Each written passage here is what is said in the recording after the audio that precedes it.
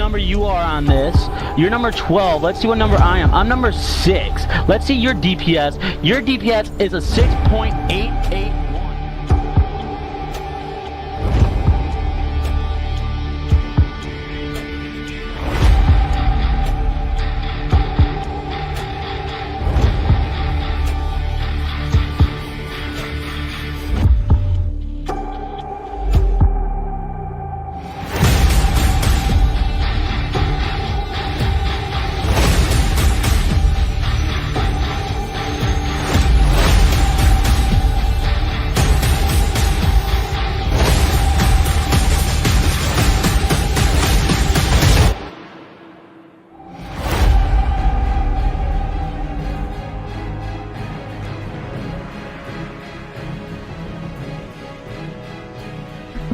Alright, greetings ladies and gentlemen, welcome back to today's live stream. Hopefully you guys can hear me okay. The Shaman died, I don't know any other way to put it. Really unfortunate. It was pretty much the anti-dream. I was playing offline, I was kind of tired, I was bored, I felt the itch to play the Shaman, and I ripped. So we're going to go over the clip. Hopefully you guys had a good weekend, a restful weekend, staying safe, washing your hands. We had a hell of a cup though, right? Was anybody watching the cup?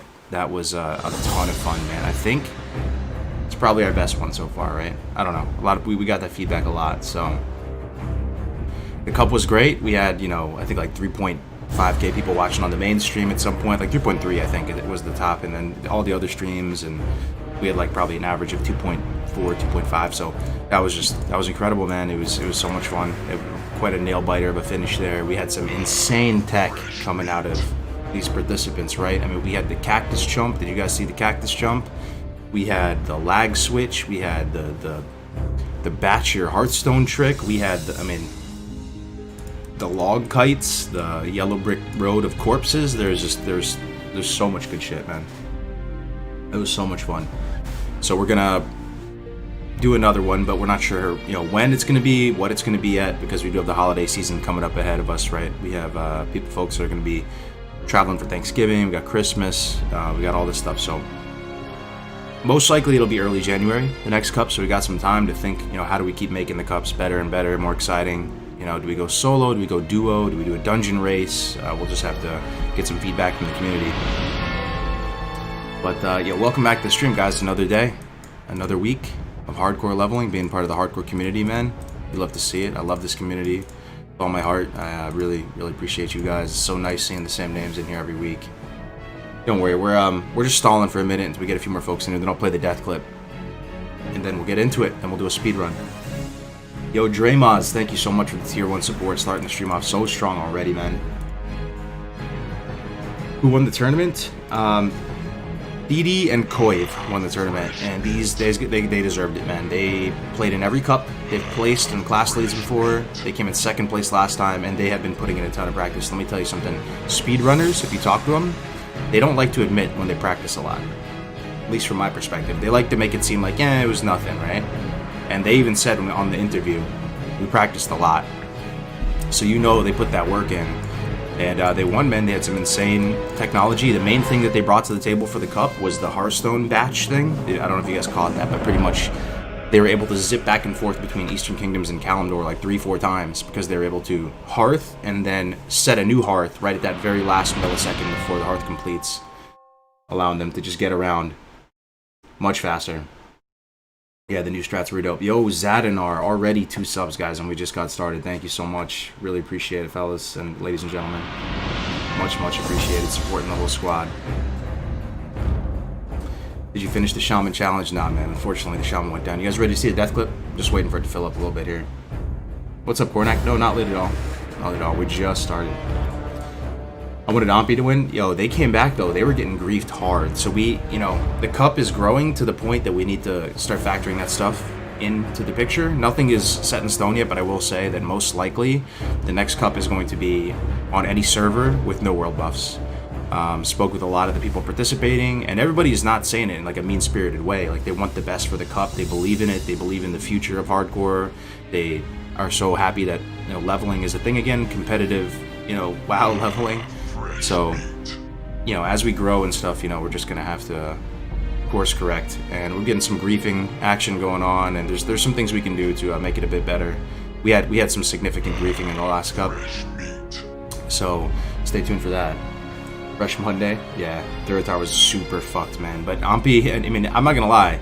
Was anybody watching the cup when Ampi and Dax, after getting griefed for like 30 minutes, and Tactics and Tommy getting griefed for 30 minutes, they're sitting in Oni buff. They're so far in Orgrimmar, so far behind, and they get blasted with Oni buff and Rend. It was so fucking cool, man. Like, you see all these horde around him coming with him to kill the alliance that were picking on him, and they're leaving Orgrimmar. It's part of the spiciness of the cup, right? But at the same time, you want to keep some level of integrity to the competition. So, anyways.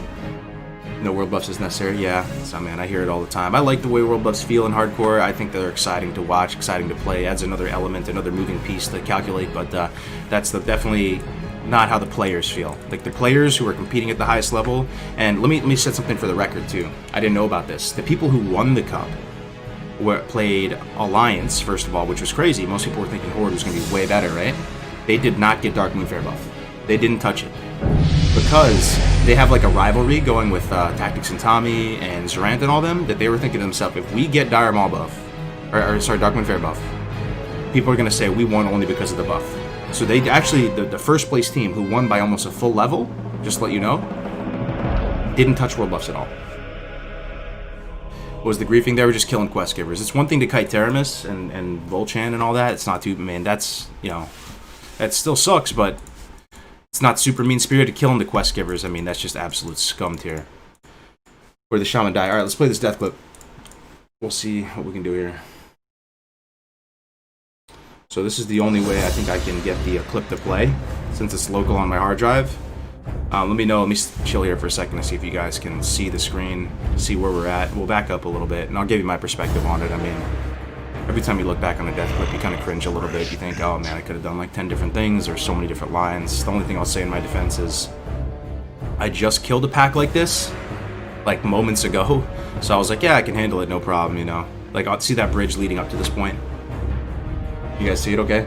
Lower the WoW music a bit? Okay. Let me lower it a little bit. Maybe down to there. Alright, so we'll back up a little bit. I'll show you where we were at. So, yeah, I mean, we'll let it play for a little bit. So, let me see if I can get the webcam showing at least. You don't need the webcam. You don't need to see my ugly mug. But anyway, I'm here up at the Dark Cloud Pinnacle. I'm level 29 on the Shaman. Was feeling good. Got a new BFD staff reward. Just out here living my best life. Was feeling pretty strong. Up until the point where I die, I start to notice as I make my way up here to this top part of the zone. I start to notice that these Grim Totem. There's something interesting about these Grim Totem. These Grim Totem appear to have higher nature resistance. Can anybody confirm? I don't know if there's a way to Pokédex it, but as I was making my way up here, I kept noticing, yo, my Earth Shock keeps getting resisted. What is this, man? And when your Earth Shock gets resisted, you really feel it. I mean, it's a substantial part of your damage, right? I would bet money, even though I've never checked personally, that they have higher nature resist. That's the first thing, because it kept happening over and over again. I don't know, something about the totem or the Grim or whatever, but there is that. The other thing I was starting to realize on Shaman is that it's tough to know what to do when you're fighting multiple mobs, because at least at my current level range, this Stoneclaw totem that I have, which is your taunt totem, it's not doing much for you, man. It absorbs like maybe 1 volley, 2 volleys of melees, and then they're just on you like wet on rice, right? You don't have pushback resistance like a Pally. And yeah, man. So anyway, we're making this is our final run out before we die. They're heading. I'm heading.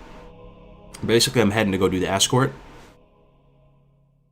Do that Torn in the TP to go kill Arnok, Grim Totem, and escort her out. So we're making our way. This is our final push before we die. Already getting a little sloppy. You know, I feel like if I was playing at 100% dialed in, I would have cleared these mobs. But I'm just like, fuck it. Let me just run through it, right? So I'm just running through, taking some fireballs, and I'm about to kill a pack before. I don't know if this is the pack I die at. Oh, it might be. I think this is where I die. Yeah. Well, let's see. Let's see. So we're fighting 27s. It's a -2. You know, shouldn't be too bad. No, I actually think I cleared this pack. And I think the pack that I do die to... See, I'm getting a little bit sloppy. I should have kited that back a bit. Oh, they're Tauren? True. So you think that you think the Taurens also have that racial? Have that plus nature resistance racial? I mean, can anybody confirm that Grim Totem have higher nature resistance? I really feel like they do. I don't know.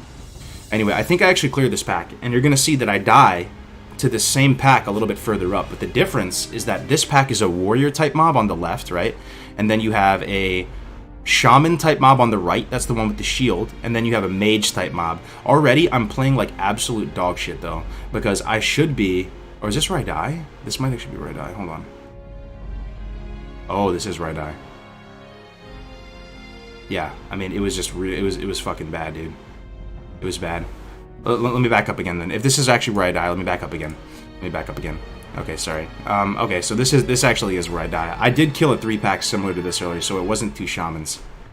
Okay, so the first thing looking at this is who should I target here, guys? Who should I target here out of all of these? You know who it is? I need to target the one on the right. Not the mage in the middle. The mage has a fireball. The warrior is just, he's like a warrior. The one on the right is the most dangerous by a substantial margin. He's a shaman that has shock. And shock does massive damage. It does more damage than the fireball. And it also interrupts. And you're going to see that basically kills us at some point. And you're going to see, I think, 2 earth shocks get resisted here. My plan going into this, I'm not taking this too seriously because I killed a 3-pack earlier. I'm thinking to myself, okay, let me just drop a Stone Claw. You know, it'll keep him busy for a second. I'll burst down 1, and then with 2 mobs, I should be able to stabilize. I still have Slumber Sand, I have Sticky Glue, I have all this, right? Alright, so here we go. We'll go into. Let me see if I start the fight with full mana too. Let me just see what I could have done better. Let me see if I'm getting. I think I'm getting a stand buff here, so I'm taking it reasonably seriously. I mean, I'm getting a stand buff, right? Yeah. So I'm getting a stand buff. I didn't have stand buff until this point. I'm starting the fight with pretty much full mana. I'm actually putting down totems too, it looks like way in the back. I put down a couple totems. So then I start on the Bandit, which is a big misplay, but I put a Stoneclaw Totem. So you see the Stoneclaw Totem is taking the aggro of those 2 mobs, and it eats like 2 volleys. Then the Warrior gets distracted again and plinks down one of my totems in the back. But as you can see, I'm getting some unlucky dodges. I got a resist on the Earth Shock, and I'm just taking big damage here. So I go for the Stomp Lesser Healing Wave. That doesn't heal much, though. Another resist on the Bandit, and now I'm in trouble. And now I go, holy shit. I try to Slumber Sand. I fucked up. Watch, I'm going to Slumber Sand the wrong mob. Another resist? Yo, another resist, dude. I wasn't even looking at that. Another resist. Now I'm like, yo, this is fucking horrible. What do? I'm freaking out. I get shocked on the heal, and this is the end right here. Here's the shock, and I could try to run with the Ghost Wolf. Did you see how many resists there was, man? I swear that was like 3-4 resists. I'm gonna watch that again one more time. I didn't even honestly realize it was that many resists. And then we'll just get going here. Really fucking unfortunate, man. You fucking hate to see it. You really fucking hate to see it. Miss, resist, dodge all in a row. Was it really? Fuck. Oh my god. Fucking Shaman down, man. You hate to see it, man. The Shaman Dream is dead right before Wind Fury, right before all this stuff. New weapon. I'm gonna watch it one more time, then we'll move on with our damn life. You love to hate to love to see it, yeah. So there was 2 resists and 2 dodges? This place is rough, man. Yo, Knack FC, we're actually doing hardcore, so we have 1 life. It's kind of like Diablo. So we start with the Stoneclaw. We're playing okay, right? It's not like we're playing like dog shit. I mean, this Bandit, you would think it's a -3, right? It should go down. Resist. That's our first resist. I saw 2 resists. I'm on the resist count. There's 2 resists and a dodge so far. Okay, here we go. 2 resists and a dodge so far. We're going for the War Stomp. Maybe I should... A 3rd resist. That's 3 resists. I'm not Neil deGrasse Tyson here. Then I fuck up with the Slumber Sand because I wasn't facing him, so I'm freaking out even more now. 4 resists! Is that 4 resists? Am I trolling, or is that actually 4 resists?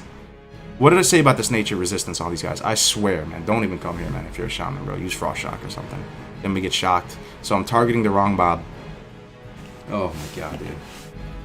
Is that 4 resists? 4 resists?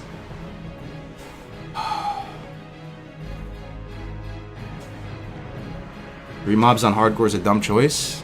Hey man, shoulda, woulda, coulda. I took out 3 mobs right before this. It's not the greatest, but it's a good. Anyway, let's just move on with our life. Hold on, let me log back into WoW.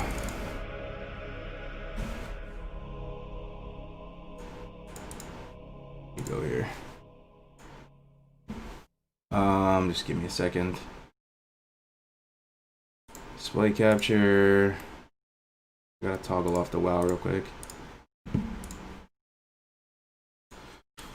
You hate to see it, man. 4 resists, and I think you said there's a dodge or something in there, too.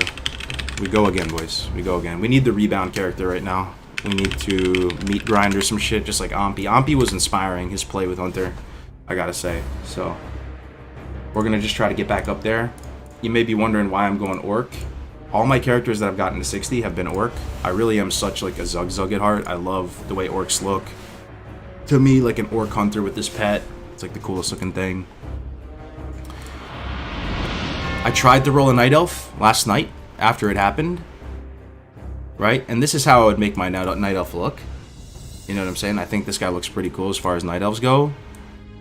But for some reason, man, I can't be in the Night Elf zones, man. It doesn't do it for me, man. I appreciate that stuff. It's very essential to Warcraft. All the Dark Shore, the Teldrassil look and feel. But the purples, the pinks, I don't know. I just can't sit there for that long. I don't know. To the point where, like, you can call me weird, man. I don't know. I was thinking of going Dwarf or something. I don't think I'm ready to go Alliance, man. I think it's time to just continue the Horde path, man. So, the Night Elf zone suck. Most people love the Night Elf zones, man. I think 90% of people love that. Some people, probably most people think it's the best zone. Right? Most people think the Night Elf zone is the best zone. But I don't know, man. I think I'm just maybe a Horde player at heart. I don't know what to tell you. I thought to myself playing this, dude. Because on hardcore, guys, you have to realize you can't get out of the Night Elf zone for like 20 levels or something on hardcore, because you have to stay in all the Night Elf zone. You have to stay to the 10 to get your Hunter pet. Then you have to go to Dark Shore. Because you have to do the Wetlands run, right? So I'm just thinking about the Wetlands run. I'm just like, dude, let's just go for it, man. You can catch up with Grays and Tactics. Tactics has a new character too. We're gonna pump today. Yo, Cloud, thank you so much for the 100 bits, man. Really appreciate it. You got your Thunder Fury too, Dads? Congratulations, man. There's no way you're playing Alliance for DBC. I kind of want to, man, because I was thinking to myself, is there a clip? Yeah, you can go backwards in the stream, Jens, if you want to see it. We reviewed it a couple times. It was really unfortunate, man. I was thinking of going Alliance for TBC. I still might, you know, but somebody said something that I wasn't really tracking. So we're playing on Bloodsail Buccaneers, right? This is an RP server. Did you guys know that RP servers actually have the opposite problem as PvP servers? RP servers have way more Alliance than Horde. So I'm thinking to myself, all right, we'll try to go Alliance. This, you know, try to set an example that Alliance ratios aren't so bad, that Alliance is awesome. And somebody was telling me, yo, you're playing on Bloodsail. You're playing on the server where Alliance is already the majority faction by a big margin because it's RP. So then I was like, damn, it's kind of defeating the purpose of it. I don't know. I'm not sure what I'm going to do with my life with TBC yet. But anyway, you guys down to get into a new adventure? Let's go. We're going to try to speedrun this. Hardcore speedrun. I'm not Ampi or anything, but we'll try to just do it the best we can. Looking great as always, man. Thank you so much, Jute. So, I mean, this is going to be a speedrun, but man, don't get your hopes up here, because it's going to be action cam, and it's going to be talking to the chat. Because if you're really, like, speedrunning, you probably shouldn't be looking at the chat every 2 seconds. You know? We are going to go action cam. We're going to play... I tried to speedrun a little bit yesterday, too. When you're playing zoomed in, it's tough to get anything done, man. Do I have nameplates on? Anyways, guys. Yo, Barker, thank you very much for the Prime.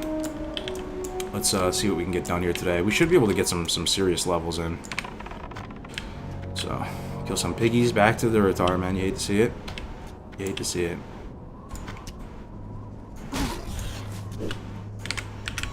Oh, what's my target? Last target macro? It's on 1. Okay.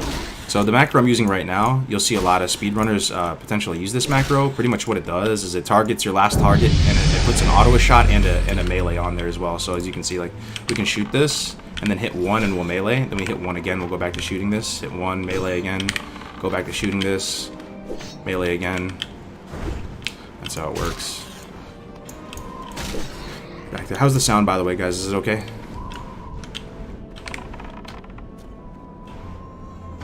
Let's go. This is the Blessed Run. Hell yeah, man. I do better on orcs, as you can see, so we should probably use our orc ratio too.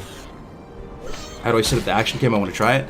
You do console /console space action cam space full. That's how it works.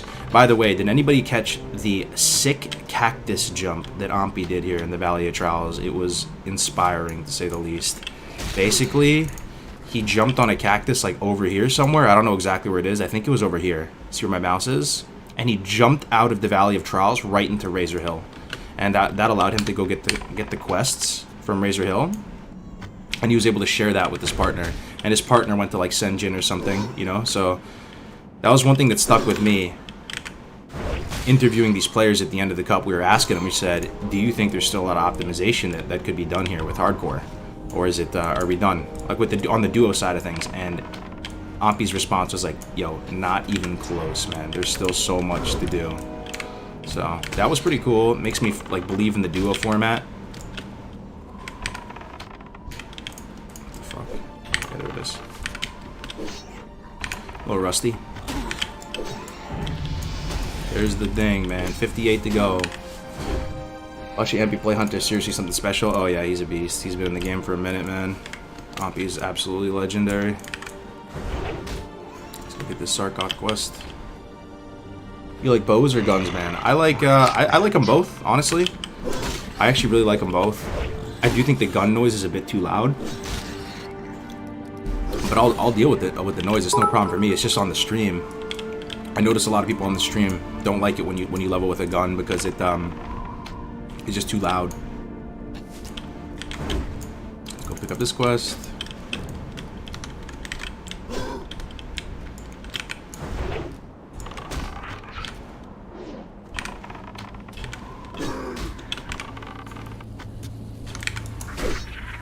$1,000 bits from Hidden Dragon, Rip Shaman. Let's go with the 100. Yo, thank you so much, guys. Appreciate the kind words. Yeah, it's unfortunate, man. I feel bad. You always feel bad. You feel like you crashed the party whenever you die in hardcore, especially dying off stream. It's the worst feeling.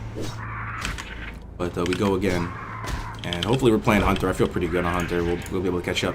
So as far as this run goes, let's think about what cool stuff we can do on Hunter. A lot of people feel like Hunter's boring to watch, maybe. But I think we can do some fun stuff.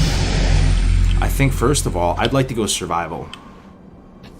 Not all the way, necessarily, but we're at least going to open up with survival. We're going to open up with Savage Strikes, I believe it's called, to get that 20% crit on Raptor Strike. We're going to keep our melee weapons up to date. Somebody actually kill Sarkov? Oh, there it is. Also, I think every day I'm gonna try to like set an ambitious goal to kill some kind of like super strong elite or something, you know. Yo, I might have to zoom out a little bit. Speedrun with action cam is a bit rough. Or zoomed in, rather.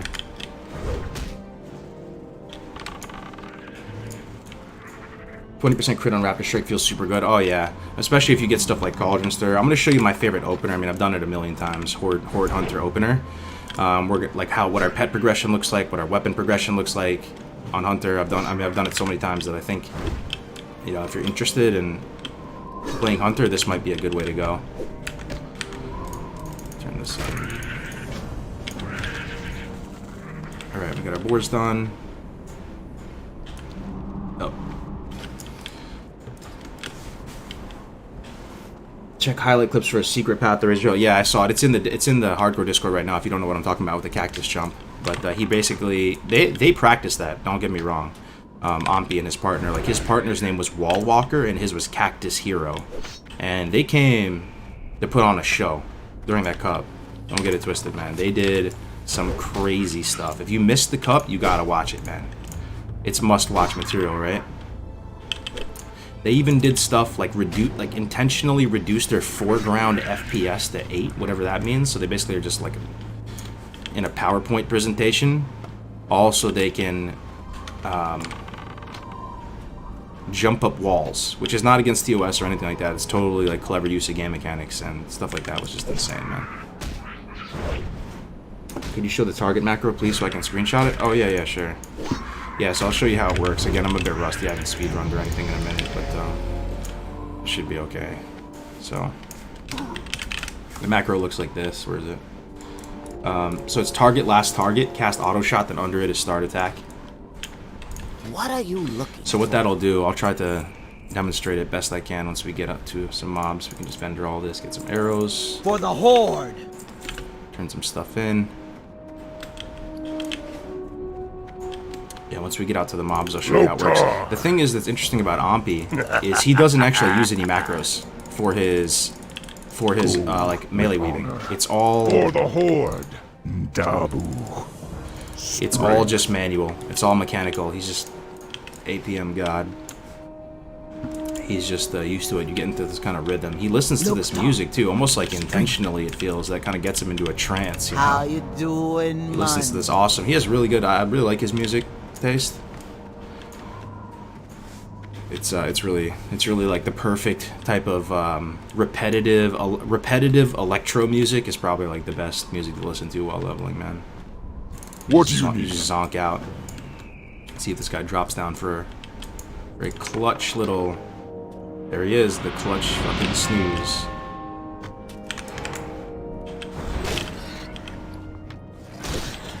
Me crazy. Leave me alone.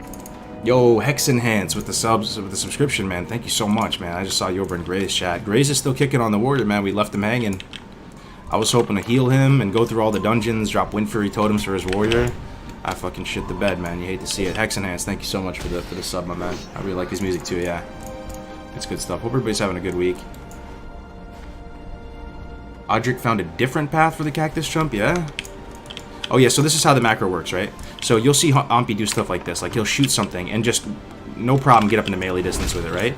And then you target something from range. You hit the macro once. You hit it again, it hits range. You hit it once, it goes melee. You hit it again, it goes ranged. You hit it once, melee. Hit it again, it goes ranged. But if you double tap the macro or something like that, then you can scuff it, you know. So you have to be careful to only hit it one time. Something you doing? Okie dokie. But yeah, he doesn't even use a macro, that guy. That guy. Our pet single death too. Some hunters play with mortal pet. I don't think I will. That's a little bit too much for me. But.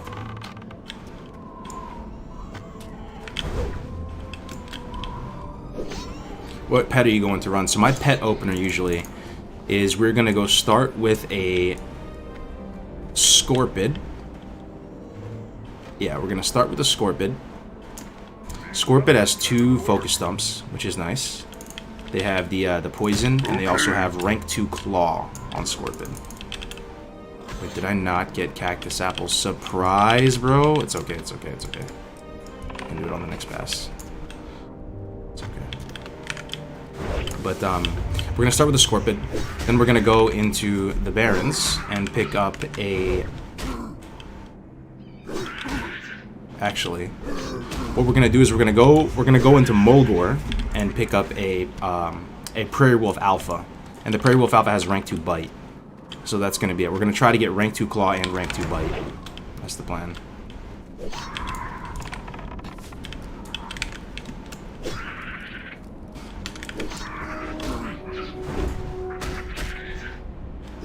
Minus 17 minutes. What, for the death clip? Yeah, for the death clips. Minus 17 minutes for sure. On Twitch too, you should be able to do like a highlight too, right? You can highlight the footage from a few minutes ago. Is Vanilla dead? No, I don't think so, man. I mean, I think Nax is coming, right? Any day now. What is it? The 3rd that Nax comes out. So there's some content there on that side of things. We got the hardcore stuff going. I think Vanilla's doing all right. And TBC on the horizon, right? So. It's all kind of one and the same, all the legacy servers. Duratar looking especially high res today, man. You love to see that. Yeah, apologies for playing a bit more zoomed out than usual. We already scuffed some aspects of this run, but it's okay, we'll make do. It's not that serious. We're still going to get professions, by the way, too, so it's going to be a speed run, but we're not just going to, like, totally neglect the character. We're going to get alchemy and herbalism again.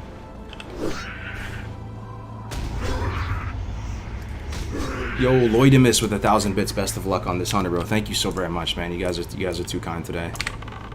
You really are. Thank you so very much, man. I was in Gray's stream earlier. His stream is killing it. He has almost 300 people watching. I'm so happy for him, man.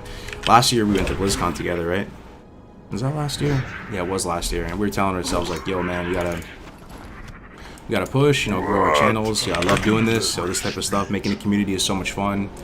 And we've come a long way together in the past year. You know, even people like Def Camp and Meldoron, when I first linked up with those guys, they had like 1K subs. You know, I probably had like 10K subs. So, you know, we're not like the most explosive streamers in terms of growth on Twitch, but we're coming up together. We kind of got our own faction going on, you know. I learned how to read and write when I was a kid because of World of Warcraft. because of my learning disabilities, my lack of communication skills got me banned from hardcore Discord because I came off rude. Oh man, I mean, I don't know. I probably didn't personally ban you, but I'd have to go back and look. I will say that I have 100% confidence in all the mods in the Discord. You know, I can't always usually say that with stuff like that, but the people really love the community. None of them have any kind of like power hungry aspect to them in their personality. Like, they genuinely are just trying to make the best calls they possibly can. I promise you that, guys. Like, I have full confidence in every single mod in there, and so I'd have to go take a look at it again, but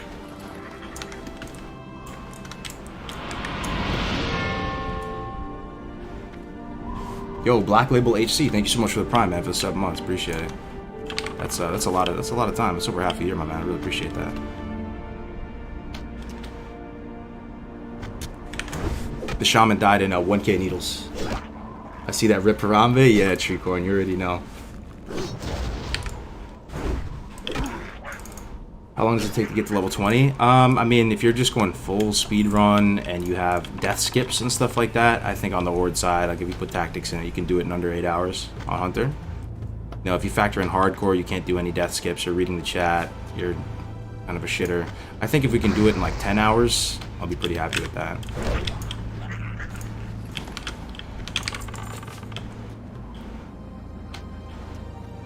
Discord mods that are not power hungry, they're really not.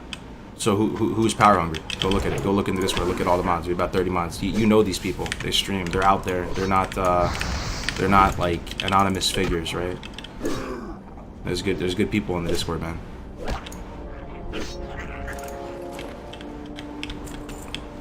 All right, what are we doing? How are we doing here? Peon, Scorpitails. Gotcha. Let's finish off this Peon quest. I mean this Familiar quest. Will you do 8 hours in one session? We'll have to see. We'll just have to see how far we get. Sorry for redundancy. Second Shaman ripped too. Yeah, second Shaman dead. We died yesterday, unfortunately, off stream in 1,000 Needles. We just reviewed the death clip a minute ago.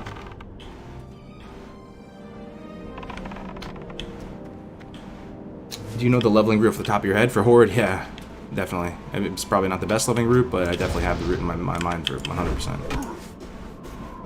Can I solo Celebrus the Cursed and Mara? Needed for the Mara Portal. Can you solo it? You're gonna solo him? On what class? You're gonna solo the boss with the Treants? How did you even get there, man? Solo? In hardcore? Or just regular? I mean, if you can solo him, that's, I don't know, man. I don't think you can solo him. Unless you can do some, you know, Tommy Salami clever use of pathing, manipulation, and kite him around some ledge and make him, you know, keep turning around and somehow cheese it. I don't think you can just man fight Celebrus, no. Are you using action cam? I am using action cam. I'm just a little bit zoomed out at the moment, but we are using action cam still. You can see the off center camera and the camera shifting when with the focus enabled. All right, 8 of 12. We're doing all right. Soloed with the Druid. Are you gonna play Shadowlands? I don't think so. I don't think so. Just because, you know, no one really associates my brand with Shadowlands, and to be honest, I'm not really too interested in playing in it. I'm gonna really try my best to not like hate on it though, because that does tend to rub people the wrong way, and it doesn't really accomplish anything. Just hating on Shadowlands or hating on Classic. You know, I'm just gonna try to keep my mouth shut. You know, I do appreciate Shadowlands in the sense that, hey man, it's keeping the lights on at Activision Blizzard, right? It's monetizing more than this, and people like it. It's a different type of game. It's, you know, it's got a lot of aspects that are probably better than Classic in terms of, you know, high-end mythic grading and, you know, just more stuff to do, right? So many raids and all that. But, you know, with that in mind, I'm probably not going to play it, just because I also think to myself DBC's coming at some point. So that does change things, right? And that might go through your mind too as well if you're trying to figure out what you're going to play. You can play Shadowlands right now, but if you do plan on playing TBC as your main thing when it does come out, you know, that might be a misplay. TBC in May, so I put on Action Cam on a long time ago before Hardcore, but it made me get like sick within minutes. But I made Hardcore Hunter and put on Action Cam again. I think from watching, I'm used to it now, and it's actually more entertaining. Oh, that's what's up, man. Yeah, I like it too. I'm definitely an Action Cam gamer from here on out. Not to say you always have to play zoomed in, right? But Pet death equals abandoned pet? No, not for me. Not for me. Some people do, though. We do have this new achievement system we launched in the Discord about a week or two ago. So if you want to check that out. By the way, if you want to see the new updates to the site, Brandung made a ton of new updates. Just type !HC into the chat. The link to the site should be there. The link to the Discord's in there. We're probably going to hit 10k people in the Discord this month. Things are looking good on the hardcore side of things. Alright, we're done with this. Go back and turn in. Guess we could Hearth. Nah, we're pretty close. It's fine. Still no bags though, huh? Hate to see that. Anyone got a Shaman death clip? Just go back in the stream, highlight it, or if somebody could clip it, even though anybody watching, I would really appreciate that. It's not I didn't die on stream, so it's on my hard drive. I just played it locally off my computer a second ago.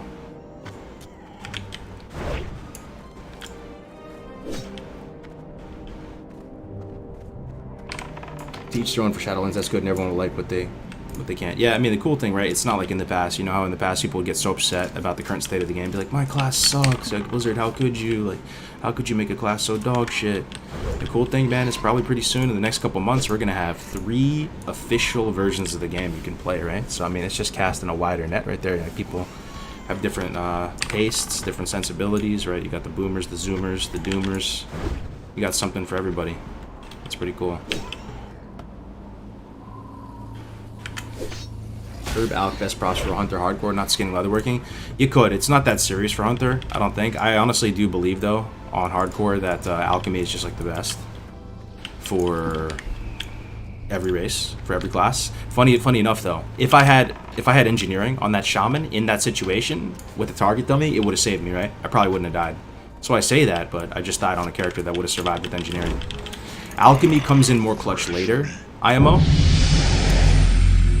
Because you get really beastly accelerations later with alchemy. I mean, just monstrous. Just think about it this way.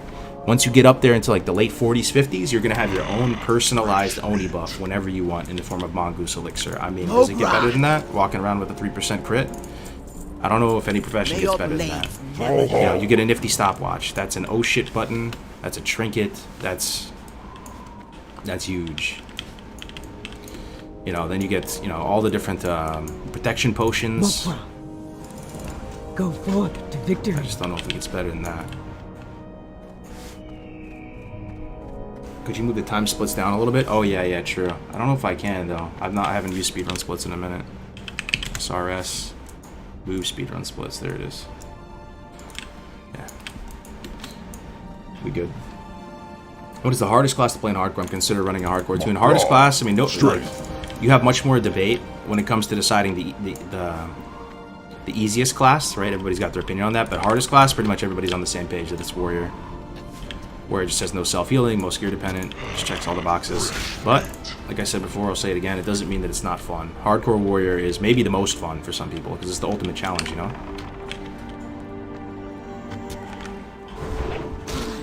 Oh, did I not train 4 skills? Yeah, I'm fucking all over the place, dude. I'm fucking washed up. I'm washed up, chat.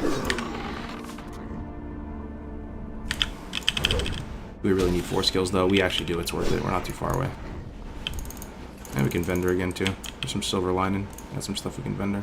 9 copper, 8 copper, 31 armor. Okay. Let's go vendor again. With the shaman? Yeah, shaman's dead. It's in the title. Yeah, if you can help out the new folks coming in asking about it, we're probably gonna have a lot of people. What's the safest duo comp? Safest. It's gotta have Paladin in there on the Alliance side, in my opinion, in terms of safest, right? I don't know if it gets any safer than having a Paladin on the team. On the Horde side, safest. Safest on the Horde side. Safest on the Horde side. Oh man, I'm thinking about that. Be careful, Safest on the Horde side. I don't know if Shaman is that safe. Shamans are powerful as hell, don't get me wrong. I don't know if it's that safe though. Safe. You guys have any ideas, chat? Safest comp on the Horde side. Should put a priest in it. Druid Rogue. Think? Oh, Druid Rogue. Yeah, Druid Rogue's definitely solid for sure. So the safest, though, when you think safest, you got to think in terms of how good that combo is and running away, right? That's what safest is. Yeah, it would have to be something with double... Like, Hunter has Feign Death, Rogue has Vanish. The things they don't have self-healing. Yeah, Druid Rogue, man, they have stealth, Druids can get away, Hunter, yeah. Yo, that's my vote, I think, Druid Rogue. I think that's my vote for the safest, yeah. Oh, we need tons of cactus apples, don't we? What's the goal time for level 20? I have no idea. If I can do it in under 10 hours, I'm gonna be super happy. I can already tell. I mean, if I was just speedrunning normally, like this would have already been like super elite this run, but it's not that serious. We're doing hardcore at the end of the day, but we're just gonna try to pump as fast as we can to get up there. Trying to catch back up since we just ripped. Redeemed advice on the topic. 2,500 gnome scalps. What can I help you with here today, my man? What kind of advice you need?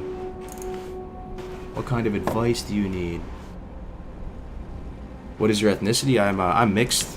My dad is just a white dude, and my mom is a Filipino. Most people just think I'm Puerto Rican, though.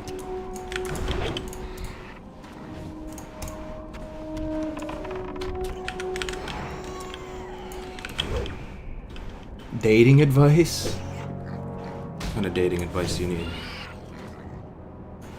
What did the shaman die to? We died in 1K needles to the Grim Totems.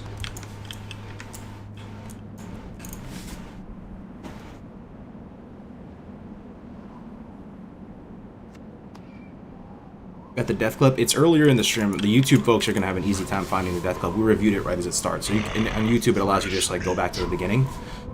Just go back to the beginning and watch it. We watched it like 2-3 times. I pretty much died to just a 3-pull when I was doing the Grim Totem up top on top of 1,000 Needles. That whole area. Dating advice: build confidence through work ethic and be yourself. Yeah, that's big true. Yeah, that's actually big true. I think you do worse in life, right? It's hard to say, man. Building confidence is big, though. I like what you said there, man. Building confidence fixes, like, everything, doesn't it? I feel like if you build confidence, it fixes everything. But at the same time, if you become cocky, it, like, ruins everything. So it's a fine line. You have to be confident. Yeah, everything will fall into place if you can somehow find a way to become, like, confident and humble. Are you going to go survival? I am, at least initially. Yeah, I'm going to go 2 into Savage Strikes and work my way down survival a bit. Then we'll probably go BM after that. Okay, we still need 4 Scorpid Worker Tails. Try out a little macro here.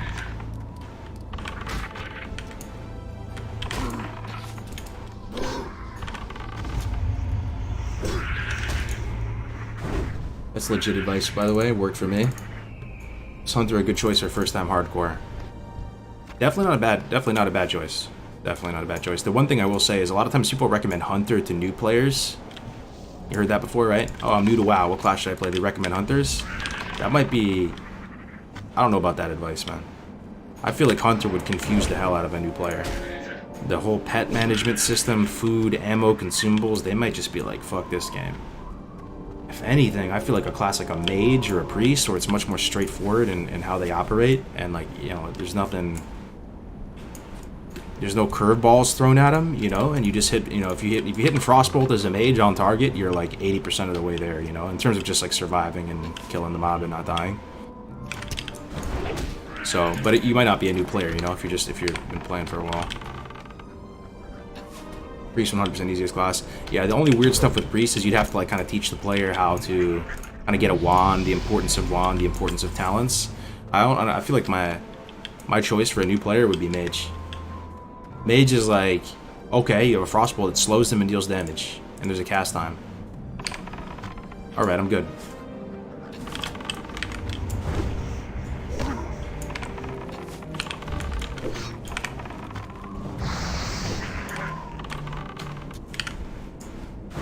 Major preach for new players, I think, yeah.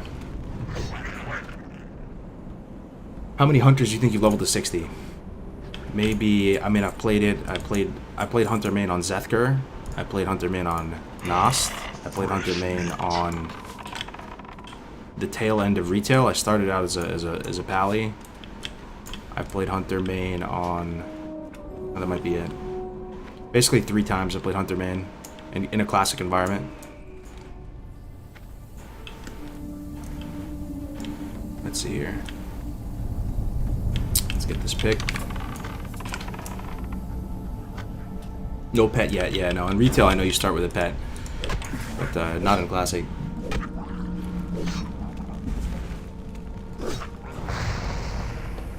Would you recommend hardcore to a new WoW player? It would depend on what that person. It would depend on that person's headspace. Like, are they a seasoned MMO player? Did they play Diablo? Do you think that they're like solid at the game and like they think they could go far? If you know somebody's just not there and is just new to the game and has no shot of completing the challenge, then no, I would definitely not recommend it to them because it's just going to demoralize them, right?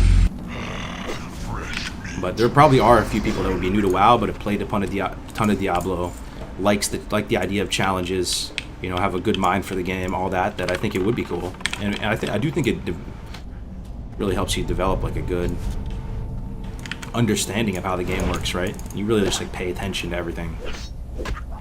Isn't that kind of the worst though too? Like if you recommend a movie or a game to somebody, like, and they just don't pay attention at all, like they kind of miss they don't mean anything by it, but they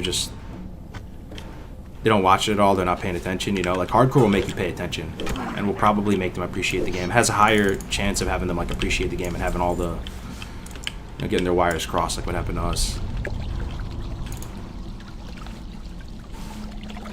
You gotta try the harpy kite? Yo, true. I'm gonna try all that Ompy stuff, man. I'm down. I am down.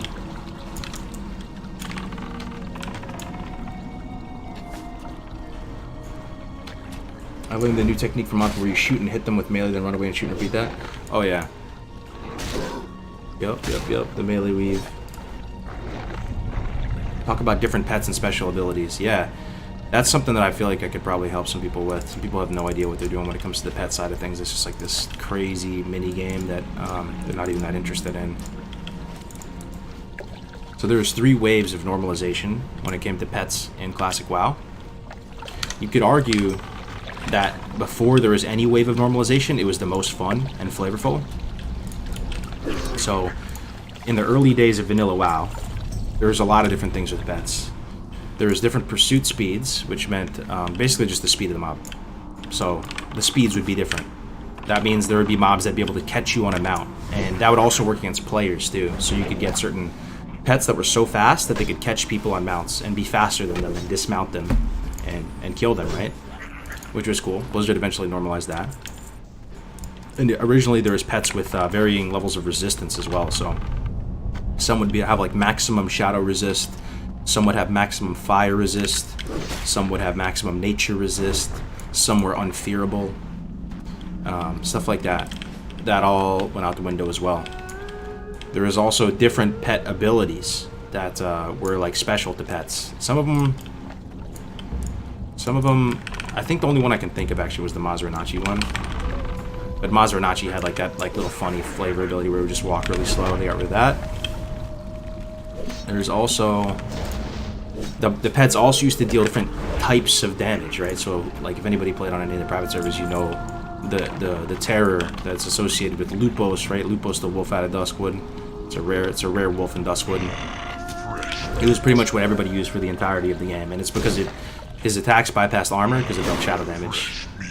But that doesn't work anymore as well. All the pet damage was normalized in that sense. So with all that in mind, the only differences between pets right now is basically attack speed. Like in the version of the game we're playing right now, the only differences in pets is attack speed and then like breed modifiers, like to stats. So there's 3 stats that go into pets. There's armor, there's health, and there's damage. Can't pull this dude down here, can I? Can I shoot him from down here? No way.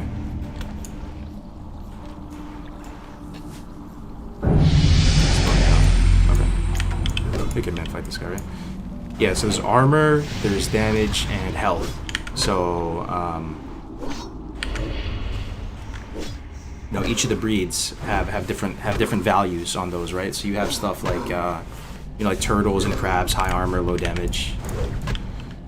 You have stuff who's the opposite of that, would be like cats and raptors, where it's high damage but low armor and health. Then you have everything in between. Then you have attack speed. The reason why people say, oh, you should get Broken Tooth, or you should get a Bloodseeker Bat, is because they attack so fast. So there is value in like PvP, just because there's more pushback resistance. Yeah. I don't know if that's answering your questions or if this is even interesting to talk about. I'm not sure, but hopefully that can help. I mean, if you have any more specific questions, I can help. I'll tell you my go-to when it comes to PvP, personally, is like Boar. I really love Boar in PvP. And, oh my god, this run is so scuffed. That's fine. Yeah, Shaman's dead. Sorry to hear about the Shaman. No problem, man. It's all good. We go again. Can't wait for TBC to get the Spirit Wolf pet. Can you... Was that TBC or was that Wrath? Get the Spirit Wolf pet. Oh, there's a Scorpion over here. We'll go get this one. Yeah, TBC pets are interesting. That might be a more interesting conversation, too, than even in Classic. If you guys have any questions about TBC pets, I just did a whole bunch of like research on that recently, so it's pretty fresh in my mind.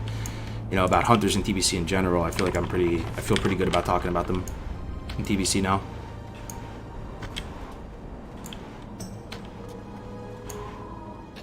When is TBC going to be released? Nobody knows for sure. Best, like, sort of the thinking of most people is that it's going to be announced at BlizzConline in February, and then come out, you know, at some point in the year, whether it be summer or fall. Or can I ask what happened to the Shaman? Yeah, we're dead, man. We're dead. It's in the stream. Yeah, he died at 1K needles. If you want to go back in the stream and take a look at the death clip, we went over it. If you got high enough on hardcore mode, would you farm Broken Tooth? No. No, I don't think I pretty much ever use Broken Tooth. I don't really like cats. So, that's just me, though. That's kind of weird. A lot of people do like cats. I would use a carrion bird the whole way up. A carrion bird or an owl on hardcore, especially because there's no PvP component of hardcore, right? So, that's pretty much the best leveling pet in my mind when it comes to hardcore. Either an owl or a carrion bird, just for the screech. Like, that one pet choice gives you a nice bundle of stats, gives you a nice amount of armor, mixed in with health and damage. You can train on Carrion Bird, Bite, or Claw, and you can also get Screech, which allows you to like multi-shot targets and have the mob deal some sort of AoE threat. Which is really good. When's the next Dark Port episode? It's today. Yeah, it's today, Clutch Boy. It'll be later today. Go with honor. Here's our clutch minor health potion that you get in the Valley Trials. Super nice. Nice little amenity. Make sure you don't die in hardcore early. Imagine if you could like breed the beast and try to make your own unique pet. That's insane, yeah. 6 armor, 5 armor. For the Horde. Alright, let's get out of here. We could ding 6, and we're so close because we've scuffed the run. Usually you're not this close to 6, but we're so close to 6, I kind of just want to kill a few more things, ding 6, and get skills.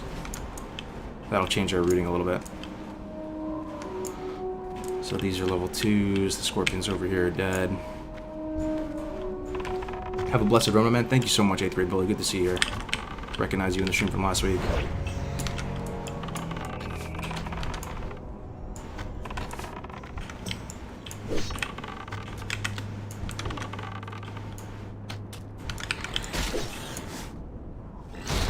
What's your opinion on a Wind Serpent pet? In vanilla or TBC or both? I'll give you just the both. Yeah, the Wind Serpent. The Wind Serpent in a classic environment is good in the sense that it's ranged Focus Thump with the lightning breath, right? It's an expensive Focus Thump though, 50 focus. It doesn't have a cooldown on it. It's good if you don't mind the abilities ignoring armor. You may think it's strictly beneficial that the Focus Thump would ignore armor, right? Okay, that seems like it's going to be a DPS increase, right? But in reality, with raid setups being the way they are, debuffs are optimized around physical damage, right? So that focus thump is not going to benefit from like Sunders. It's not going to benefit from all the stuff reducing the boss's armor down to like 0, right? So it actually ends up shooting you in the foot to a certain extent with the Wind Serpent. In TBC, so, and the other thing I want to say about Wind Serpent is that you will just go out of focus on your Wind Serpent. I mean, you just spend 2 and it's over. In TBC, you have this talent called Go for the Throat, which Don't be shy. makes it so that when you crit, Okay. you get some focus on your pet. Or I think it's whether you or your pet crits, or both. I just have to go look at it. Somebody's going to know in the chat. But it's whenever you crit or your pet crits, you get focus. So you reach a point once you get a certain amount of crit that you're critting so much that your pet can't spend focus fast enough. So you actually need to have the most costly focus thump you possibly can have. And that ends up being Wind Serpent, even better than Ravager. Most people think about TBC, they think, oh, you use Ravager pet, right? You always think TBC Hunter, Ravager all day. They got the Gore ability. Gore is sick. Gore is a focus thump that has a chance of dealing double damage. It's got no cooldown on it. It's unique to the Ravager. No, I think it's Ravager and Boar has it as well, I think. But the Wind Serpent's is sick in TBC. It's basically the best in slot pet for rating in TBC. I suggested the permadeath tag to you a long time ago. I saw it in DMs I sent you. Remember saying anything, chat? You said no over stream. Now everyone uses permadeath. Maybe same will end up with West Coast inclusivity. Somebody. I couldn't tell you, man. Those tags, somebody just rolled with it, and then people were like, "Yo, just add it to your stream." So I just added it to my stream. I'm not exactly sure what you're referring to specifically. If your question is about West Coast inclusivity, I'm playing on the West Coast right now. Everything's fine. We're on Blood Sale. You're free to play on hardcore. You know, nobody really owns hardcore or anything. You're free to play hardcore on any server you'd like, man. Speak, friend. All right, so we're going to send Jin finally out of the starting zone. We're going to pick up our Herb and Alk here too. If you plan to go survival, good luck for your new arc. We're going to splash into survival at the start, yeah. We have a really fun opener planned for you guys. Where we're going to get a Carrion Bird early. We're going to get rank 2 Bite and rank 2 Claw. It's going to be a lot of fun. We're going to try to blast through the levels on this dude and catch back up with Grace so we can do dungeons. We're going to do some spicy content. We're going to try to do some crazy kites and all types of stuff.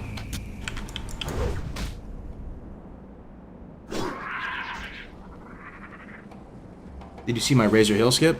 I saw the... I didn't, man. I saw the one Ampi did with the cactus jump. You found an even better one using the cactuses?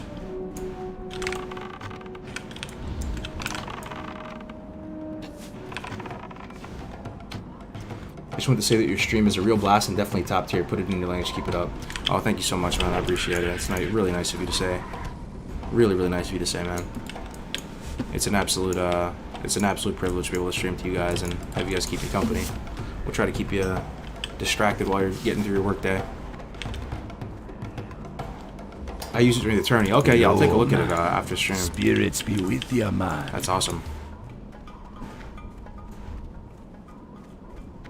What do you think about TBC and rumors that melee classes will be unwanted, and that majority of players should go Warlock, Hunter, Shaman to get into raids, pugs, and guilds? Yeah, it's true. It's true. The melee struggle on a paper doll, they can keep up and do fine damage, but the mechanics is the main thing that screws melee over. There's probably, trust me, I don't like to be a doomer about this stuff, but there's probably only going to be a couple slots in the raid group for melees. So you just have to think to yourself, what do I want out of the game? If you do want to be like a big blaster pumper PvE legend and be like pink parsing top of the damage meter, there's really no way around it. Yeah, you kind of have to go Warlock or Hunter or something like that. But for most people, I would say probably for most people, they don't care that much about that, especially after Classic, because some of the people went through that in Classic and was like, oh, it's pretty cool for a bit, but it's not that great. If you're thinking about PvP, if you're thinking about just the totality of everything you do in WoW, then you know, just go one of the melee classes. I would say, honestly, the best advice is just try to call it early. You know, find a raid group early and just try to call it. Just be like, yo, I'd like to be Hunter in our raid. Stay away from the voodoo. But yeah, no, it's kind of true, man. It's unfortunate, but it's kind of true. The melee does suffer a lot in TBC. There's no way around it. The rumors are true. WoW Alchemy is just insane, man. Just insane. You get protection pots. You get your own 3%. You get 3% crit. Let me just leave it at that. Even just that right there is like enough. You get 3% crit. And if you really want, you can have 3% crit for like the rest of the game. You know, once you can get that mongoose recipe. For me, like that's like the shining light in the darkness. I'm like, dude, you're telling me I can just walk around with 3% extra crit, and for the whole 50s? You're telling me that I could, you know, get a nifty stopwatch and that's a massive, massive damage acceleration. I mean, that's like 3-4 talent points of like the most high impact talent points you could think of. I don't know.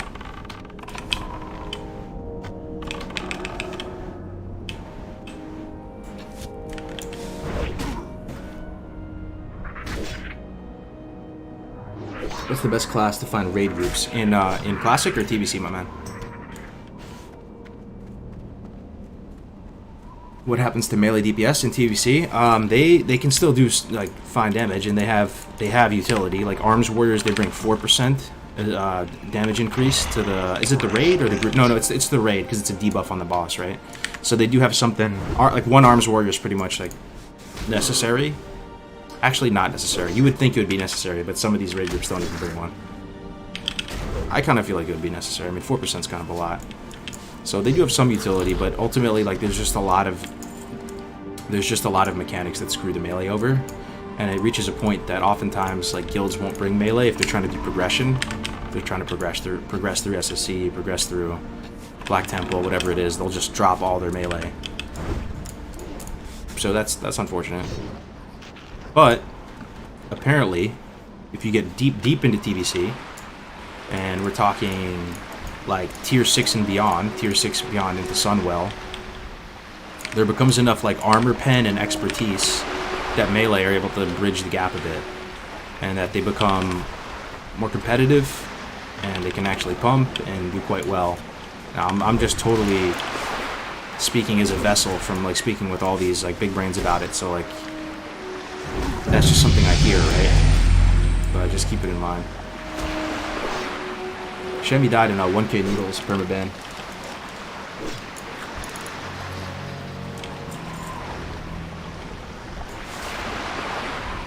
On private servers, it sucks to be a melee with 360-degree Cleveland bosses. Yeah. Yeah, a lot of you guys have more experience like talking about this than I do for sure. But I don't know. I asked some of these big brains, I said, like, is it to the point where you would actually, in good conscience, recommend somebody re-roll for TBC? Because Warrior is one of the most popular classes right now in Classic. And take it with a grain of salt, man, but they were saying yes. Yes, I would recommend that they re-roll. So if that gives you any, like, clue into, like, this, you know, that there's, just keep it in mind, right? That you could have like full best gear on your warrior in Classic, and you would feel compelled to reroll just with TBC.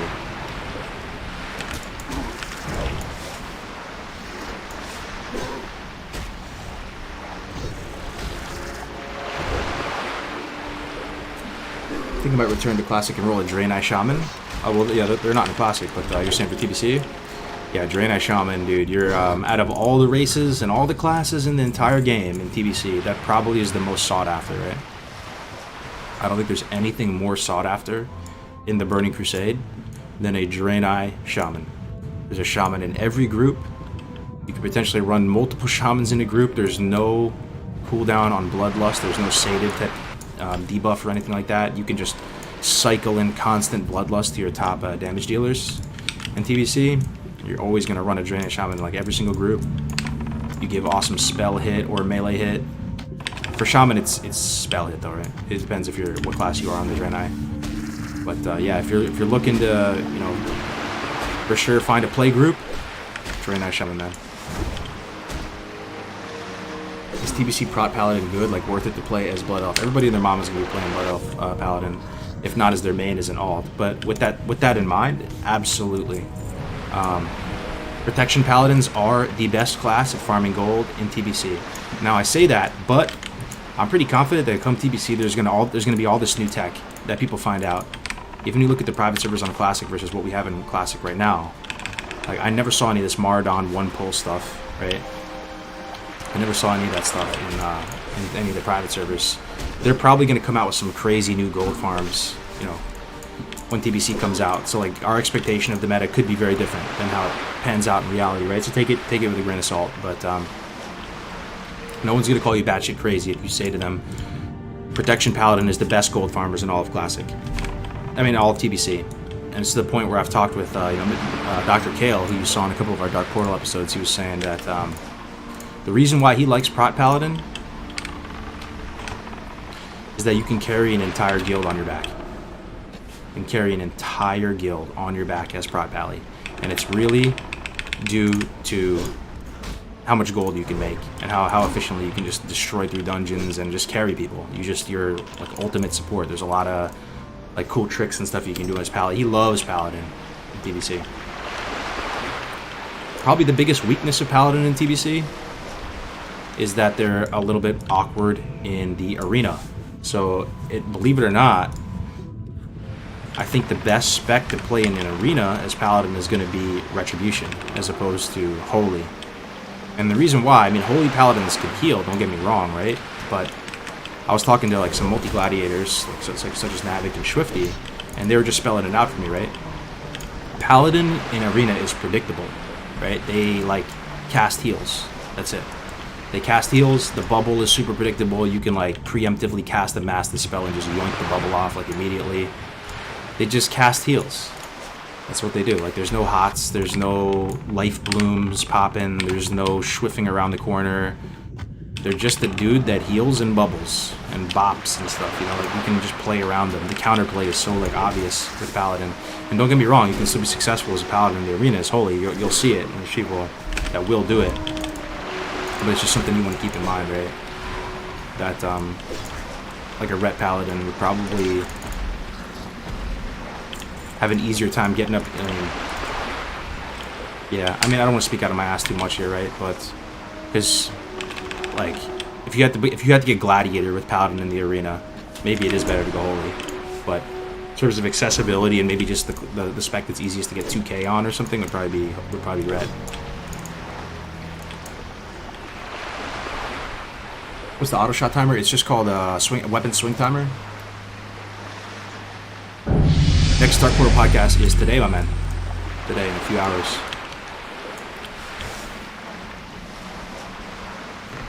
You guys redeeming some gnome scalps for advice on the topic. What kind of advice? What kind of advice you need? Do you think a Shakadin meme type build may have become more viable in TBC? I have no idea. I have no idea. I think it's possible because I think there's just more itemization in TBC. So for those types of builds, you might be able to support it with gear a bit better than in a Classic, right? That's one of the main issues with Classic. There's just a lack of spell plate in Classic. Like the only thing that's kind of spell plate in all of Classic, I think, correct me if I'm wrong, is like the Deathbone set out of Skolomans, right? So there's probably all kinds of spell plate in TBC. You might be able to support it with gear a bit better.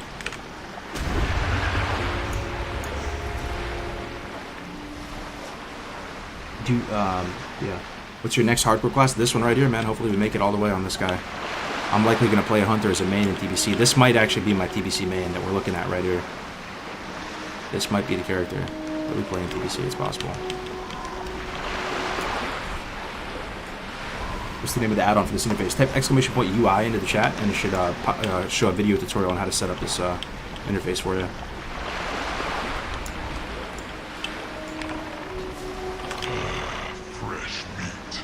Maybe Hort? Yeah, maybe Kiko. But the thing is, man, we're playing on Bloodcell Kiko, so you can kind of play both, right? On a PvE server, you can play both Alliance or Horde, so it's honestly not that serious. As long as you have, like, we can basically just play both, man, for TBC. Is my thinking on it, but I'm like the main thing that makes me want to play is just following you guys. You know, where everybody wants to go. The hardcore folks. If you guys are gonna play Horde or Alliance, I'm down either way. That to me is the most important, man. Just preserving that sense of community, sticking around good people. I don't think I'm gonna be a gladiator or anything like that, you know. I'll do my best in the arena, but we'll see.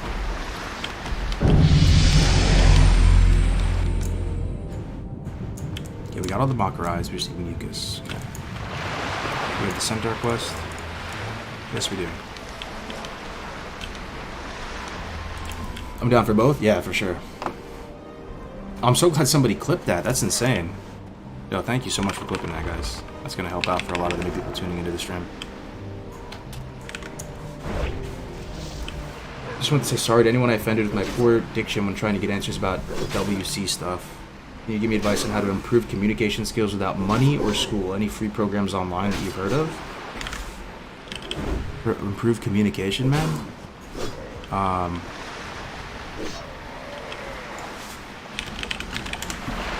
Improve communication skills. How do I improve communication skills? I mean, it's just the golden rule, right? Treat everybody how you want to be treated, right? So that's just it, man. That's the guiding light. You just think about when you talk to people online too. Would you say that to them like in person? Would you say that to them on a Discord call?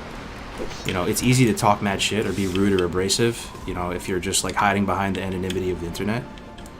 But if you imagine being in the same room with that person and being able to look them in the eyes and say what you're gonna say, or well, my dad told me something when I was a kid growing up that stuck with me. He said, imagine everything you say is on the front page of the New York Times. Would you be able to like stick to your guns and like defend what you had to say?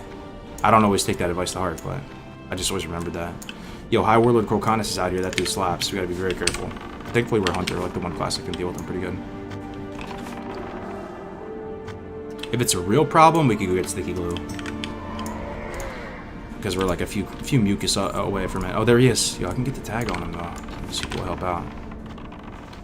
Yeah, they're helping out sick. Hopefully, he drops a green. Level 9.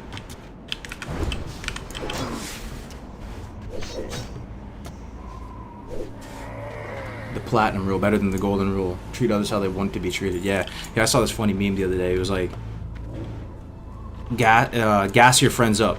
It's free. Or it makes them feel good and it's free. You know, and then it said like, fuck it, gas everybody up. You know, it's true. You know, just gas people up, man. It's free. Just make people feel good about themselves. Yo, another potion. Hell yeah.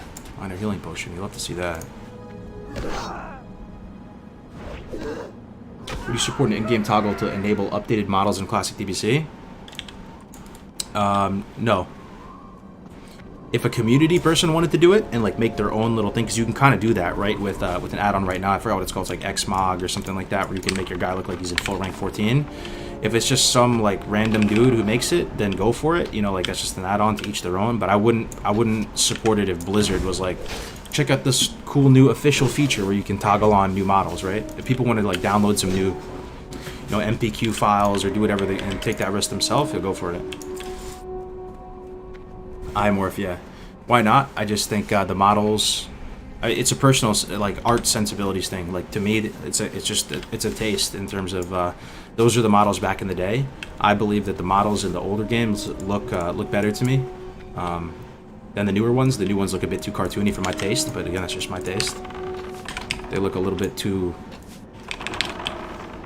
goofy, with the upright orcs, and looks kind of like it's like Fortnite. But that's just me, right? So.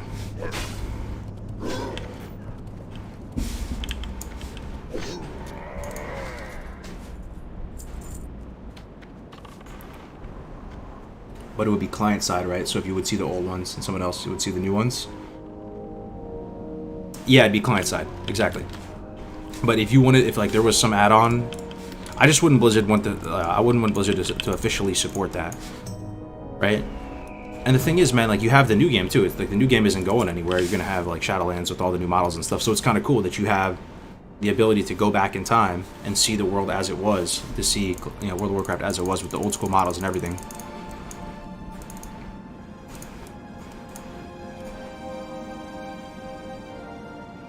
I play on a private server with a 212 client, and graphics are definitely worse than Classic. You're talking about the TBC private servers. The private servers, yeah, they just look pretty janky. That's one of the main reasons why it's hard for me to even consider going back and playing a private server, because you can't do all these, you can't make it look as good or as smooth as the official game. I go back and I look at that old Mangos repack, that old Light Soap Mangos repack, and it looks pretty rough around the edges.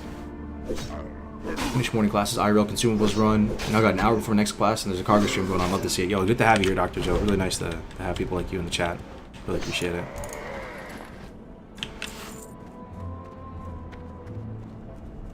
Chat cozy as hell lately. Y'all, the real one's for real, man. I'm so lucky to have a chat like you guys, man. Like, I was talking to Tactics about this yesterday. Tactics has been in the streaming game for a while, and he was saying that this chat that we have here. Hey, Norvarus HC, thank you so much for the membership, man. Welcome, welcome. He was saying that most chats don't look like this. I didn't really understand what he meant, right? So what do you mean? He's like, when I go in your chat, Kargoz, it's kind of just questions, and people are just asking, you know, asking sincere questions. You're having some conversations. You know, nobody's really trolling you or anything like that.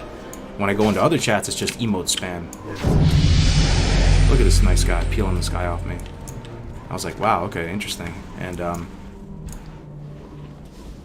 no, the chat is a big part of the stream. It's probably, I don't know what, maybe it might even be more important than the streamer, the chat, because like you guys prompt the discussion. You like kind of ask the questions, right? And whoever's streaming just kind of answers it a lot of the time, you know, on these long stretches, these long play sessions. And if the chat is wilding out and being disrespectful or whatever, I don't care who you are, that's gonna get under your skin as the streamer, you know. So like I really appreciate like people asking good questions, staying calm, being respectful. Because, you know, I've said it before, I'm not the most handsome guy, I'm not the funniest guy, I'm not the most hype guy, I'm not the most knowledgeable guy, I'm not the most skilled guy. Kargoz is best streamer. I pretty much have none of that going for me. I'm not a big brain or whatever, but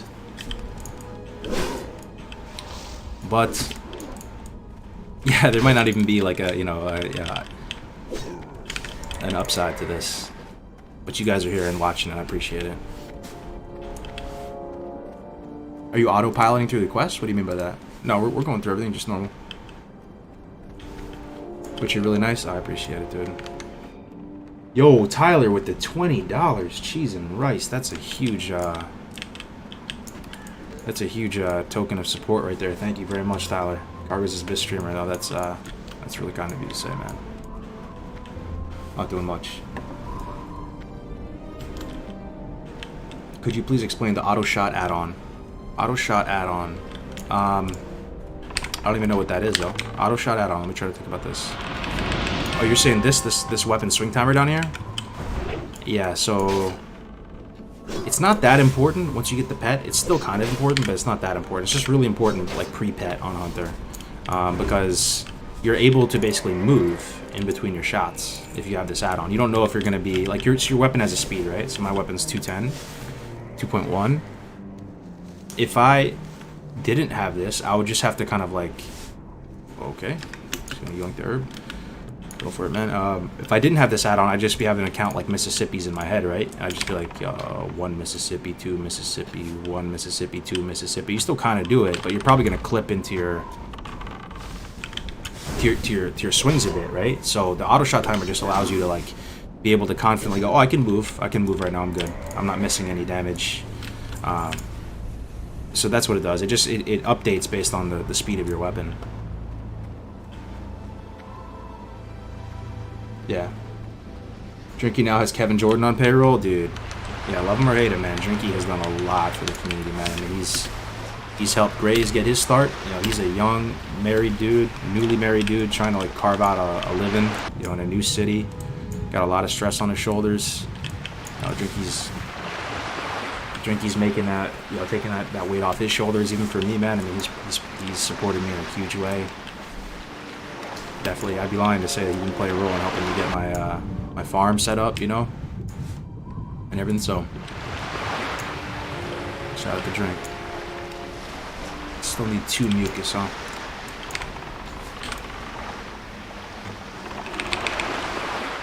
Why doesn't the weapon speed timer just move left and right? I don't understand how to read the bar. Let me see. I've used it for so long that I don't even really realize what it does. It just kind of like comes intuitively. So when I shoot, I mean, it's not that serious, man. Move when it's white. Don't move when it's red. Like when the white is about to go away, just stand still. That's it. So there's this, you shoot and then this white bar starts closing. When it's white, move around. When it's about to like hit the sides or whatever, stop. That's all it is. I mean, you can make it a little bit more sophisticated. You can put like a multi-shot like icon on here, and you can get a little bit more information out of it. But that's all it is, really. It's useful when you have your pet too. Just to chime in on that too, is like if you have to move, right? Like let's say if you're on a boss or you just have to move for some reason, reposition. It's useful now because I have to kite stuff a little bit, right? And just get some damage in when I can. But even when you have a pet, it's useful when you have to reposition yourself. Or even just move towards a more, like where you need to go from point A to point B, even though your pet has control of the situation. Any animals on the farm? None at the moment. We might get a free horse though, guys, which is exciting. So again, some people might not know what I'm talking about if you're new to my channel. For like many years now, my wife and I have dreamed of like building a homestead and just growing our own food and like having a farm and just being a little bit more self-reliant, living like a simple lifestyle in that sense. And we did buy our farm a few months ago. We're building a lavender farm. We're growing some Chardonnay vines as well right now.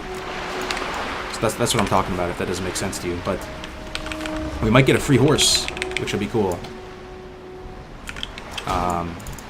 He's already on our neighbor's property, and the dude is like so old, he has cancer and stuff, and he's on his kind of on his last leg, unfortunately. So we can't really take care of the horse. So people have just been walking out there and throwing down like some hay for the horse, like, you know, just community. Every week or two, and it just kind of sits out there. It's mellow. It's never been ridden on or rode before, so it's not going to be that useful, I don't think, of an animal. But we were thinking, man, just put it out on the pasture and just let it chill. Throw some hay out for it. I do have chickens at my house though, at this house, not the farm, and they are 5 going on 6-month-old Rhode Island red pullets. That pullet is is what you call a female chicken before it becomes a hen and starts laying, and they're about to lay eggs. So I'm about to have like basically 8 eggs per day for free. Well, kind of for free. I mean, you have to feed them and stuff, right? But they're doing good. Free mount. Yeah. That's my 20-year-old plan for my bakery. That's cool, man. You got a bakery? Oh, yo, I remember you, Sexy Batch. Yeah, I got a message from you. I've been meaning to respond to you. So you have a bakery in New York. That's awesome, dude. That's awesome. Alright, let's try to clean up the bag a little bit. Hello, man. Free eggs for viewers. Yeah. Have you ever heard of regenerative soil? No, what is that? What part of Cali you at with that much land? I'm in Northern California. I live in the Bay Area, in the Bay, but there's no way I can afford a farm in the Bay Area, right? It's just anything. Even right now, we have a 1/4 acre right now in this place. It's just everything costs too much here. So we have a farm up in Placer County, which is a bit closer to Sacramento. If anybody knows Sacramento, it's a bit less busy up there, a bit more chill, a little more ag folks out there. Talk to me. But yeah, we got 10 acres. It's not a huge amount, but it's enough. Later. It's more than enough. Okay. Let's head up to Razor Hill. We got our sticky glue. Even got a scroller protection. Love to see that. We'll try to plink some scorpions en route. We're doing on ammo. Okay. You live in Sac? That's what's up, man. Love Sac. What's up, NorCal neighbor? What's up, man? Yeah, my dad said something. So my parents visited yesterday, and my dad helped me put up these nesting boxes for the chickens because I needed. I was having a hard time like mounting them and getting them all ready and stuff. So he just helped me out with that. We're like just cutting some lumber down and making a cool little spot to mount them all. And he said, you know, having land is. It's hard work. It definitely is, right? And to the point where it's like some people think they want land, but they really don't because it's a lot of maintenance. But once you get used to having land, Once you get accustomed to like the extra work that it takes to maintain it, it's hard to go back. It's hard to go back and like picture living in a little studio. I used to live on the Upper East Side with my wife, you know, with my fiance at the time. We lived in a little 500 square foot box on the Upper East Side. You know, when the dog had to go out, we took it out to the sidewalk, you know, or maybe to the dog park. It's really hard to like think about going back to that. It's not all rainbows and butterflies though. Like maintaining, like you just constantly have to go pick weeds and stuff. And it's not the easiest thing in the world.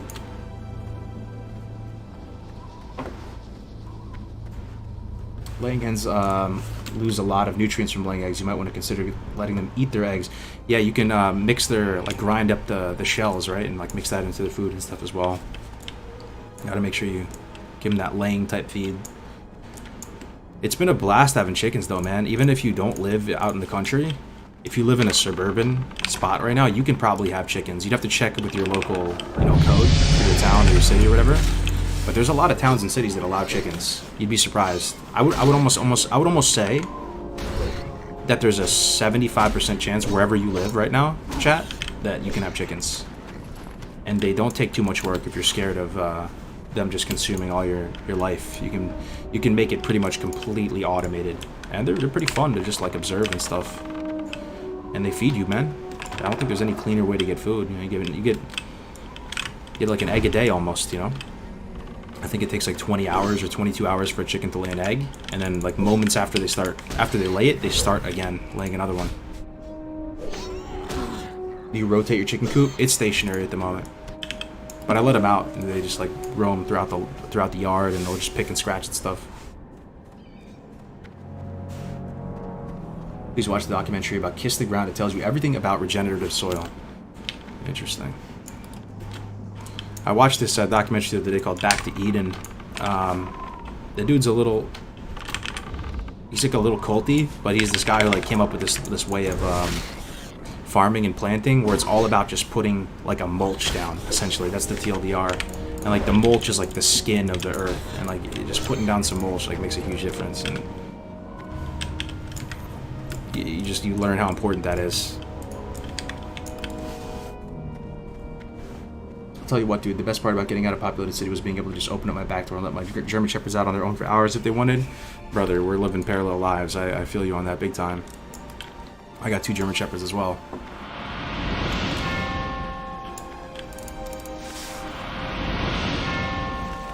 You may not feed the shells to the animals. Salmonellas and eggshells, you search it. Yeah, for sure. I mean, the chickens, though, man, they get exposed to all types of stuff. I don't think they're gonna get salmonella from the eggs. You could wash them and crush it, and then use like a coffee grinder. You know, those little things you crush your grinder beans up. You grind up the shells. Yeah, just make sure they're sanitized. You can mix them in with their food, give them some extra calcium.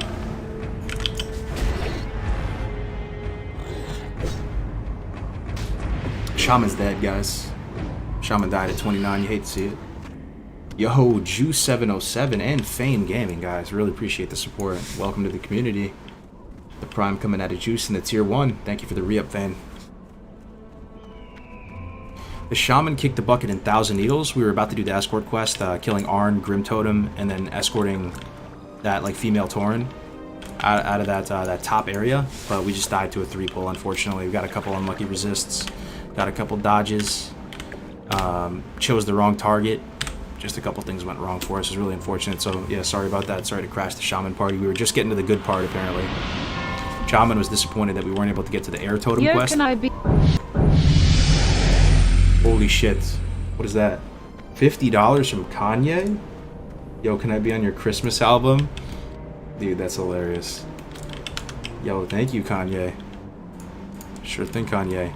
Do a collab with Kanye West for the Christmas album? Yeah, man, sure. Sure. Thank you very much for the 50. That is amazing. Thank you so very much. That's a huge donation right there. Oyster shells are great for chickens. Oh yeah, I have the oyster shells. I mix them in. I mix them in with their food.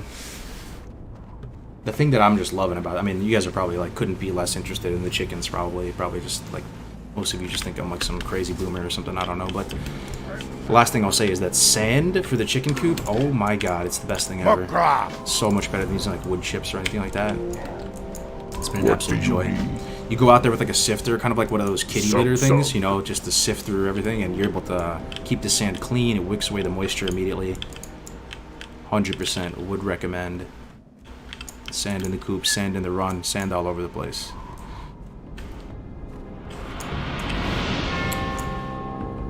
Rec TBC just hosted the stream for 79 viewers. Wait, what? Dude, that's a huge host. Rec TBC, let me give him a shout out. Hi, I'm Rec. Hello Rec. Dude, thank you so very much for sharing your community with us over here, Rec. Yo, here's the shout out to Rec TBC. I'm guessing from the name he covers TBC content, and we are definitely going to be doing that as well. Streaming World of Warcraft, mainly PvP for entertainment, containing of arenas, world PvP, PvE, and just having some fun with friends. Dude, thank you so much, Rec. I will definitely get you back, man. If you want to collab on any TBC stuff too, like we do this Dark Portal show. That's so kind of you, man. Thank you so much for the host. Really appreciate it. There's a shout out to Rec. It's Dr. Joe with the Tier 2. 3 months in advance at Tier 2, guys. For the Horde, go forth to victory. Dr. Joe, much appreciated. Happy holidays. Shout out to Rec. TBC 1500 Rogue Mage Druid War Priest bringing the big content. Paul, you from his channel? New Shadowlands HD cinematic just dropped. You watching it? Hey, I'll give it a look. Loktar. I do like Blizzard cinematics usually. Alright. Be safe.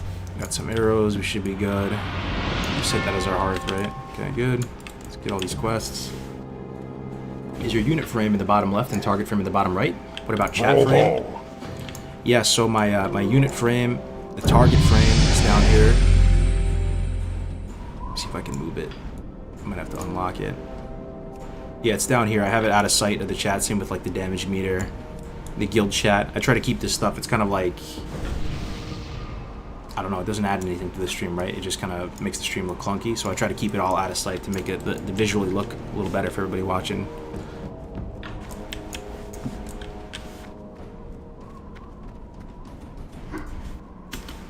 Oh geez, man, we got even more slaughter with the 2 tier 1s as well. Gifted a total of 7 in the channel, dude. It's much appreciated, man. Southers as well with the Prime. So this is insane. Thank you so much, Southers, for the re-up 3 months. Thank you. Let's go pick up our canvas scrap quests up here. We'll keep it pumping. Already almost 10. Blood and thunder. Go. Alright. What is this? 200, 440 shots. I should probably have a few more. Just save our boar meat for cooking. Oh my god. Dude, Hoggers in the chat is back.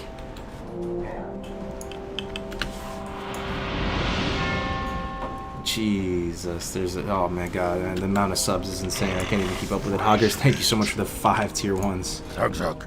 Dude. Dropped that bomb during the during that PvP event, man. I really appreciate it, Hoggers. Good to see you back here. For the Horde. Kigo with 5, yo. Alright guys, relax. We got Black Friday coming up. Save your money, man. Let's go buy some nice stuff for your families. Kigo, thank you very much for the 5, dude. Ecot Vainmoss with the Prime as well. Hey, I'm MVP Law. Thank you so much, guys. I can't, I don't know what to say.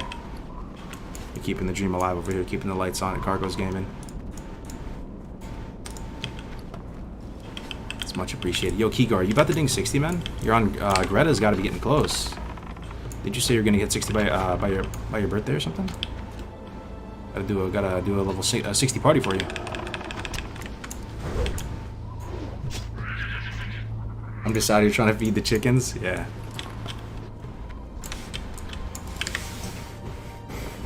We do it for the chickens. That's what's up. One of these days, I'll figure out how to do like the mobile streaming. You know, it'd be cool to take you guys out to the coop, take you guys out to the farm, even show you what we'll show you what I'm working with.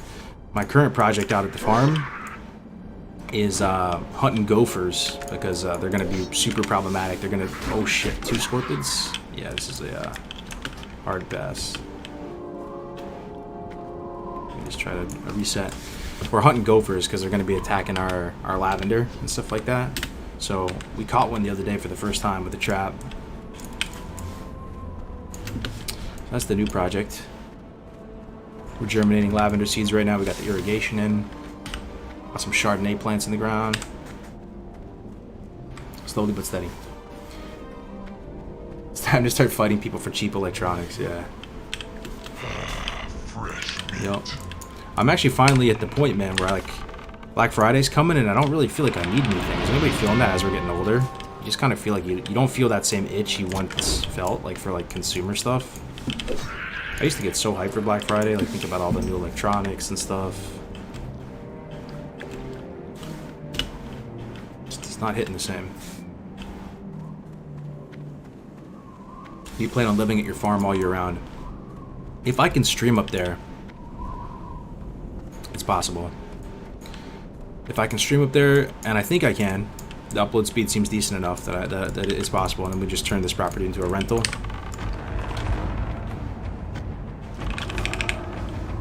That would be sick. Because then if we lived up there, we could get some animals, man. We could get some goats. Maybe a cow or two. That would be tight.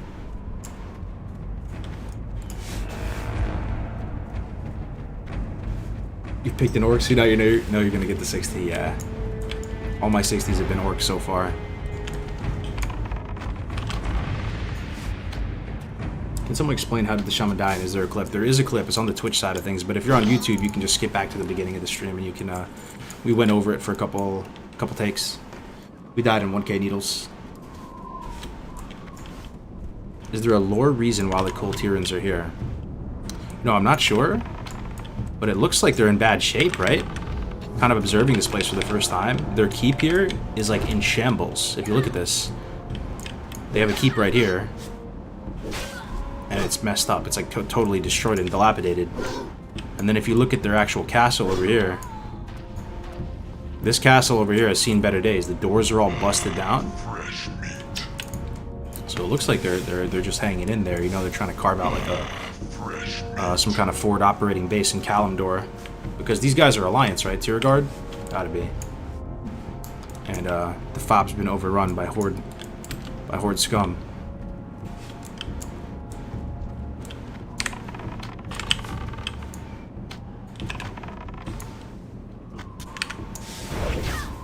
What pet are you going to begin with? We're going to get a Scorpid to start, and then we will train rank 2 Claw with the Scorpid. And then we're going to go into Mulgore. We have a really good opener for the pet, which I'm excited to show for you guys. We're going to go into Mulgore, drop the Scorpid, pick up a Prairie Wolf Alpha, which has rank 2 Bite. The only other pet that has rank 2 Bite in the whole region are the Oasis Snapjaws, but they're much higher level. They're like level 16. So then we're going to train rank 2 Bite. And then we're going to drop the Prairie Wolf Alpha, like as soon as we learn Bite in Mulgore, and we're going to pick up a Swoop, a Carrion Bird. I think it's a level 9 Swoop in Mulgore. And then we're going to train that Swoop, both rank 2 Bite and rank 2 Claw, as well as picking up our Cauldron Stir right around the timing where we get 2 points into Savage Strikes, and we're going to hit a really nice timing. We're going to be extremely powerful. So...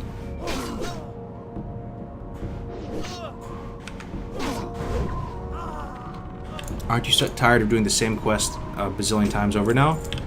I mean, I definitely will get fatigued just like anybody else, man. But for now, no.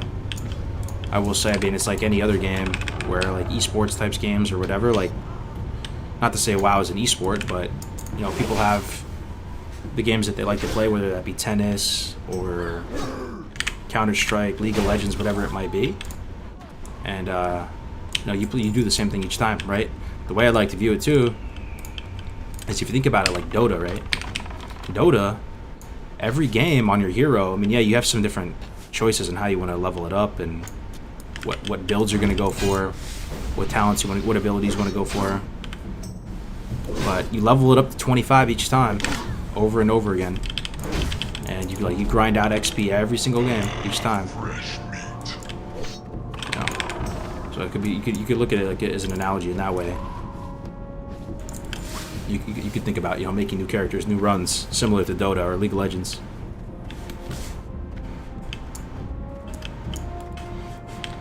When did you lose the Shaman? Yesterday evening.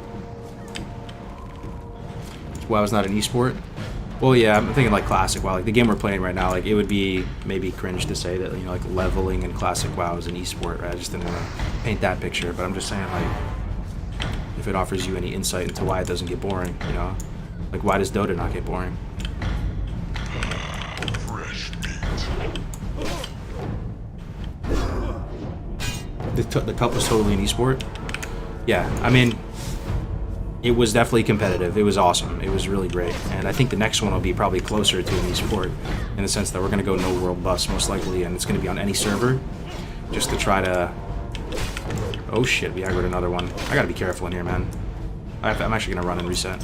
You have to be super careful in here. I mean, we've seen it like a million times. This and Skull Rock, super dangerous areas. I'm getting lucky. There's no respawns out here. You can parkour up the walls, though, and save yourself. Like, you can go up here, and they won't be able to get you. So this is a nice little way to, still in combat, though. We'll wait for it to drop combat.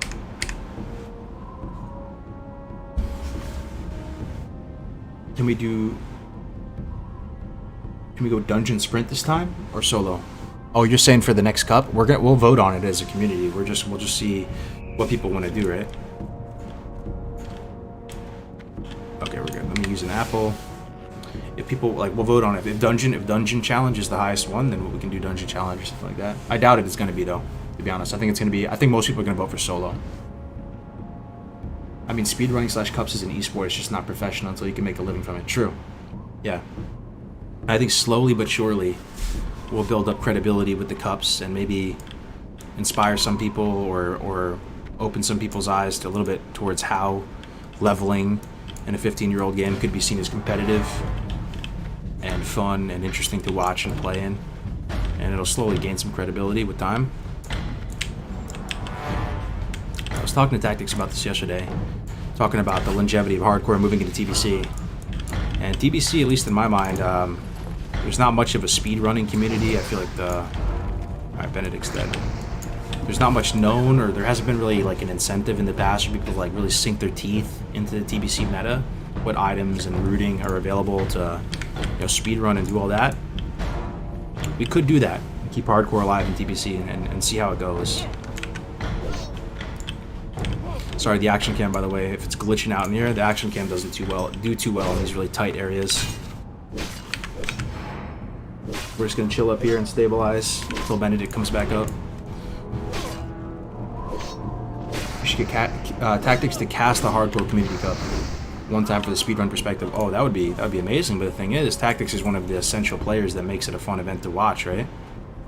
Like, if we didn't have the caliber of players that we did on the cups, nobody would watch, right?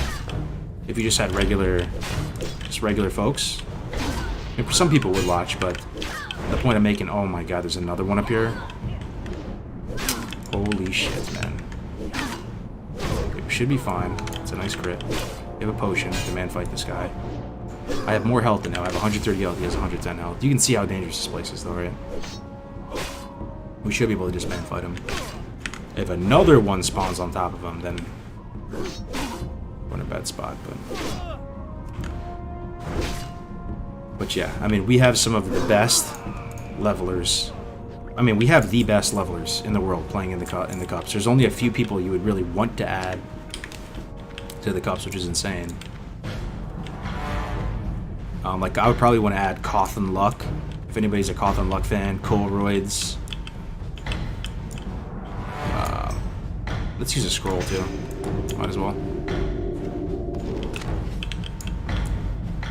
Let's see if Benedict's up again. Oh my Lanta. That guy's got one. Benedict is up again, so he's gonna take out that one. Do I just go for Benedict? It's two. I think I do. Try to get some. Oh shit! There's a spawn behind too. Oh, it's only a one pull though. I pulled him solo. Good. Good.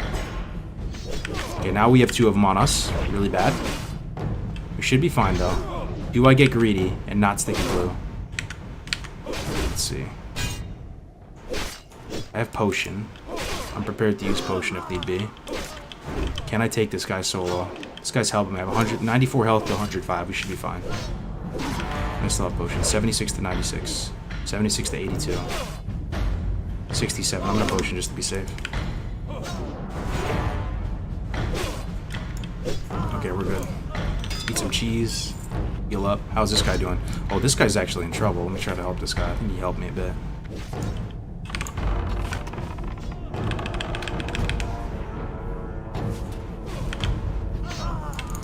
Alright, we killed Benedict. That's good. This is one of the only parts that really sucks in Duratar, where like it kind of feels like you really have like a threat of dying that's out of your control. Apologies for the camera glitching out. If you ever got enough of these big time speedrunners, a random drafted pro AM duo setup would be pretty cool, kind of to even out the playing field. What does that even mean? That sounds really interesting. You're saying like a random draft in terms of classes or something? You should think about cup starting at 20 or something. We've thought about it, man. It seems like really good, but it'd be almost impossible to like enforce. You know, everybody would have to have all the recordings verified up to 20. People would be starting with different levels of gear. Just be harder to pull off. I think thoughts on that side of things, as far as like how you could do like a bigger cup to see more levels. This is the only thing that I've thought about that I think could work. You just set a date and you say, okay, so November 17th at 9 a.m. we're starting Hardcore Community Cup 1 to 60 race, episode 1, whatever, right? Everybody steps off at the same time, the competitors, and then they just level to 60. And it's not going to be like a casted event the entire time, but maybe you could check back in on them like every week or something, and everybody records their run, and it's a race to 60. You'd have to have some pretty juicy ass prizes though to get people to want to do that, because it takes a lot of time to level to 60, right? You need to have like probably a couple grand at least in prizes. But then you could like check in with them, you know, every week and look at highlights, deaths, things like that.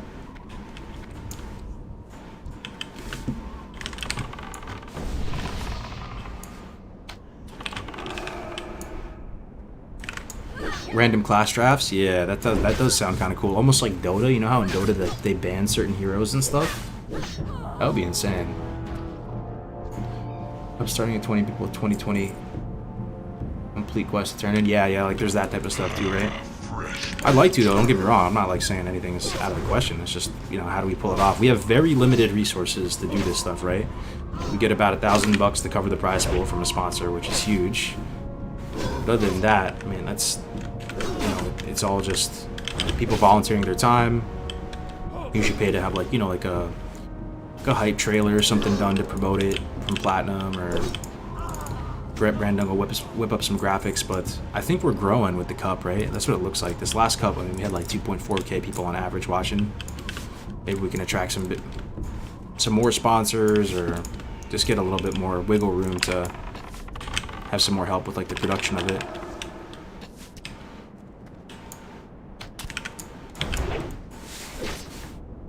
Yeah, Shaman died off stream, Casper. You hate to see it.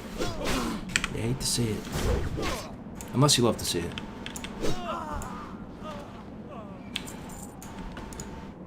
Okay, we have all the Marines we need. We just need a couple sailors. Gotcha.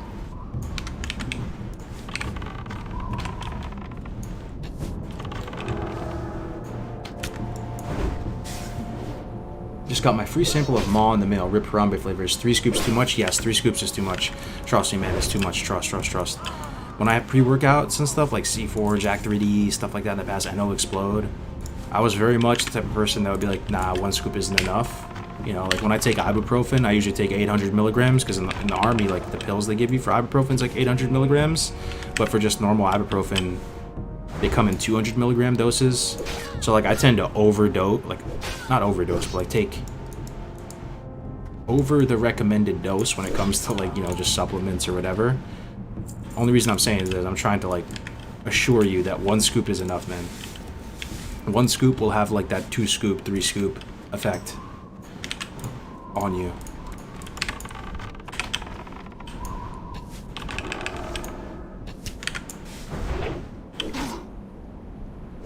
Yeah, I know, Smite's Hammer, I know, man. And we had the BFD staff. We had some pretty solid gear on there. It was kind of the blessed run. You hate to see it.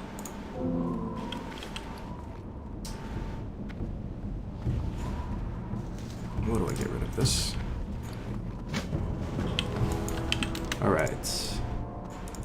Let's turn this stuff in. What pre-workout is that? Oh, it's called a Maw. Yeah, some people have no idea what we're talking about. I did this sponsored stream from them like a few weeks ago.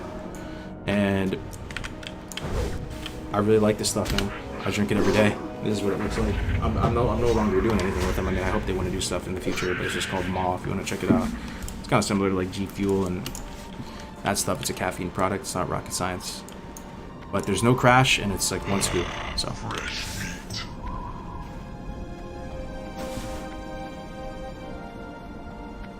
TBC podcast? No, we're doing it today, Donagan. It'll be later today. We do it every Monday. We just took a week off because Crix went on vacation, so it kind of just like set us behind a bit.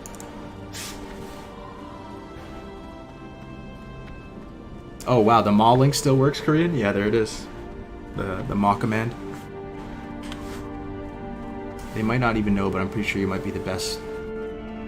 You must be the best sponsor ever when you still talk about it 1 week later. Yeah. I mean, hopefully they figure it out. See, like, I don't mind doing sponsorships. I just want to believe in this stuff, right? Even for me, like... Loktar.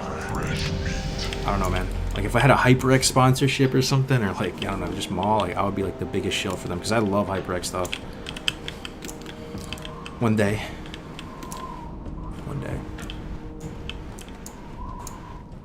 What do you need? Alright.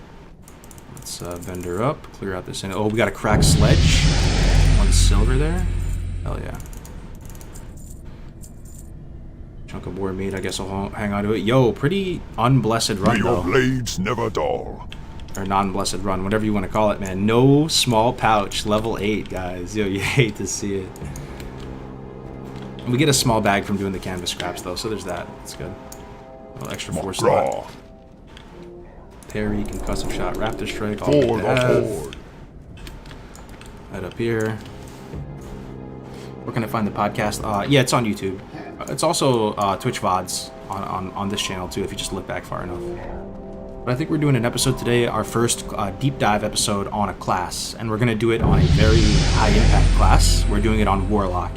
And I'll tell you right now, Crix is a monstrous brain Warlock. You know, he embodies that min-max kind of sweaty mentality, so that may not be everyone's favorite mentality, but here I am. I'm the, you know, I'll give you more of the casual perspective on it, and hopefully that'll be like a good balance, and we're gonna have some other Warlocks on there too. So we're gonna get some 200 IQ strats and some lessons about Warlock and TBC later today. Strength and honor. Alright. So we're gonna go do Zalazane stuff now. Oh no, we're gonna do Gnomish Tools. That's right. Gnomish Tools. Gnomish Tools into Zalazane. How am I saying? Yo, we have enough ammo. We actually have enough for another bag. It's 100% worth it to get a bag right now. It's pretty clutch to be a 5 silver on the dot. There's a bag vendor in here. The quest we're about to do is just super inventory intensive. The whole Zalazane arc, so if you can buy a bag in here, 100% worth it. Do you think your Shaman would still be alive if you would have try-harded more? Oh yeah. I mean, if I had engineering, I'd still be alive probably. I learned something from it though. That's the important thing. You learn something from each death. Strength. I learned a few things. Double, triple check which mob you're gonna kill first. I don't really like my mind when I think about killing mobs. I don't think of their resist. Sorry about my dogs. So, question for you, chat. When you look at a mob that you're about to kill, right? You probably think of what? Armor. Is it a +1? Is it a -1? Is it a +2? Is it a -2? You think of what type of mob it is. It is a beast. It is a humanoid. But you probably don't think about, does this mob have bonus nature resist, frost resist, fire resist? I don't think people think in those terms most of the time, unless you're a beast, you know, like maybe you do. But that will kill you in hardcore, man. Like I'm thinking if Kigo's still here, when he died against the water elementals, you know, they're immune to frost damage. I died to these Grim Totems. Seems like they have some kind of bonus nature resistance, whether it's because they're Grim Totem or they're Tauren or what. It's something you want to keep in mind as well. And now moving forward, I will forever keep that in mind. Like, is this mob going to have resistance versus my school of magical damage? Yeah, the Shaman died, yo. As a former Shaman mate, you definitely think about nature resist. Yeah. Yo. Oh, yo, dry Scorpidite. We won the lotto. Look at this gray item. The most insane gray item in Duratar, folks. The dry Scorpid Eye. Nothing... Everything just pales in comparison in terms of value. 95 copper for a gray item. That's insane.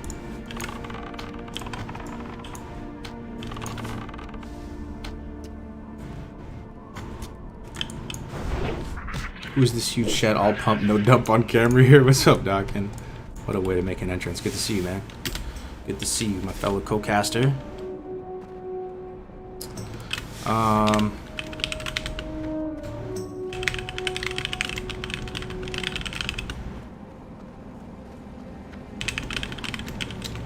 second. Okay, let's keep killing these Scorpids. Might as well see if we can get another eye. That'll be super good.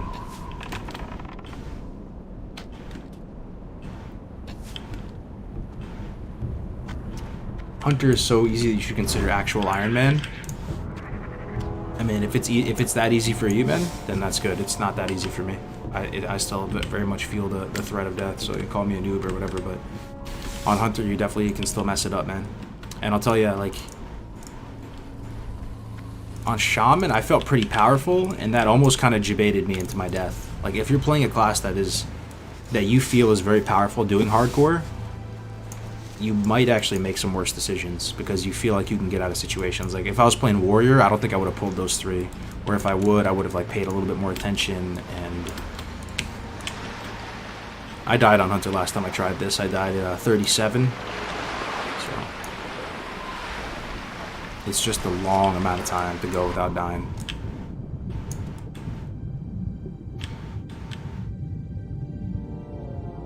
I think Grace is afraid of the chip. Oh yeah, dude, he's terrified of the chip.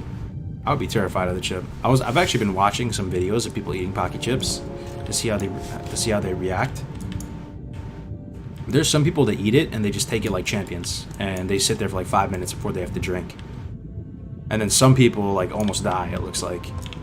So I don't know where Grace sits on that.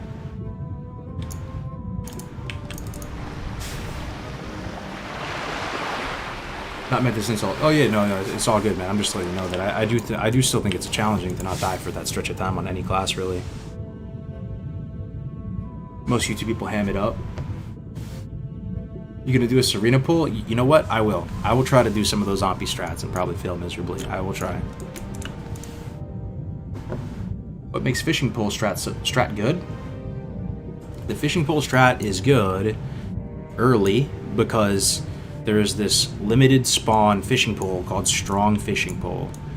It's affordable at 9 silver, and it has a lot of damage. It has a lot of damage per second, has a good weapon range, has a slow speed, like it pretty much is like really good across the board, but it is kind of expensive. But the main reason that makes the fishing pole strat good is your fishing skill is your weapon skill, pretty much. So at a super low level, your weapon skill is maybe like 25, 30, 35 or something. If you get a fishing pole and then you throw on a lure and bring it up to like 50 skill, your weapon skill is higher than what is level appropriate, and you will just like not miss or glance or anything. Your damage is going to connect much more meaningfully than just with a normal weapon. That like window of time where it actually could be seen as like a genuine power level increase though closes pretty rapidly. So if that pole isn't available to you when you go check the vendor, it's kind of GG, you know. But yeah, that's why.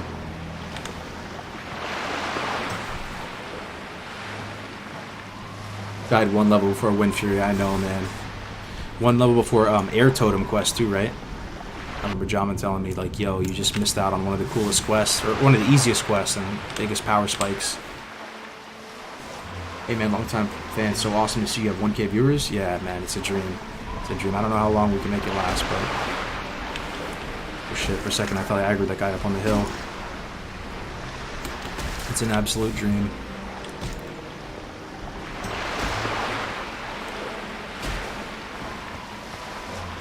Still using that pole on my Shaman level 14, really? Yeah, I mean, the cool thing about Shaman in particular with the fishing pole is that you have no weapon attacks, right?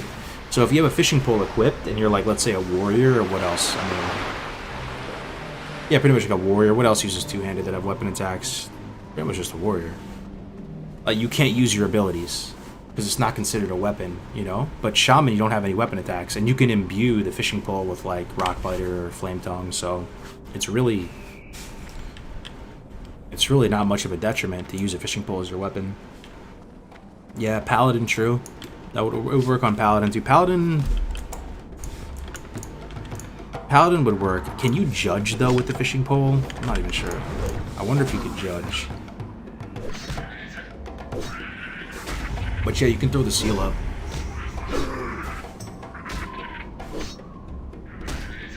Fishing rod, man, just get a skinning knife at low levels of Shaman, do skill needed. Oh yeah, I heard about that too. So it's not just fishing. Apparently it's skinning, it's maybe mining too. Like your mining skill would count as What you want? your weapon skill as well. So you could do it with other stuff potentially, which is exciting. Just one of those small little Stay away flavorful from the voodoo. nuances to the game that makes it so special, right? Alright, let's go do the Zalazane arc, and we're gonna ding 10 before we leave Zalazane. I've tried all types of routes in Duratar to try to tempo out the 10 as fast as possible. The #1 route has been dinging 10, like here. You pretty much, you're gonna have to grind a little bit, but in terms of XP per hour, I haven't been able to find a route better than this, and I've tried like every route in Duratar, and this run is also like Omega scuffed as far as speedrun goes, so we'll see what kind of time we get. Hour 35 to 8 so far. So we need eggs, we need everything. Judge has no weapon requirement. Okay. Yeah, so it probably worked pretty good with the paladin then, huh? The cool thing about fishing too, I don't know if it works for Horde, because the only character I've actually tried this on was on the Alliance side. But if you get fishing at a low level, and you throw your fishing pole into the Stormwind canals, you can fish up not only the nice health potions, the lesser healings, you can fish up the lesser mana potions, which require level 14 at a low fishing level, which is pretty sick, honestly. Hold on, I think I'm gonna die if I AFK here for like 10 seconds, 20 seconds. I sure hope not. I'll be right back, 1 second.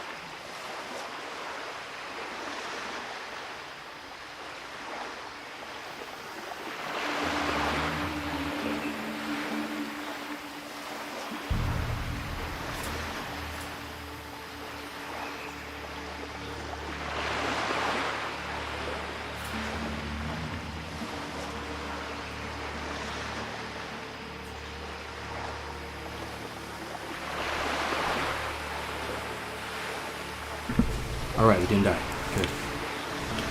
Good. Good. Alright, we're looking for eggs. Here's some eggs. Perfect. Can you guys hear the game music, by the way? I feel like it's a little bit low. I'd like to turn it up, but maybe it's fine. Maybe you can hear it just fine right now.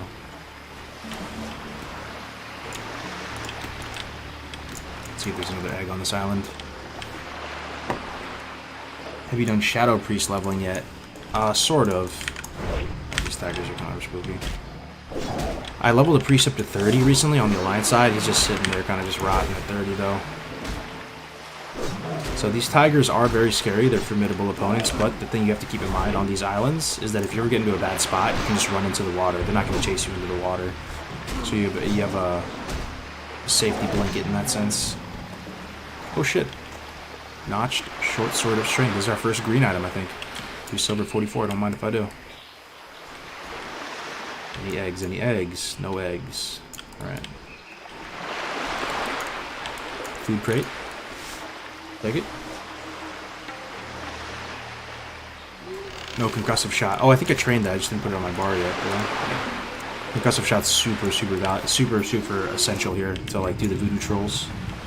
They aren't the easiest things to kill in the world. Got the strike rank 2, should already automatically be there.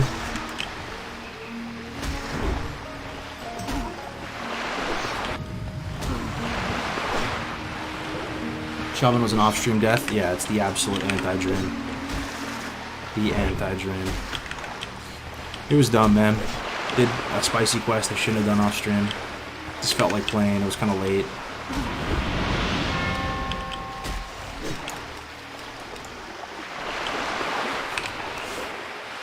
Yo, Hex Enhance, dude. 18 subs in the channel, Hex Enhance, bro. Really appreciate that, man. That means the absolute world, dude. That's you are too kind, man. I saw you dropping subs like crazy in Gray's chat. You out here, you know, supporting the whole hardcore squad. You love to see it. It is much appreciated, my man. Happy holidays.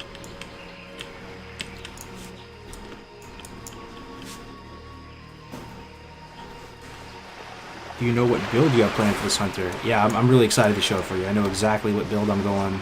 I know all the steps, just gotta execute. We're gonna go survival to start, which should be interesting. And we're going to try, because I like weapon progression. I think it's fun. It keeps my head in the game. Some people can't stand it. They'd rather just go mage or something, right? You don't need new weapons on mage.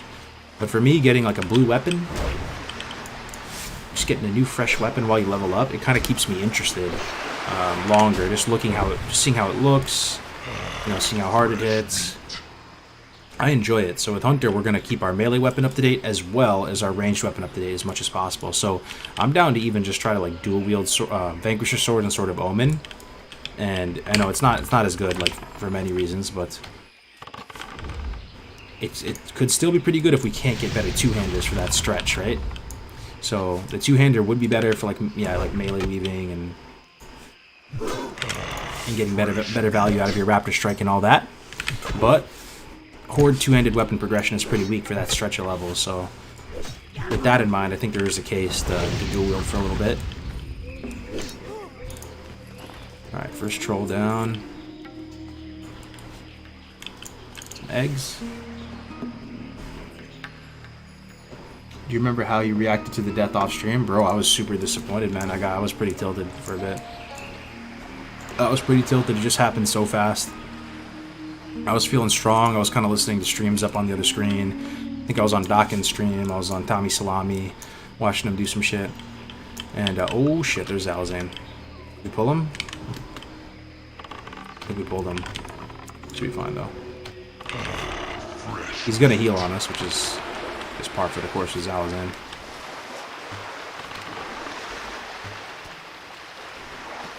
There's the heal. You just get max range while he's healing.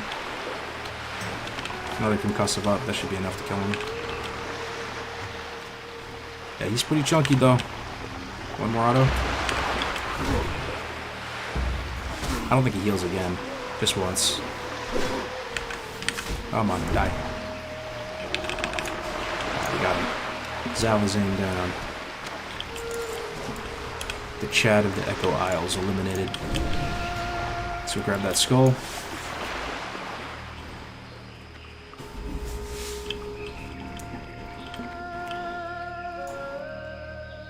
Why Orc and not Troll? Doesn't Troll have plus on bows? Yeah, I mean, that does that. I'm thinking TBC, man. I'm thinking TBC. There's really... It's hard to justify any other choice other than Orc come TBC. Like, it's really, really tough. Orc on Hunter is so good on TBC. It stands out compared to all the other Hunter races, man. Like, in PvP, it could be argued that Dwarf would be better, though. In my opinion, for whatever that's worth. Like, the Dwarf ratio would be better than Orc, but if you just factor in the totality of everything in the game, PvE, PvP, Orc Hunter is just disgusting. All that weapon skill goes away, by the way. It just becomes it becomes expertise for melee classes, and for ranged it becomes crit. It becomes like 1% crit with bows for Troll. But this Blood Fury right here, some of you may not recall, this Orc racial. In vanilla, this just gives melee attack power, right? In TBC, it gives ranged attack power as well. It also gives spell damage, so it's insane. I think you get like a couple hundred, like 300 AP from it. Just an on-demand damage steroid on a short cooldown too, man. It's so good. Blood Fury is on a 2-minute cooldown. The Orc one, the Troll one is on a 3-minute cooldown as well, right? So it's just so freaking good. Also, the Hunter pets do much more of a substantial amount of your damage than compared to Classic, right? Classic, your pet in like Nax gear or something, maybe do 10% of your damage, something like that. In TBC, the pets slap in both PvP and PvE. So the Orc racial is nice on that side of things, so. Yo, look who it is, man. Yo, it's my guy Alex. What's up, Alex? Good to see you, my man. How's it going? How's the fitness grind? It's been a minute, huh? Man, how you doing? How you been? Happy holidays. I'm sure we got some AWRs in the chat still. Really weird seeing you not super zoomed in, yeah. Yeah, once we get our pet though, we'll go back to, you know, final form action cam mode. It's just pre-pet, it feels pretty rough, man. Alright, need a bunch of these trolls, need all the furs. We're gonna be grinding here for a minute too, so just get comfy. We're trying to ding 10 from the turn-ins. What is the gun progression? I'm loving the gunshot ASMR. Gun progression for Horde or Alliance? I think I have them both in my mind, at least up to like 20 or 30. Which faction?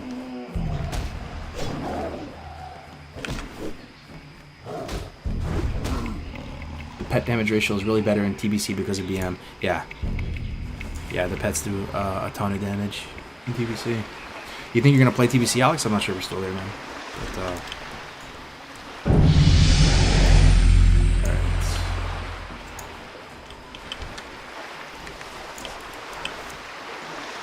He said anything about his first pet he's gonna get. Yeah, we're gonna go get the Surf Crawler, which has rank 2 Claw. And then we are going to go and tame a Prairie Wolf Alpha. And the Scorpion actually has pretty good stats on it, you know? In terms of armor and stuff. Armor is the main stat that you want. To a certain extent. I mean, you don't want to go necessarily full Turtle mode.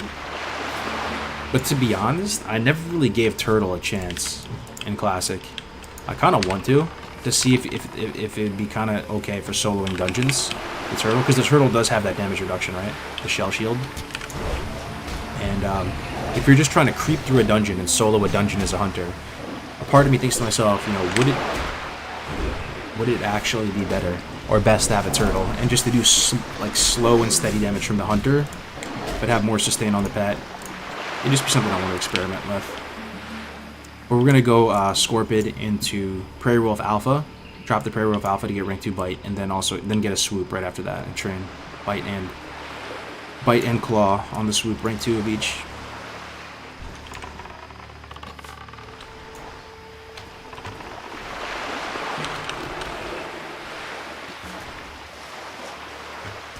Are you gonna swim west?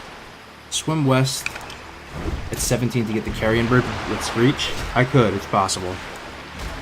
It's possible, but if we're blasting through the levels so fast, I'll probably just wait till rank 2 Screech and just pick one up in Decilis. I'd be using the Carrion Bird at that point just for the armor on it. The armor, just the pile of stats. It has a really good balance of damage, armor, and health.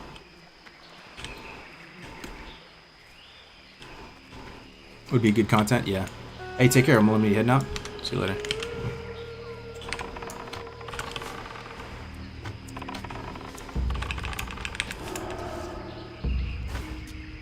How is Shadow Priest in TBC? Shadow Priest is very good, I would say. They have a ton of utility in TBC. They restore mana to the party or the raid. Is it party or raid? Somebody's gonna know. But they have some kind of like mana restore component, even more so than in Classic. They are played in competitive, like highly competitive, like Gladiator levels 3s comps, like Shadow play. Troll Priest, Troll Shadow Priest is insane. You get your little baby Mortal Strike. They're actually, let me put it this way.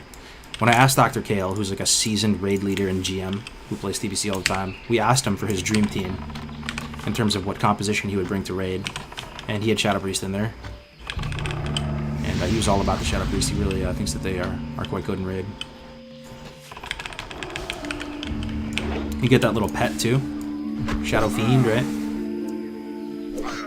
Gun progression on Horde. Okay, so gun progression on Horde. If you're doing gun progression on Horde, you're probably a Tauren, right? Because you're going to be going probably bows or whatever if you're Orc. If you're a Tauren, there's a level 10 and a level 14 white gun that you can buy from the vendor.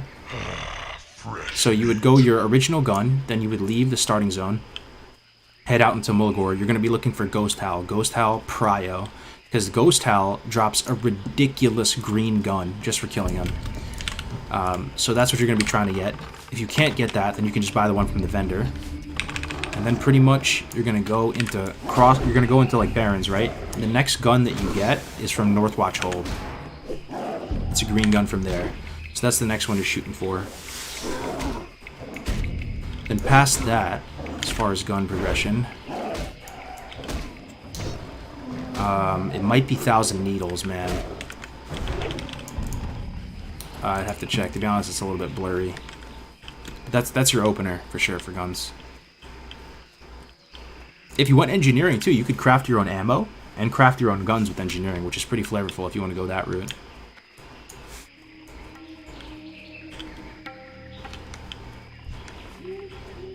A lot of competition out here today for these trolls, man. What is bow progression on Horde? Just vendor. There's a lot of good vendor bows, all the way up to like level 43, man. Ton of good bows from the vendor. So it's the starting bow into Eaglewood Recurve bow, which is what I have right, or Hornwood Recurve bow. You get this from Senjin. You can also buy it from Razor Hill. It's like 3 silver. It's like nothing, right? It's really good. And then there is a bow you get from the Harpies in Northern Durotar. I couldn't tell you the name of it for the life of me, but you get it from doing the Harpy quest by that goblin. He gives you a bow. And then at level 11 or 12, you get the Eaglewood bow. Or Laminated Recurve bow, sorry. Laminated Recurve bow. Which is a really, really strong white weapon. It's actually even better than the one you get from Centaur Bracer's quest from Wrethgar Deathgate and Western Barrens. So use that for a little bit. And then from there, you can pretty much buy a green bow. It's called like fine light longbow or something. It's green, requires like level 14 or 16. That'd be the next one. Then you could try to get lucky and get Venom Strike out of WC. And then the next one is a 1,000 Needles bow. There's basically vendor bows, green bows, all the way up to 43 with like massive long bows. The last one at 43. Bow progression is sick. You can get the bow out of Mara too. There's also a bow from doing the whole Stranglethorn like King Bangalash quests. I have a lot of potions right now, man. The 10 to 20 damage one.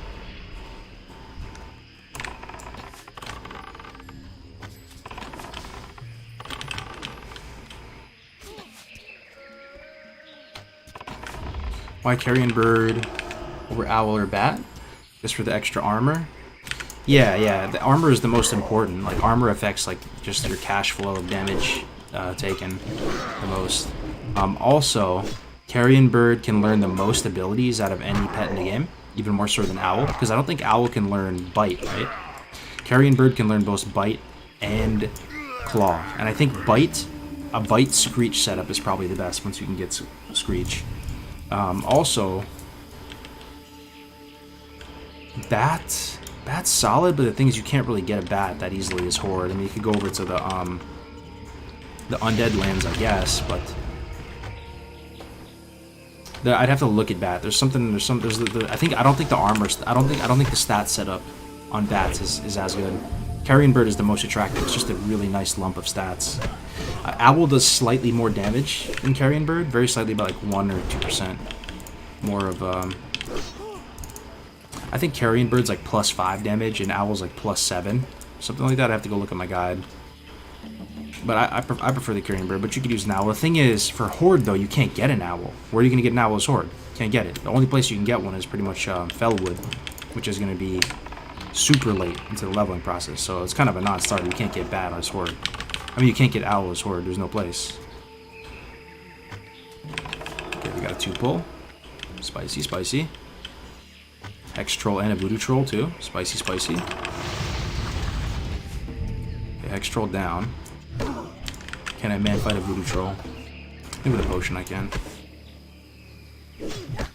We'll see. There's the lightning shield. Oh my god, they do slap though. Give me potion, see how much I'm working with. When he goes for the heal, I'm gonna have to like run and try to get a concussive on him. Come on, heal. Heal. Or don't heal.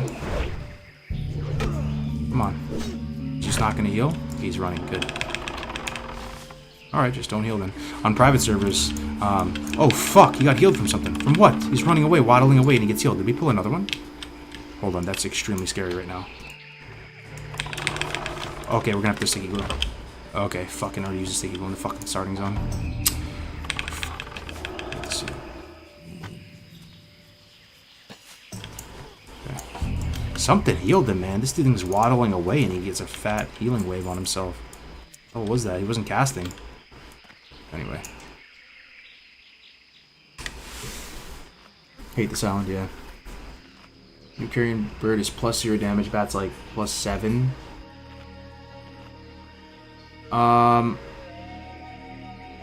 Let me see. Let me go look at my my guide. Pull it up. Hunter Field Manual.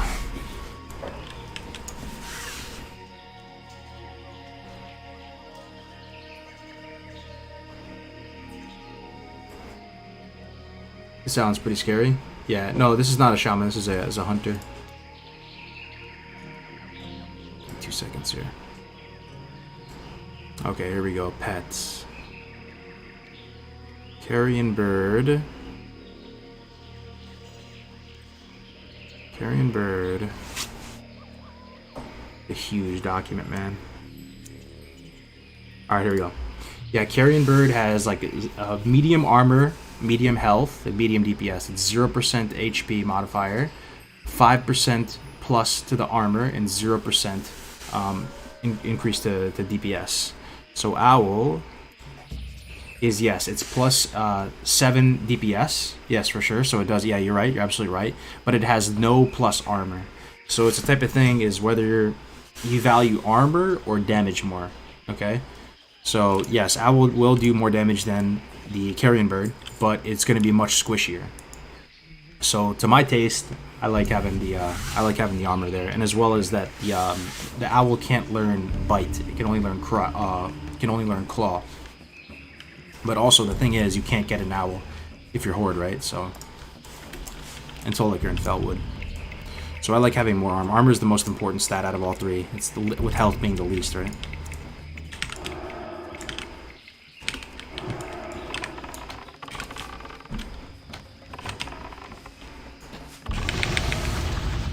Damage equals threat. True, but I would argue that just the additional survivability will be higher with the higher armor on the pet, right? Especially if you're fighting multiple, like that +7 damage. All right, this is fucking horrible, dude. We're fighting another voodoo right now, and we have. Oh, please die. I'm gonna have to sticky glue again. Okay, maybe we're fine. We're fine. Just don't right there. Yo, but I would say. So that +7 damage, or +7% modifier damage to the owl, helps you against one target, right? Because your owl is killing one thing a bit faster. The second you get into a situation where you're fighting 2 targets, or maybe 3 targets, which is a situation you're going to find yourself in, with Screech, right? Because your Screech is AoE threat. That plus damage is really not doing as much for you as the armor. That armor is giving you value against all 3 of those targets, or 2 targets that's banging on your pet. And the thing is with Hunter, once your pet goes down, you go down shortly after. Like, it all crumbles very, very quickly. So it's just a playstyle type of thing. I like getting armor and, like, health on my pet as opposed to even full aspect of the Hawk. That's just me, though.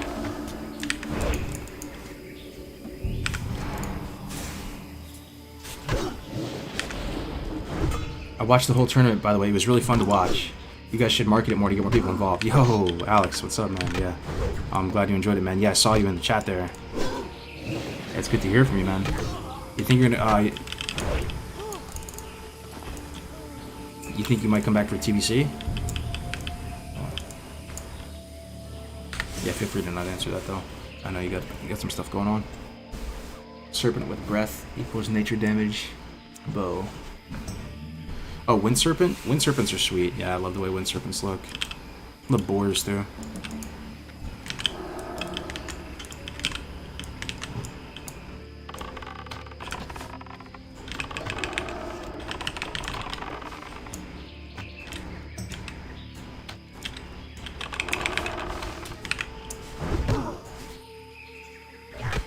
Druids are good because of the hots. Survivability. In hardcore, you're saying? I think the best thing about druids in hardcore is just their disengage ability. I mean, there's pretty much almost nothing in the world that can stop you from running away if you catch it early enough and you just start spamming cancel form, travel form, right? You just keep spamming that macro. Like, there's no roots that are going to get you. There's no slows that are going to get you. It has to be like some super long chain stun, which just doesn't really exist that much out in the world.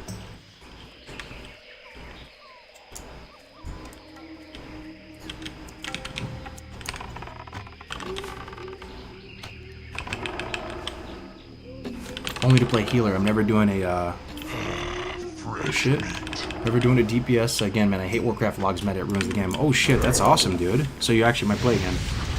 Oh man, dude, that's gonna make a lot of people happy. That's really cool. Yeah, man, I really enjoyed watching you play your Dwarf Priest. I think it was on... It might have been Nost, or it might have been one of the, might have been Light Soap. I'm getting foggy now, or one of the Elysium servers. But you played this Dwarf Priest, man. It was sick. It was one of your first clearing acts for the first time.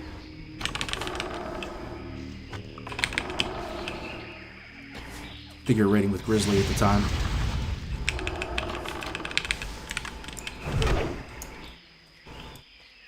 Oh yeah, chest, big chest right here. True, true, true.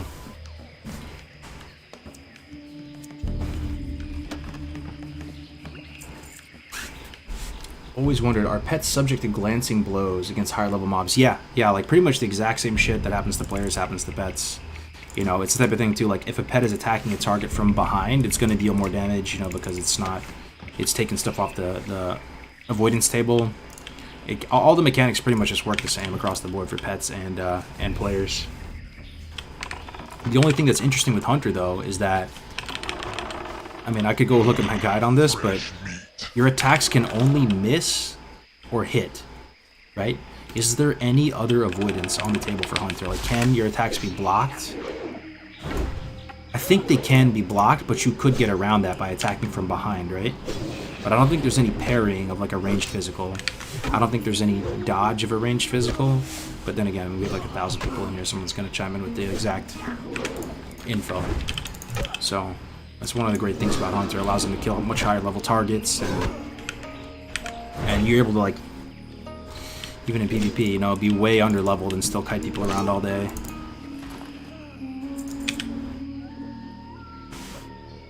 Yeah, Hunters get no dodge, parry, glancing. Yeah, exactly. Which is cool. I mean, and the pet does, right? So, yo, Nightfell TV with the tier 1. Thank you so much for the re-up, man, for the back-to-back. Thanks for everything. Kargoz Cup was fun and was able to place 5th. No way. You're able to place 5th. Oh, were you with Vemp, Nightfell? Yeah, dude. Oh, yeah, you guys were killing it. Yeah, you guys were killing it. It was good to see Alenia surviving, too. She ended up getting, like, 8th place or something. She's died in, like, every cup up until now, so she was holding it down for the Oceanic folks. Yeah, grats on the great run, man. You guys crushed it. I'm excited for the next duo. I think people are going to have much more developed and refined strategies. Yeah, Vemp. Yeah, I remember you guys now.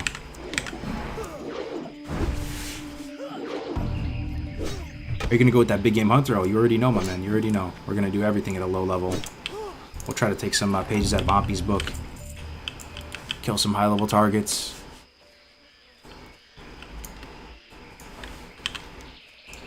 Still need Tiger Furs.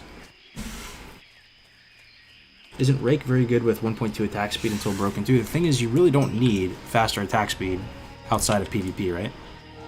You really don't need it. There's really no advantage to having high attack speed outside of PvP. Other than, I guess, like the same advantage of having a fast weapon where like something's running away and you get a bunch of misses, but this just doesn't really happen with that.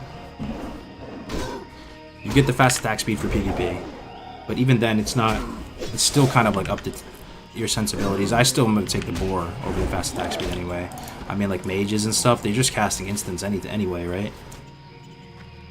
Like when you fight a mage in PvP, what spells they use? It's kind of rare. They're just going to like hard cast something in your face, right? They're just going to be using like Fire Blast, Cone, Nova, Barrier, Blink. Fire Blast is up again. Fire Blast. You know, maybe they use an engineering gizmo, then they use Grenade, then Fire Blast, then Nova, then Cone. You're not really like casting Frost Bolts and shit, you know? So like, I like Boar in PvP. That's my favorite, personally. Because, you know, see what I'm saying? And Warlocks, too. Like, Warlocks, what is a Warlock going to cast? Fear? I guess, but not really. I played a Warlock, like, you don't really cast that. You don't really just cast the Fear in somebody's face, you know? Like, the only time you cast the Fear, for me, most of the time, was off the back of a Death Coil. As a Warlock, you're kind of just Agony, Corruption, you know, you have Death Coil, you have Grenade, you might Drain Tank for a second, you might sack a Voidwalker, you might... There's so many instances, is my point, that, you know, you're supposed to apparently get the high attack speed, this interrupt spell casting, but there's not that much spells being casted in PvP. Dot stuff up, yeah. Yo, Hamster Wheel in the house. We got all the legends in the chat today, man. You love to see it. What's up, Kargoz? Watch some of the replay of the duo hardcore leveling tournament. Looked like a blast. Thanks for making this awesome thing for the classic community. Yo, it's so good to have you here. Yo, two of the people that inspired me to make content way back in the day in the chat, man. Hamster and Alex. It feels like another life ago, right? How long ago that was. How the content was. There was just like 2 or 3. I mean, there was just a handful of folks making content about classic back then. Insane, man. It's good. It's good to have you guys here. It really is. One of the OGs been here from the very start. You know, before it became what it is. You know, all those videos back in the day, man. None of those videos were made for money or anything. Private chat.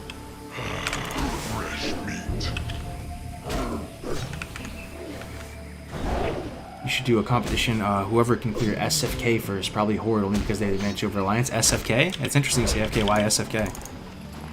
Be fun though. Yeah, like I think we're slowly getting to the point where people are more down to vote for like a dungeon challenge type thing.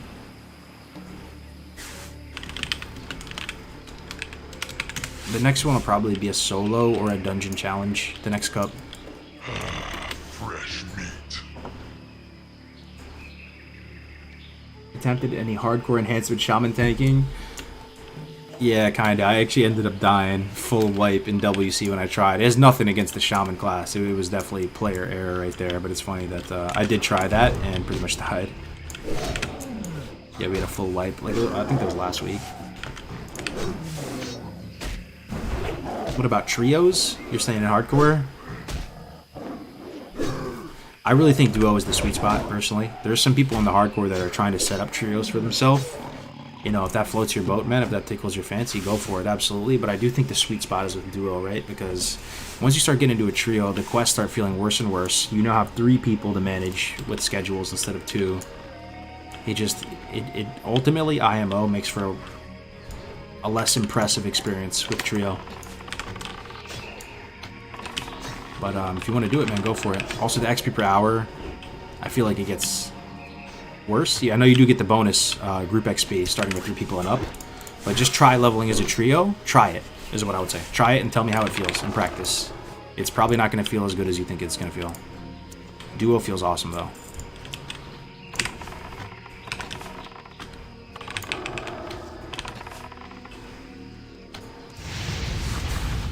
Can't you just AoE cleave down everything in a trio? The thing is, there's not enough mob density.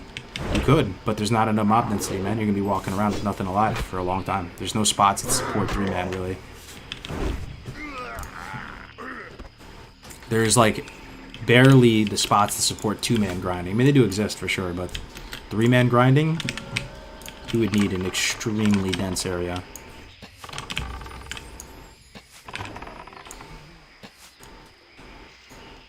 You think we can 2-man SMGY with double hunter? I'm at 30 right now? Oh yeah, I think so. Oh wait, you're at 30? SMGY final boss is 32. I don't know why I said, oh yeah. I kind of, for some reason, I thought SM was lower level. Maybe, man. That'd be a challenge. Do it. Just stream it. SMGY, 2 hunters. You have Feign Death at 30, so you can kind of threat swap. You might be able to do it, man. I mean, SMGY isn't insane.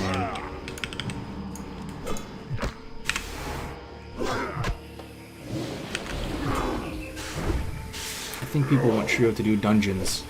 Oh yeah, you're saying for dungeons, a trio for dungeons? Yeah. I'd almost just rather have people level up solo, though, and meet up for the dungeons, right? As opposed to going as a trio. Trio doesn't feel very good in practice, man. I tried it with Navic and Egregious before. It just feels like there's a third wheel just, like, walking around at all times. It sucks dying at 29, I know, man. I hate to see it. SFK, because 1 to 20 can be done in 8 hours, right? So if you do WC or Dead Mines, it's around that level, but SFK forces them to try below a level 20, and that could get interesting. Oh, I see what you mean. I see what you mean. That's interesting, man. That's interesting. I see, yeah. Maybe you could do... And SFK is for both factions, kind of? Like Alliance and Horde would go to SFK? As opposed to Horde getting to Dead Mines. It's still much easier for Horde to get to SFK, right? How would Alliance get to SFK? Let me think about this. Yeah, you have to take an L, right? You have to, yeah, it would be rough too, right? You'd have to run all the way through Arathi at a super low level. Through Hills Brad.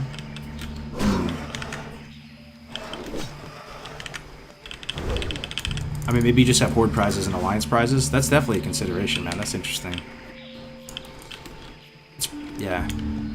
I'd almost say Wailing Caverns, though, just in the sense that Alliance, it's not that bad to get to Wailing Caverns, is it? How does Alliance get to Wailing Caverns? They go Westfall, they swim south to Booty Bay, which we actually died doing that, pulling the Murlocs the other day. But then they take the boat from Booty Bay over to Ratchet, and then they're pretty much there. They're chilling.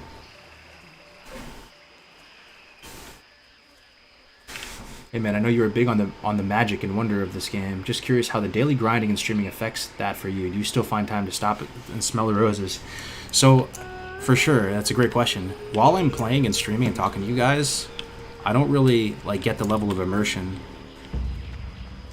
that makes me love the game so much. It's more about chilling with you guys, putting that work in, having fun, and we have spicy moments and stuff. I do feel the desire to play off stream as well. Like I do play off stream, and that's really where I'm stopping and smelling the roses. Like when I don't have to look at the chat every second and just comment, when I'm able to just kind of chill there and put up the ambience and the music and have a stream running someplace else, that's where I really feel like I stop and smell the roses. Not right now, but I still very much get it, man. I do really love this game.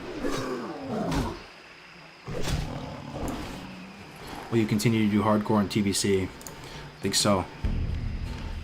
think so. A small part of me is flirting with the idea of maybe just keeping hardcore going as the main thing in the TBC, and not fully resubscribing back to like the sweat meta and raiding and doing everything normally again. Thinking about it. It's too early to say, but we've worked too hard and we've come too far, and we've created a really great community and Discord site, all the things that we have going for us, to let it fall to the wayside, or whatever the expression is, right? So I hope we can keep it going in DBC, and I probably think the thing that will keep it going more so than anything else will be the cups, right? It'll be harder to convince people to level with one life and play the game in this bizarre way with like fresh TBC content out, right? But you could probably convince people to compete in an 8-hour event for speed leveling just on the side on a weekend or something, right? So keeping the cups going will probably be critical to keeping the lights on with the hardcore stuff. We'll see. I mean, if it comes to an end, it comes to an end. We've had a good ride.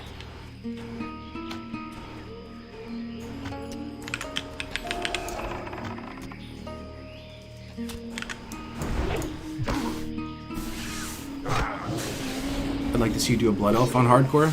Yeah. For sure, man. I'll level a Blood Elf Paladin with everybody else. What are we missing here? Encroachment. Yeah, we're done with everything. I was hoping to ding 10 here. Not even 9 yet. We get a ton of XP from turning in these quests. I think I'm gonna grind here for like another 10 minutes. That should be enough.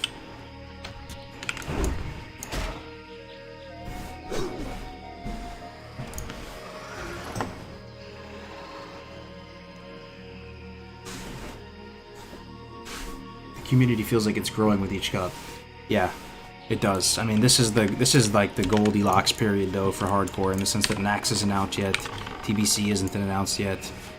Hardcore is one of the most hyped communities, one of the most exciting things in the classic game right now.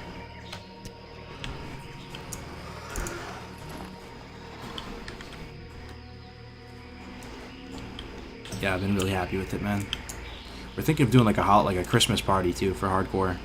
Holiday party, not Christmas party, whatever you're into, Hanukkah, Kwanzaa, whatever. But you know, the hardcore thing has been going on for what, 10 months now, since February. So it's only been 1 year, you know, or less than a year, and a lot has happened. I mean, we've done 5 cups. We've grown the Discord from a few people to probably 10K by that time. Made a lot of new friendships that will probably like continue on, like past hardcore and all that. A lot of people have gotten their start, got their foot in the door when it comes to streaming with hardcore. Even people like Grays, Winky, Kigo, myself, you know, I've come up as a result of hardcore, I think. There's a lot to reflect back on. It'd be fun to do some kind of like a holiday party or some tie it all together for the year.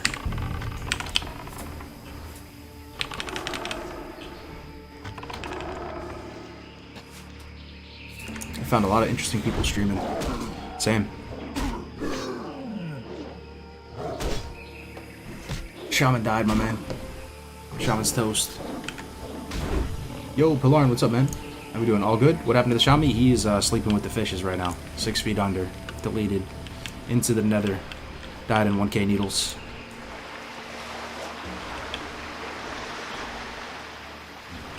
Let's go out to this island, farm for stuff. Probably have like 10 more minutes of grinding here, and then we'll be able to turn everything in. We'll be really close to 10. Will there be pumpkin spice at the holiday party? Probably not. I think we'll be past pumpkin spice time. It'll be on to like peppermint, mocha, all the holiday flavors. Thoughts on NG versus Alch for hardcore? Given my personal playstyle, I like Alchemy, probably on all classes more than NG. But I could be a bit biased because I've leveled NG so much. And I will say that on my Shaman, if I had engineering and target dummies, I probably would have survived that. Was anybody here still watching that watched the death clips earlier? Oh yeah, here's the death clip actually. I'll put it in the YouTube chat because everybody on YouTube is asking for it. You can go take a look at this. Let me actually ask you a question, chat. Do you think I would have survived if I had target dummy? Just ask yourself that question. I think I would have. Target dummy and Stoneclaw, it would have bought me a lot more time to kill that mob. So yeah, there's that. The main thing with engineering in hardcore is it kind of falls off, man. Like, you can use some of the deeper engineering stuff, but it's a pain in the butt. It takes a long time, and it's not like ridiculously high impact, right? The alchemy becomes ridiculously high impact in the later levels. Dude, I tried your Starbucks tip with brew coffee and added syrup, but I had it black, so it didn't taste that good, unfortunately. Well, at least you probably saved a little bit, though, instead of having to buy the full MSRP of a peppermint mocha latte or whatever.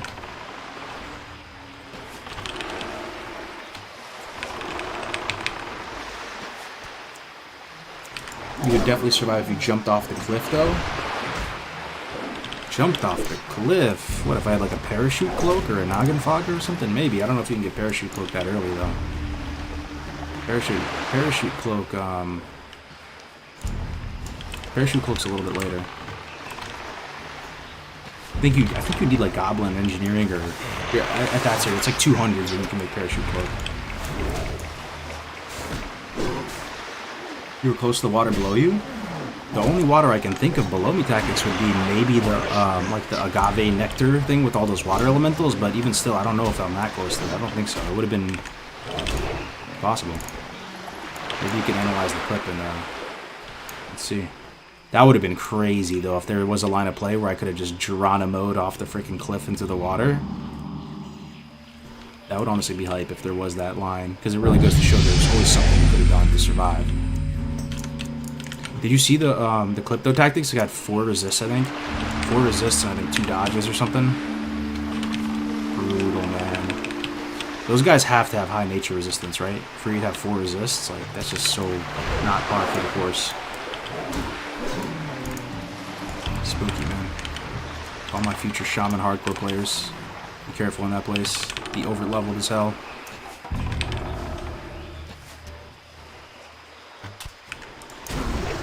As a Shaman, there's 100 things you could have done different.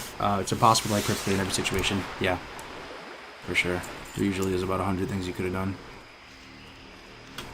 Have you made it to 60 with any character yet? Yeah, we made it with Rogue and Warrior so far. So you might say that some of the hardest ones are down, right? Warrior mainly the hardest one. On hardcore.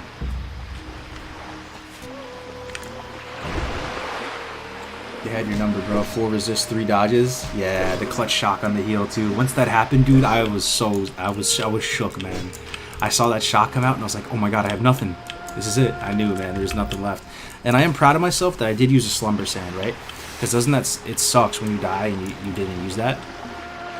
But I did use the slumber sand. I did use a potion. You know, those are the low-hanging fruit. That if you died without using that stuff, I mean, you pretty much shit the bed, you know. So at least we did that.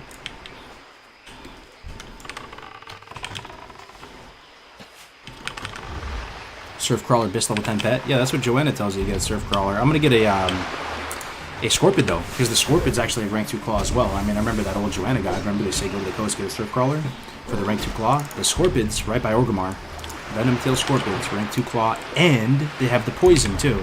So you get double focus thump in a nice high armor package. So we're going to go Venom Tail Scorpid into Swoop.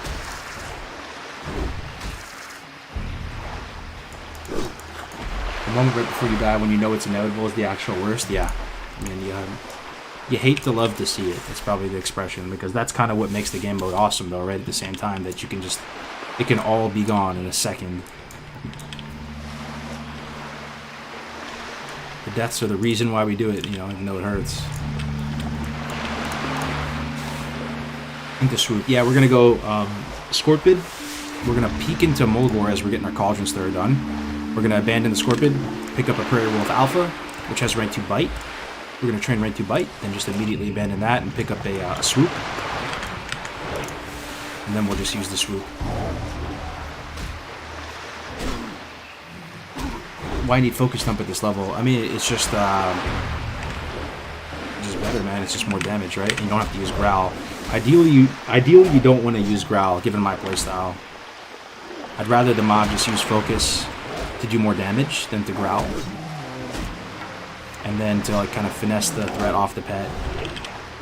Oh, I'll show you when we get there. It should be pretty cool to watch. Okay. We're almost leaving, just a couple more kills. Fresh meat.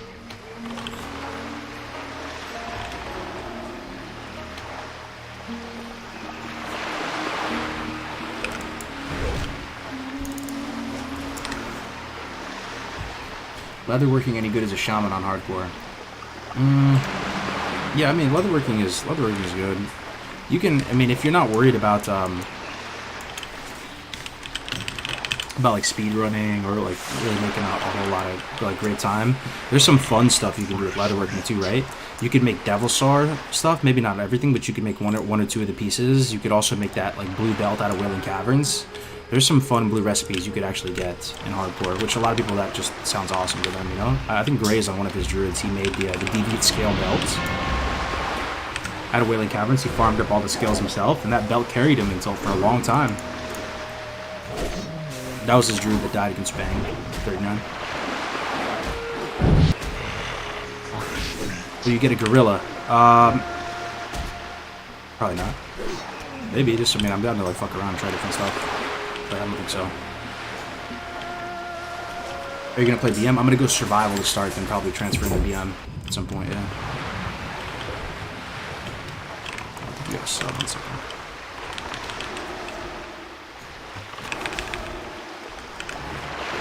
Let me see. Should I try hardcore? Yeah, do it, man. What else are you gonna do? Max isn't out, right? Yo, Jelano with the tier 1. Thank you so much, Jelano. Welcome, man. Happy holidays. Appreciate the support. Is this UI a meme? If by meme you mean unfunctional, non-functional, dysfunctional, whatever the correct word is, then no. I think that you have everything you need here.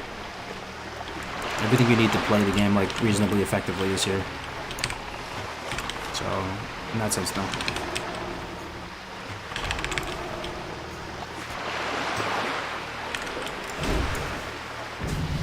Dank meme? Yes, the dank meme. Alright, we're 9. Oh. Let's turn this stuff in. We'll hearth up the Razor Hill.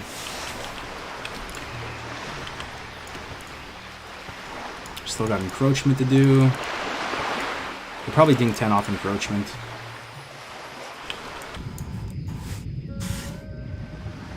Kevin Jordan just died in Lochmadon? No way, bro. No way. Clip. Kevin Jordan, one of the 3 pillars, one of the 3 OG vanilla WoW designers that made all the classes, just died in hardcore in Lochmadon on his warlock. Yo, you hate to see it, man. No way. I'm counting on the chat to hook it up with the clip, though. We'll pull it up. Anybody can do it. Awesome tournament yesterday. Yo, thanks so much, Kev. Good to see you, Jim Boston.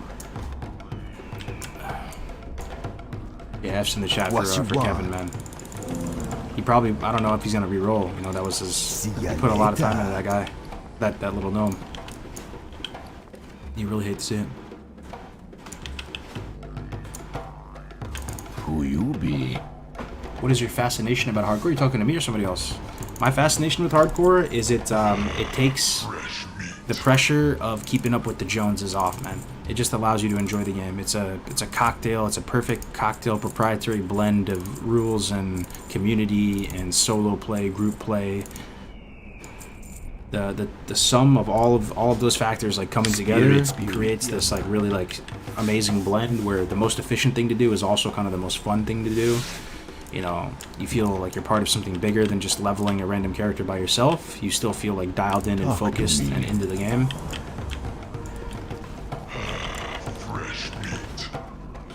Alright, let's hearth up. So we're about 9 and 40% in. Still got some quests to turn in to Razor Hill. Hardcore lets us enjoy the vast majority of the game that isn't rating. Yeah, there you go. I like that. That's a cleaner way to say it. Oh, he's making another character. Oh, no way. He's going. That means he likes it, man, for sure, right? If he's because this is his 3rd character, that's his 2nd death. That's huge. Blood and thunder. Go with. So we have 2 of the original people who made Vanilla WoW playing hardcore. By the way, guys, Baba Share Show, the OG quest designer, one of the original 8. He's playing it, and Kevin Jordan.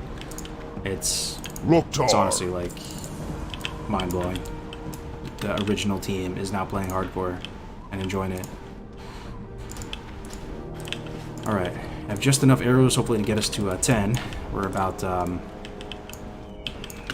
don't know, 65, 70% of the way into this level, so we should ding 10 off encroachment. And we're not setting any speed running records here by any means, but it's hardcore. He's going Orc Rogue. He's going Horde. Oh, sick, man. It's a new way to play a game we all know and love. Yeah, that's another good little zinger. We need them to tell their friends? Yeah. I just think it's crazy, man. Like, Kevin Jordan, Baba, like, these people talk to, like, Chris Metzen. I mean, Chris Metzen, to me, is probably, like, my biggest, like, hero, if I had to pick one out of Blizzard. You know, I mean, it's not exact. I'm not going to win any points for originality there, but he was always the dude up at BlizzCon talking, you know. Apparently he made all the lore of the game. So just to know that these people, like, talk with Chris Metzen, was part of the original team, was in the boardroom when they were making those legendary decisions. We just learned so much from them. The other day, I learned from Kevin's stream that they were supposed to launch with 50 dungeons in Classic. Instead, we got like 20 or something, right? You just learn stuff like that. My uncle was one of the original programmers with combat animation. He's in his late 60s now. That's crazy, man. Salute to him. Does he still play or no? Hex in Hands going absolutely berserk in the chat today. I think that's like 10 or 15 subs he's dropped in one stream. That's Actually insane, dude. Thank you so very much, X and Hints.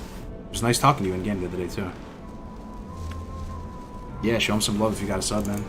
Got some new Kek Popcorn users. The Kek Popcorn, by far the most widely used Kargoz emote. The Kek Popcorn, you love to see it. Okay, we pulled 2 Quillbors. Okay. Alright, both ranged. Toss a little Serpent's thing on that one. Try to kill this one off. Die. Yeah, that one's toast. There it is. The Kek Popcorns. You love to see it. Yo, Pax12 with the Prime also. Thank you so much, brother. Or sister. Sorry about that. I always do that. Someone told me that this was the best emote they've ever seen. No way. Yeah, it's pretty funny. Thank you for the advice on gun progression. Oh yeah, no problem, man. No problem. I don't think so. He's a busy guy. Taught at MIT. Works on an Amazon warehouse robots now. Gotcha. He's on the greener pastures, huh? Fresh meat. Fresh meat. Oh, what are all these fresh meats coming from? New follows, huh, on the Twitch side of things. Yo, welcome, fresh meats. You love to see that. Let me see if I can debate anybody into subscribing on YouTube too. We are. That's one of my goals coming up for this year, to hit 100K subs on YouTube. We're up to 91K. It's the highest I've ever been, and just that's a big goal, man, for me. I'm hoping 2021 we can make it there. So gotta keep going hard. I'll tell you though, like in my past, when it comes to making content, this is kind of just the cycle of my life too. You know, you do something, you go hard, and then you kind of like get demotivated at some point, lose interest, flake out. Story of my life. Story of a lot of your lives, probably. With the hardcore community and with people. Look at all the fresh meats, man. We love to see it. Look at all the fresh meats. It works. The shill. I don't really feel how I felt in the past, guys. I don't know, maybe if I'm just getting more used to living like this bizarre like content creator lifestyle or whatever. But with the hardcore community, waking up, seeing Tactics streaming, seeing Gray streaming, seeing all these people streaming, it's like when your friends are doing something, you feel more motivated to like do it yourself, you know? And it's really nice because I've been pretty more consistent now than ever before with like streaming, making videos. Damn. It worked. It worked. So many follows. We love to see it. Thank you very much, guys, for sticking with me. Striker with the tier 1, 4 months. Loving hardcore Kargoz.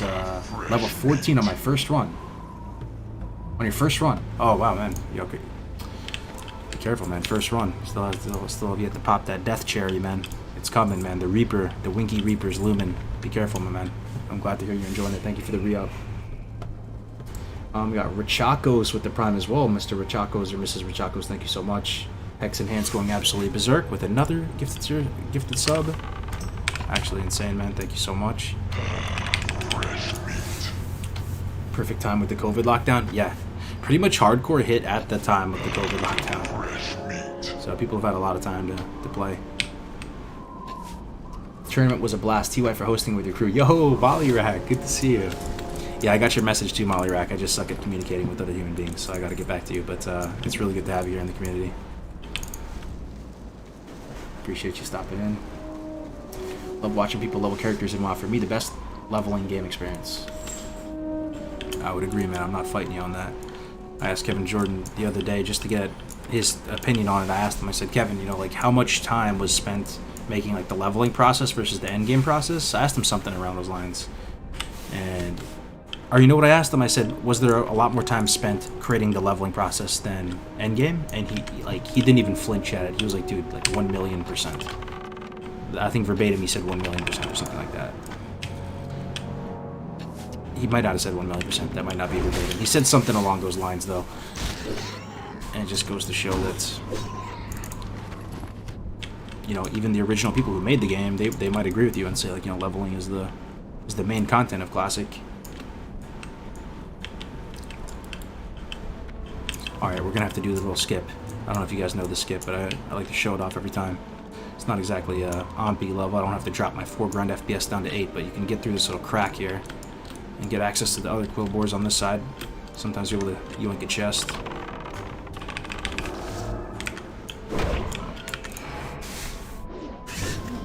Fresh meat line from Warcraft 3 Abominations. You know, I'm not exactly sure what started fresh meat. I actually thought it was from Dota, man, from Pudge. You know, when Pudge hooks people, he says fresh meat. But it might be from Warcraft originally, and then Dota took it. I'm not sure. Did you get your Shaman to 60? I wish, man. No, we actually died.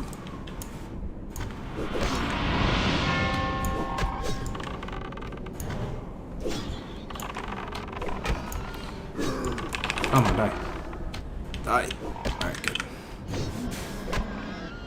Oh my god, the subs are popping off today.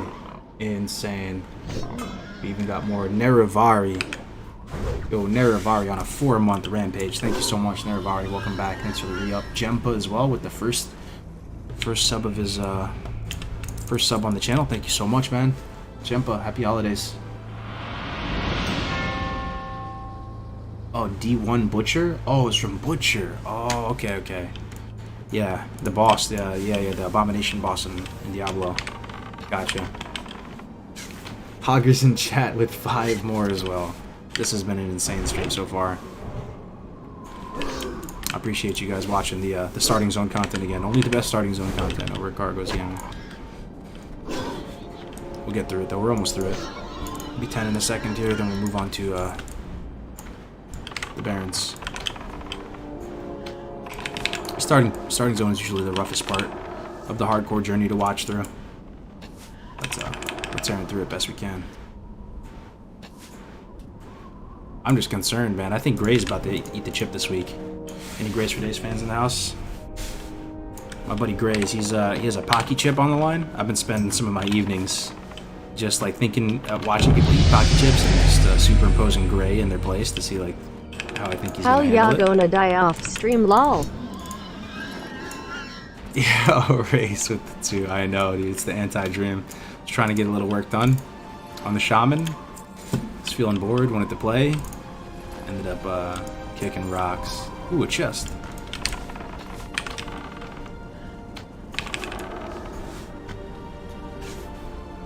Thanks for the 2, man. Now you're timing your runs? Kinda. I mean, I just wanted to get back up there.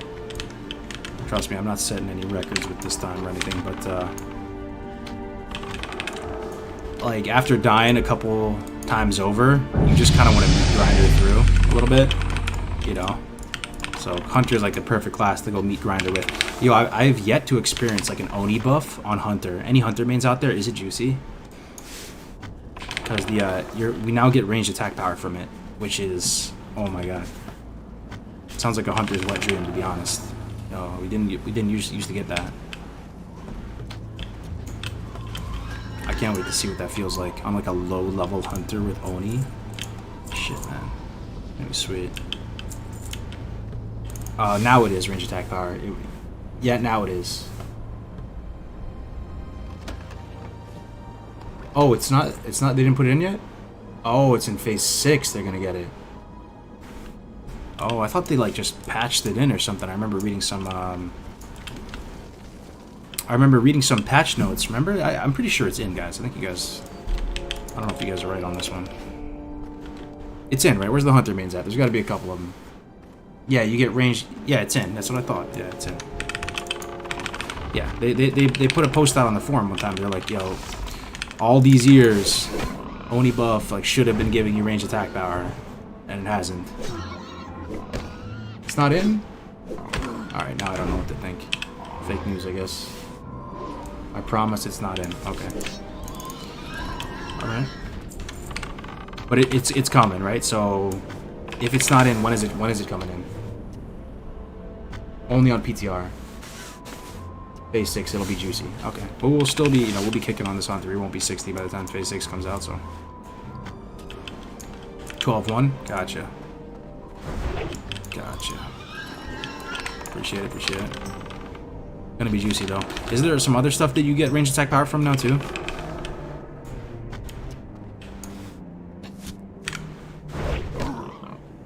Oni and DM buff. Juicy. The Hunter's rising back up down the damage meters. Ooh, another chest. Should we go for it? I can't believe we already have 10 potions, man. That's pretty blessed right there.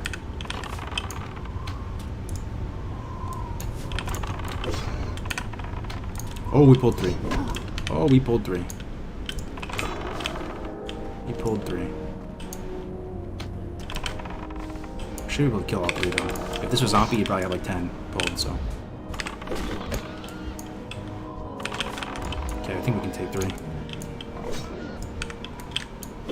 Whoops.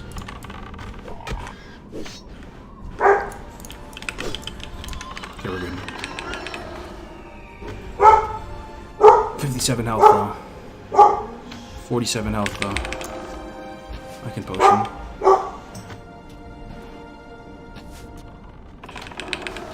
$30 health. Okay, 30 health. Probably the lowest we've been. 18%. All for the chest. Risking it for the biscuit. Let's get it. Hopefully we get a sick green out of it. Have you ever done the Rockdalar quest line? Yes, I have. Probably gun to my head. Favorite quest in all time? I don't know. Favorite quest all time, guys. What's your favorite? I don't think anybody's gonna hate on you for saying Rockdalar. Probably like Benediction and Anathema. Those are like the go-tos for people. I never did that one though.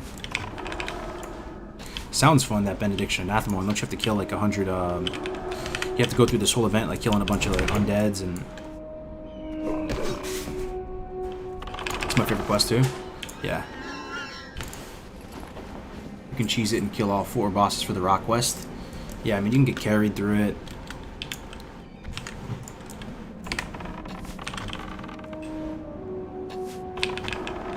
You're my favorite quest of all time. What up, Dustbone? Good to see you, man.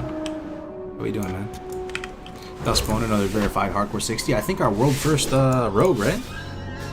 He was on Dark Portal the other week. Ring of Blood Nagrand. Yeah, that's an interesting one.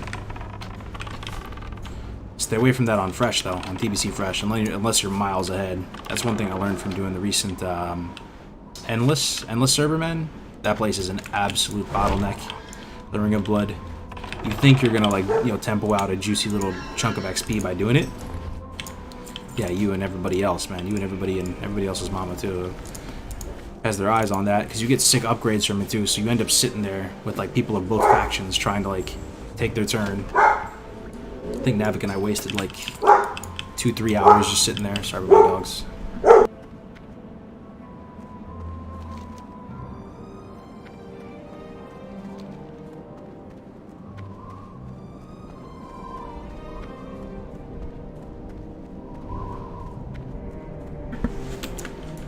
Is there any classes that don't have a first hardcore 60 yet? No, they're all they've all been hit now, man.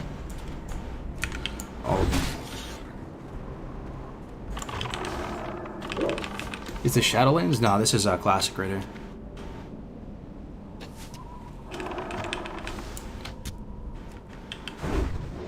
Love to see this big brain playing these back of the box big brain strats. What is that comment? Good to have you here. Good to have you here, Eric. This is Roblox? Yeah. No, you're not wrong. This is the newest Roblox expansion.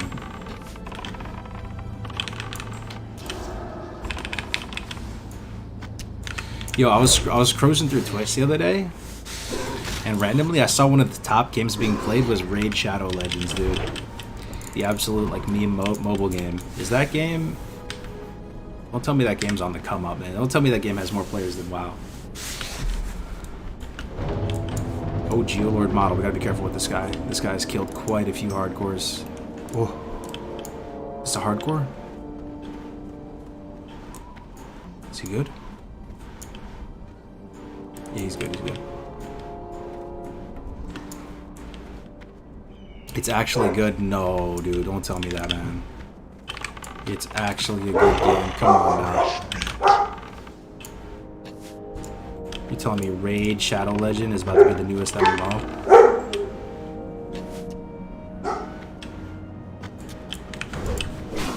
I saw, like, you know, there's people like over 1K viewers watching them play Raid Shadow Legends. It's fucking insane. To be fair, they marketed it really well. I can't forget Raid Shadow Legends now. You're not wrong. I don't know, man. Doesn't it like play itself? Yeah, I have no idea. I don't even know what kind of game it is. Is it a MOBA? I don't know.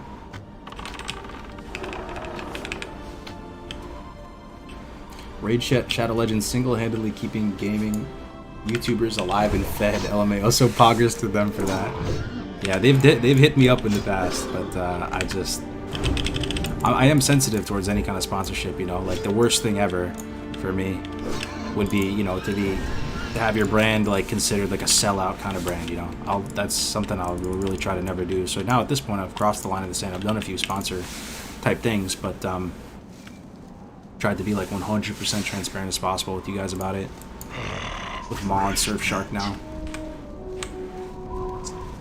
I don't know if I could ever like market a game though that I wouldn't play myself. It'd be tough to do. Or like promote a game, right? Fresh meat.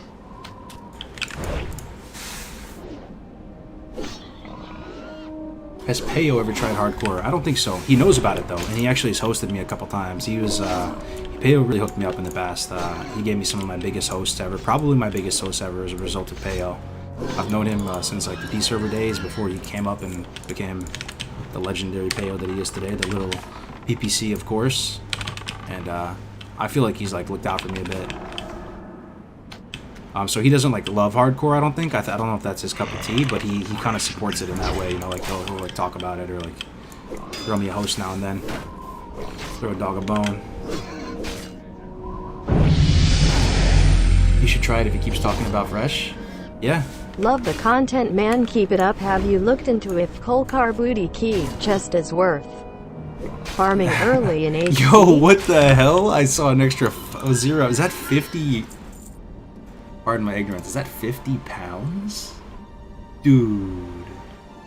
That's insane. That's is that a GBP right there? Is that a quid? Is that a sovereign? That's insane, dude. Lord Nib. Or is that a euro? I'm sorry, pardon my my American is showing, but that looks like a GBP, man. That's insane, dude.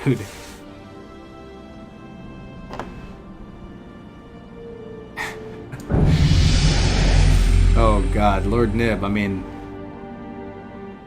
dropping the sterling. The sterling. That's hilarious. Yeah, that's another way to call it.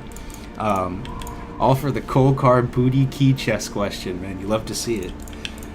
To be honest with you, I wish I could answer the question. I don't think I ever used the Kolkar booty key. I've had them drop before, but I've never like, you know, I'm gonna do it. All right, Lord Nib, we're gonna do it. We're gonna open some massive like Kolkar booty chests on this run in your honor, man. I have no idea what's even in there, man. No idea. So what he's talking about is that in the Barrens, there's those little centaur areas, you know, where Varog the Dervish is at, Hezril Bloodmark.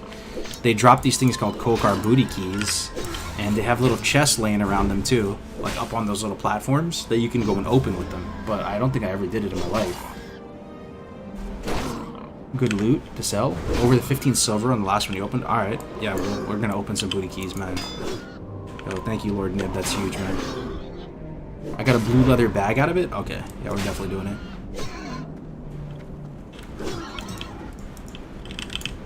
So everybody can learn. Everybody can learn to see if it's worth it, because I have no idea. Not a clue. You get a green every time? Hey, Kargoz, just started my first hardcore tune yesterday. Dude, the adrenaline of hardcore is something else. This dude pulled a rare in Mulgore and died, and he ran right to me. Never was more scared in WoW. Yeah, that's a big true. I don't think I've ever really like had adrenaline in WoW. Maybe like an arena. But other than that, it's weird to feel genuine adrenaline and like rush and like these emotions like fear, happiness, sadness, all these things coming through with WoW, right? Couldn't agree more. It's pretty well said. We're gonna crack open some booties, Kargoz 2020. No, facts. And Lord Nib's on it. We're gonna crack open some booties. Alright. Let's see how we doing here. Encroachment, 3 more dust runners. Those are the caster ones. About to ding 10 here. Your brain went dead on panic mode and got lost in the dungeon. Were you talking about our Wailing Caverns misfortune? Yeah, you're not wrong. You're not wrong. That was my first like full dungeon wipe in hardcore at Wailing Caverns. That was rough, dude. What happened to the Shaman? He kicked the bucket in Thousand Needles. We died to some Grim Totems. I think I got the death clip copied for you here. The wipe was epic. I'll throw the death clip in the YouTube just in case anybody hasn't seen it yet.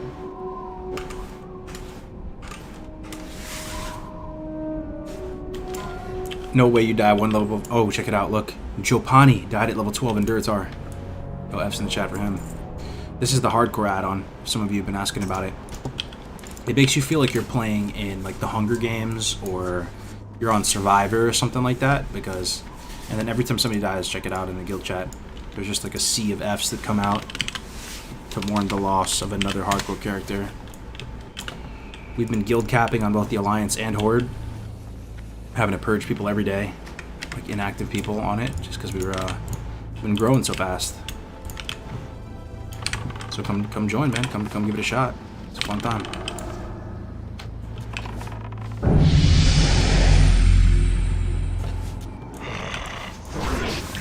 What server? We're playing on. We're playing on Bloodsail Buccaneers. That's where the NA folks are playing. The EU people are playing over on Hydrax. Ooh, the tactical. The tactical. The level 10 ding.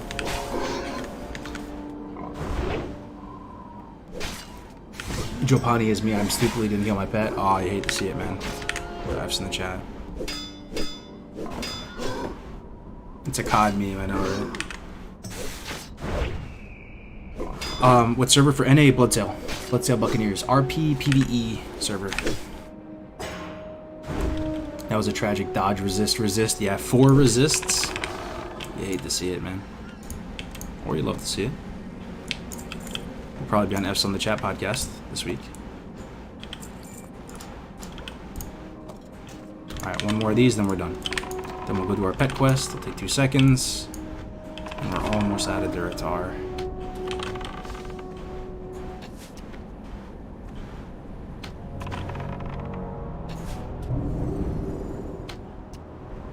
Rip the survival dream. I'm still gonna go survival. I'm just getting 1 point in Hawk. Just 1. We're gonna go down here. I'll show you the talents now. We're gonna go to get this ability as fast as we can. Savage Strikes. This is 20% crit on Raptor Strike and Mongoose Bite. And you can basically bake your Mongoose Bite into your Raptor Strike macro, so you just have like 1 melee macro. Because you can use Mongoose Strike in tandem with Raptor Strike, because Raptor Strike is kind of like a rogue strike in the sense that it queues up with your next ability as opposed to like an instant attack. So we'll get value out of the Mongoose Strike aspect of it as well. Mongoose Bite. What pet? Yeah, we're gonna go. We're gonna get a Scorpid. It has a rank 2 claw into a Prairie Wolf Alpha for like 2 milliseconds. Drop that and pick up a Swoop, a Carrion Bird. I'm thinking about trying another solo attempt, but this time only recording it, not streaming. Is it no sound? Oh yeah. I don't record with sound like that death clip I played earlier. The one I just linked. There's no sound on that. It takes up less space for some reason when you record with no sound. I mean, I guess it makes sense. There's less data to record, right? But it takes it reduces the file size more than you would think with just having no sound. Speak, friend. I don't know if it halves it, if that's too much to say, but it definitely decreases the file size by a lot. Are you gonna play Shadowlands? I don't think so, man. I don't think so. Never say never, but I don't plan on it unless like maybe all my friends play it or something. And so for some reason, Grays, Winky, Kigo, all those people wake up tomorrow and they're like, you know what? We're about to go hard on Shadowlands. Go forth to victory. Unless something like that happens, and no plans. Talking about solo, do you think we would have a solo cup coming up? If I had to guess what the community is going to vote, because we do it like democratically, you know, like whatever people want to watch. You know, we've done 2 duos in a row now, so it's pretty likely people are going to vote for solo for the next one. I would think. Unless people still really enjoyed the duo so much that they want to see it again, but be safe. We will see. Alright, let's put these stuff on our bars here. Aspect of the Hawk. We can get the new ammo now that we're 10, which is big. We trained up, so we have extra money. We can get new bags as well. And we can't get the new bow yet. I think the new bow's at 11. Speak. But soon. Check this bow out. Look how much this bow slaps, dude. Look at this bow. 5.8 damage per second. This bow is nutty. We gotta get this in one level. Let's get rid of our arrows. Fender up. Get some new arrows, sharp arrows. Yeah, we'll get 6 of them. 3, 5, and 6. Got plenty of cloth. We'll grab maybe a bag, maybe 2 bags. Nah, 1 bag. We gotta save up for that bow. Expand our inventory out a little bit. Solo warrior only could be fun. We were thinking about that too. Yeah. If you know, what's the best way to settle the arms versus fury debate once and for all? Right? Probably to do a solo warrior cup at some point. Strength and honor. I think that would squash it. People would know like which spec performs better early. All right, so we have to craft mandates every time we're low just to be productive. Whenever. All right, so hunter quest: tame a dire mottled boar. Those are just right outside. This is the easy one.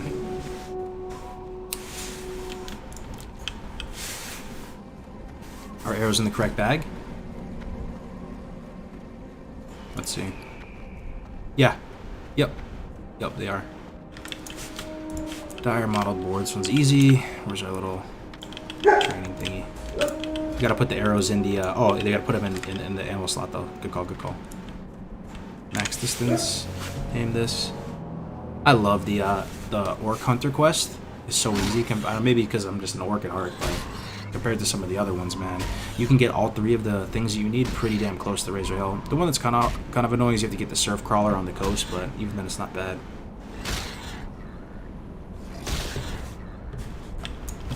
All right, 1 down. Basically get like half a level of like almost instantaneous XP from this quest line too. If you farm the boars, they're guaranteed to drop meat and you can level your cooking up super fast. Oh yeah. Also, Navi could probably be disappointed in me for not saving them, but another big brain strat is to save all the scorpion stingers. Strength. Because the scorpion stingers, people love these little takeaways from the stream. Let me show you something cool. I remember it kind of blew my mind when I first saw it. So check it out. See this guy right here? He sells Blood and thunder. Check it out. He sells Scorpid Surprise. Okay? Check this out, guys. Scorpid Surprise. It heals you for 300. That is so much better than the other food at this level. Check out Mutton Chop. That's level 15 food, 552. It's 243 for the 5 food and 61 for the low food. But here's the thing about Scorpid Surprise. This item is used at like high level PvP. Why? Let me ask the chat. Why would you use a Scorpid Surprise from Razor Hill in high level PvP? Why would you use this? Why would you use a Scorpid Surprise? Little potato, little recipe from good old Razor Hill. Kind of just highlights why Classic is so dope, right? Let's see what you guys have to say about that. To run and eat, you can poison yourself. Yeah, exactly. Poison yourself. Yeah, so like you eat it, and it puts a dot on you that takes, I don't know, like 3 seconds or something. So it's super good. Like it's super incredibly powerful. Like it's not even slightly powerful. I love dueling. It's like my favorite aspect of PvP. And that item will change a duel matchup. Because if you start the duel with Scorpid Surprise taking on you, that removes like 3 different lines of play, dude. You can't open with a rocket helm anymore. You can't open with which is my go-to. If you ever watch me play in the duel tournaments, like I won one of the Scaram cross-faction duel tournaments, that's my go-to. If Rocket Helm is off cooldown, I like to start the duel with just Rocket Helm. Every time it's off cooldown, start with the Rocket Helm, and then I assess and plan out my strat so I don't fuck up. You can't Rocket Helm off the bat, which is so rough. You can't, like, sap off the bat. I mean, I guess you could wait it out if you're a rogue. What else can't you do? You can't sheep off the bat because the person has a poison on him. You know, there's lots of other interactions too. I'm just kind of blanking at this moment. But even stuff like a Wyvern Sting or something on Hunter, or any kind of like in-cap, like a Repentance. Scorpion Surprise, making big plays, man. I remember when we had this like PTR kind of like hen house set up before Classic came out, and we were just doing all day, every day, just for fun, and, like full items. And the Scorpion Surprise made it so that warriors could actually get a good matchup versus like mages and warlocks and stuff. Scales, what Scorpion Surprise? It's not even about the amount of damage or anything like that. It doesn't scale with healing. No, it damages you, so you can. It's kind of like Skull of Impending Dooming yourself, you know. You just use it as the duel is about to start. You're just spamming Scorpion Pie. If you're wondering how you use it.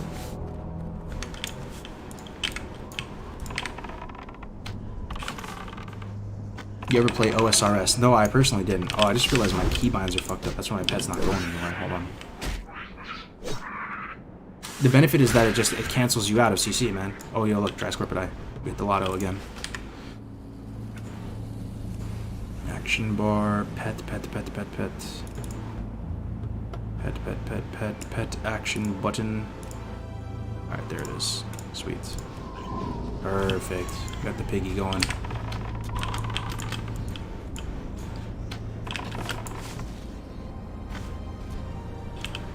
Alright, let's get a surf crawler, shall we? I think if you got into OSRS, you would enjoy it, yeah? For me, the graphics are a little bit, yo, corrupted surf crawler? What the hell? I never saw this before. A blue surf crawler? Kinda wanna tame it, man. I don't think I ever saw that. They have corrupted, I guess they have corrupted all animals in Durotar then.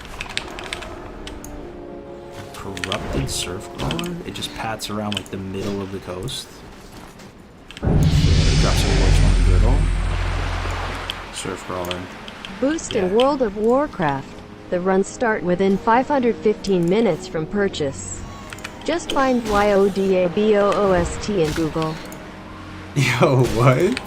You think that's real? This man donated 100 rubies to promo a gold site? No way that's real. Evil, you trolling us?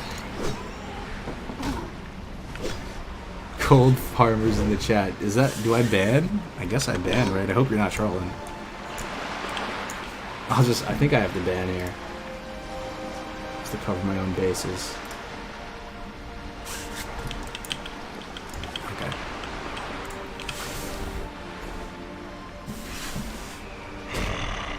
Ban if real, laugh if ban, I guess, yeah. 100 rubies is $1 or so? Gotcha. The graphics are stinky, yeah, but the gameplay is quite fun and the mechanics run really deep.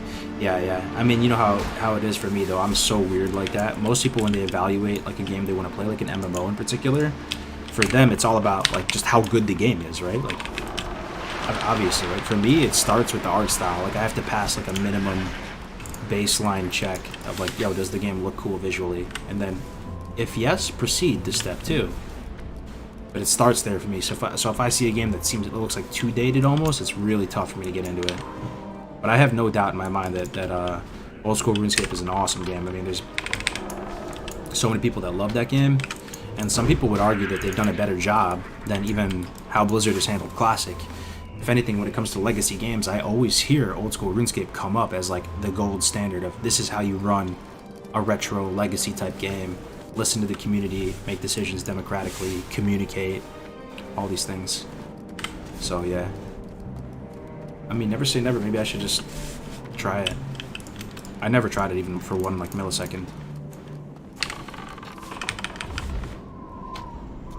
I just beat Final Fantasy X recently, and the graphics and voice acting was what ruined it for me. Yeah. I didn't like RuneScape. I tried it for like an hour. Yeah, I mean, you never know until you try it, right? Sorry about my dogs.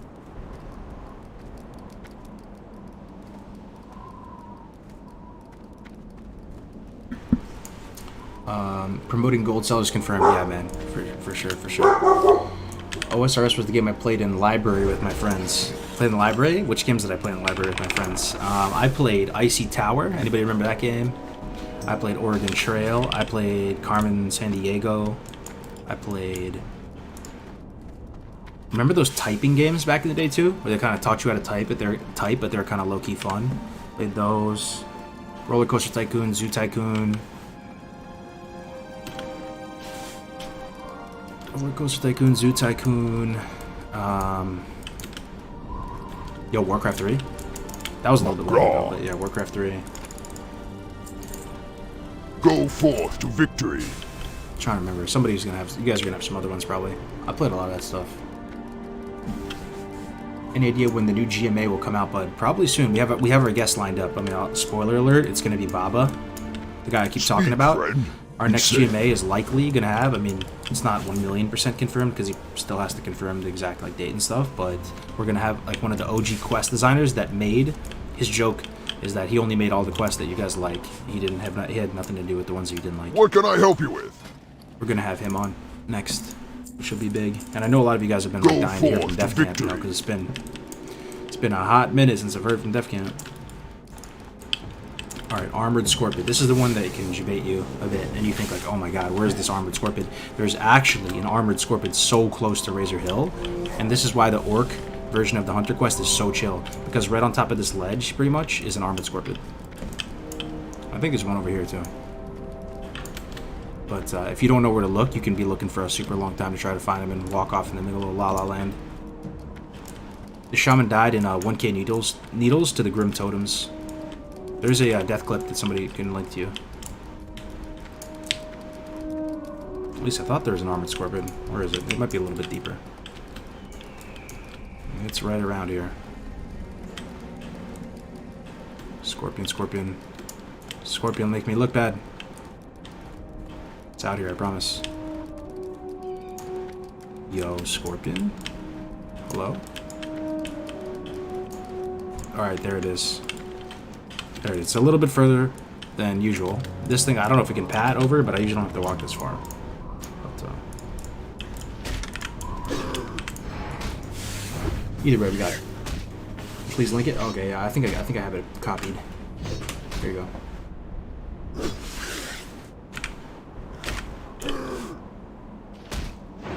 I hate the effing Grim Totem. Yeah, man. It's rough. It's rough. They have like some kind of insane nature resist or something.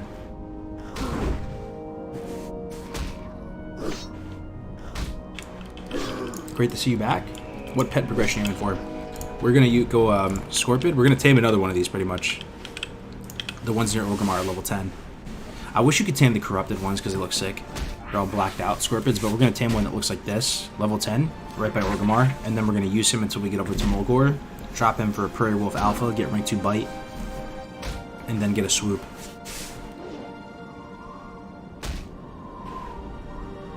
Yeah, it was just these shamans and I fought like a shaman, a warrior, and a mage mob.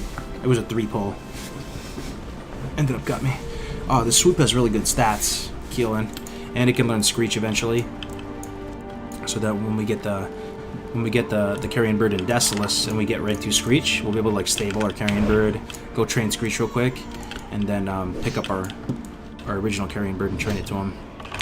Screech is insane. Plus the stats, plus it can train Bite, it can train Claw, it can train Dive. Carrion Bird is insane.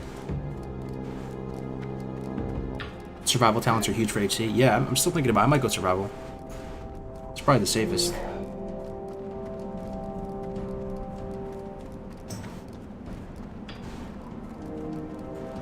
That's such a rough clip. Real shame, my dude. Yeah, it's all good. It's all good. We go again. It's the nature of the beast.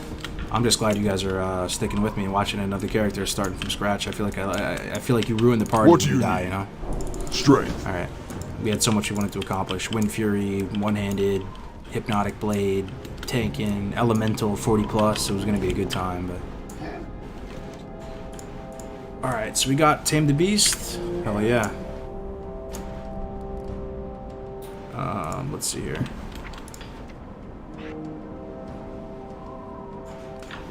Put all of our beast stuff up here. Call pet, dismiss pet, that's about it. Alright, so now we're gonna go do...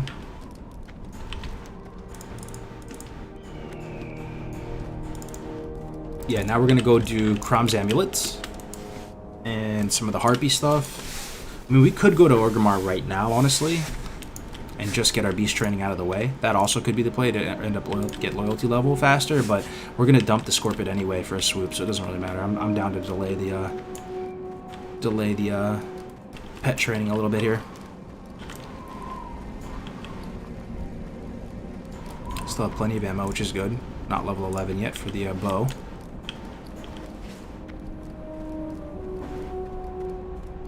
You have a really chill vibe, loving the streams? Yeah, I'm so glad. I'm so glad.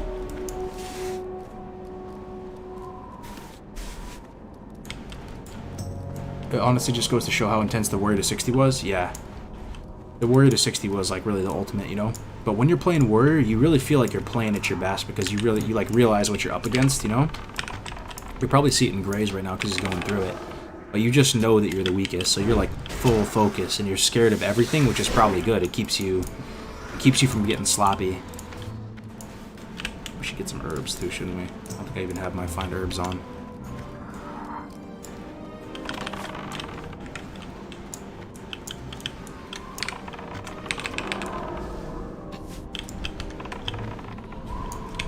Put the pet on this guy, or I can pick my peace bloom.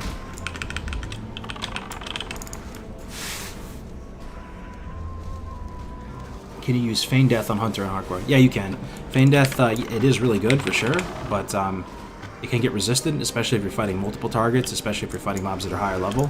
So there's definitely like a chance of failure with the Feign Death, and it ends up being your last resort because oftentimes if you Feign Death and it fails, you're in a much worse spot than you were even originally.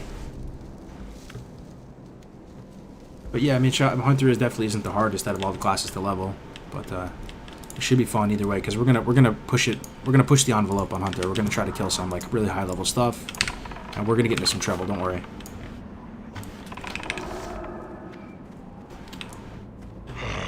Fresh meat.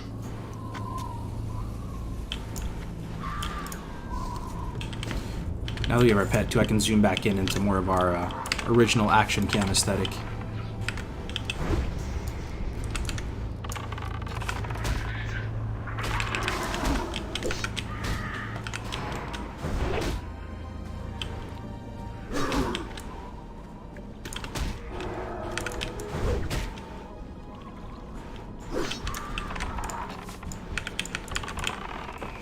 Solo Van Cleef. I'm down to try to solo dungeons. Yeah, I think Tommy was trying to do solo Dead Mines yesterday on Mage. If he can do it on Mage, I don't see why we can't do it on Hunter. If anything, it should be easier on Hunter. I'm down to try to solo dungeons. Yeah, that sounds like exactly the type of stuff that we should be doing. I killed Ishawak at level 21 so I could get the wand. That's really good, man. 21. Isn't he at 27 or something? That must have been a pretty epic battle. You're pushing it right there. How many characters have you leveled all the way to 60 in hardcore mode? I've leveled 2. I've died on probably like 2,000 characters though. Died on probably, I don't know, 2 dozen characters, made it twice. So it's... You can definitely still die. Even after you complete the challenge. It took Tommy like 7 hours to do Dead Mines? Alright, that sounds a little too much. Just made 3.8k in the stock market today. Yo, I'm happy for you, man. Gotta take it out before it's too late, man.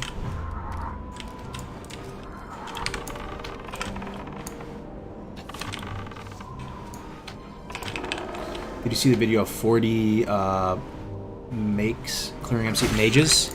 I actually haven't seen it. I've heard about it through the grapevine though. Through you guys. You guys have told me about that in the chat before. That does sound pretty interesting to watch. I wonder what that even looks like.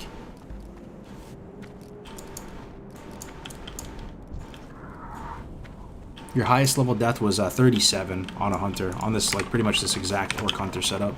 We died in Desolus.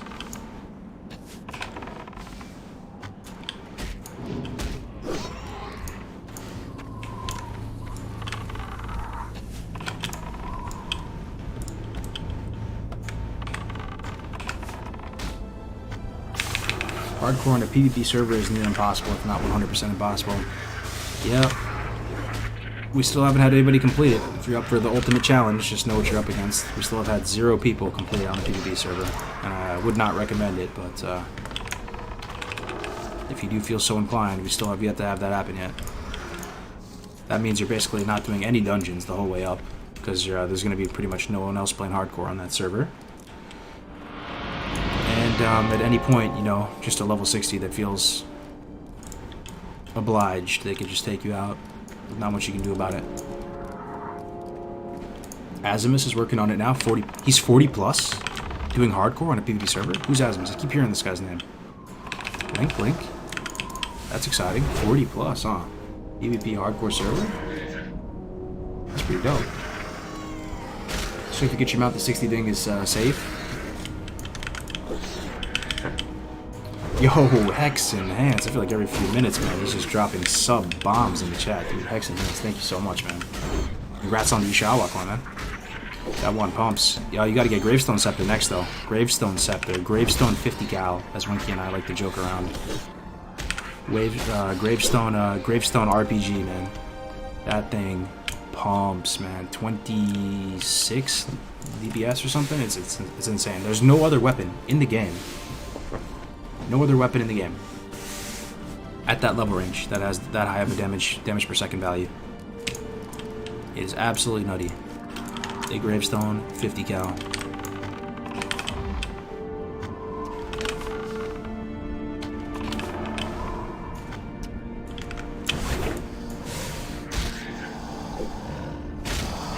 Actually looks super fun playing a game like this. I take it you don't raid or anything then? I raided through BWL. I did maybe a couple dozen BWLs, but then yeah, pretty much hung up the reins on the raiding side of things. It is fun though. Alright, we're looking for Crocs. We're looking for that Crumbs medallion. Where do I get it? Oh, to get the Gravestone Scepter, you need to do BFD, Black Fathom Deeps. Black Fathom Depths. Is it Deeps or Depths? Yeah, you have to do that, and you have to go to this dead Night Elf in one of the cubbies. He's laying face down, or he's dead or dying. It gives you a quest called Black Fathom Villainy. You can technically pick it up at 18, but that means you're going into BFD at 18, which is kind of a big yikes. So maybe mid-20s, whenever it's level appropriate, you head into BFD, get that quest, and it tells you to just to kill some dude in there.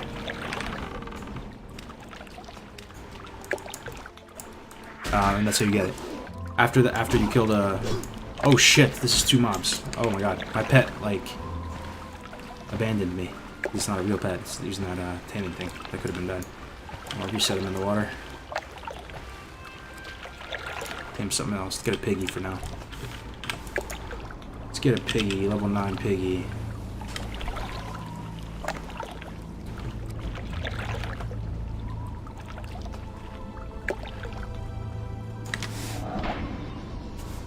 No interest in Nax? Did you clear it in vanilla? I didn't. I'm actually a total Nax version for vanilla.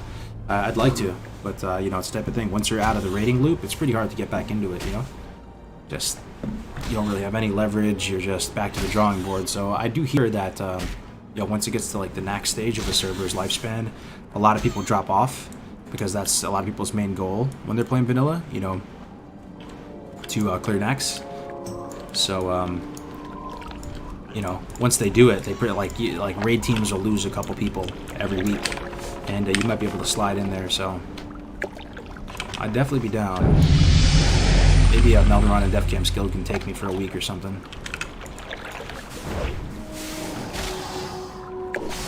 Just bought back my WoW sub to play hardcore. ACC5 inspired me. Oh, that's awesome, man. It's cool to hear. Yeah, it was a great cup. Probably our best one so far.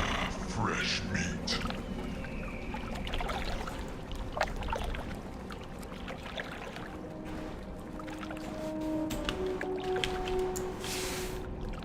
You need to train feed? Yeah, I need to get to Orgrimmar to train feed, unfortunately, but we're trying to delay it a bit because we're not going to keep this pet anyway, right? So it's okay. If it like abandons me or runs away, like we're going to get another pet shortly anyway, so it's not a big deal. It would mess up the routing a lot if we went into Orgrimmar right now early. So we'll just make do with what we have for a little bit. I think there's something coded into the game too. This is just kind of bro science though. I don't know. I can't really like completely confirm this, but it's a feeling. I feel like Blizzard gives you a bit of a grace period when it comes to getting into Orgrimmar and training your getting beast training done, like turning it into the back Orgrimmar or the city, because I've never had a pet at this stage run away from me, even if they're unhappy for like 15 minutes. But we'll see. If this war runs away, then that's fake news. We'll see.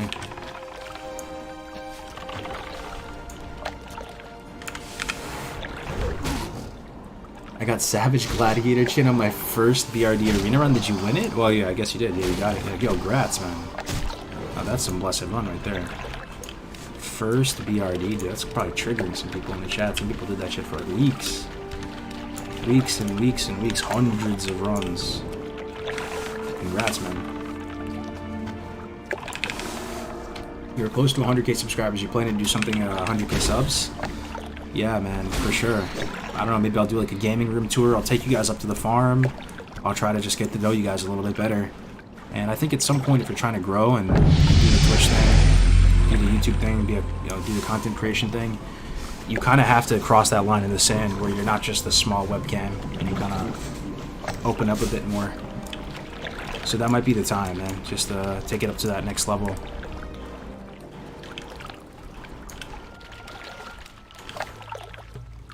I gave up after the 173rd arena run.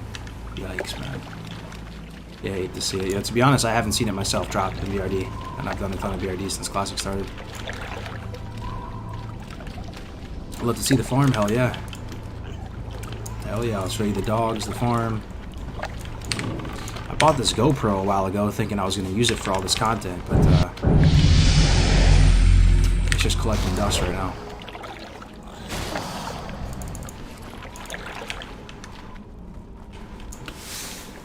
Because you're a genuine dude with good energy, you'll get it in the milli range? Nah, man. Milli range,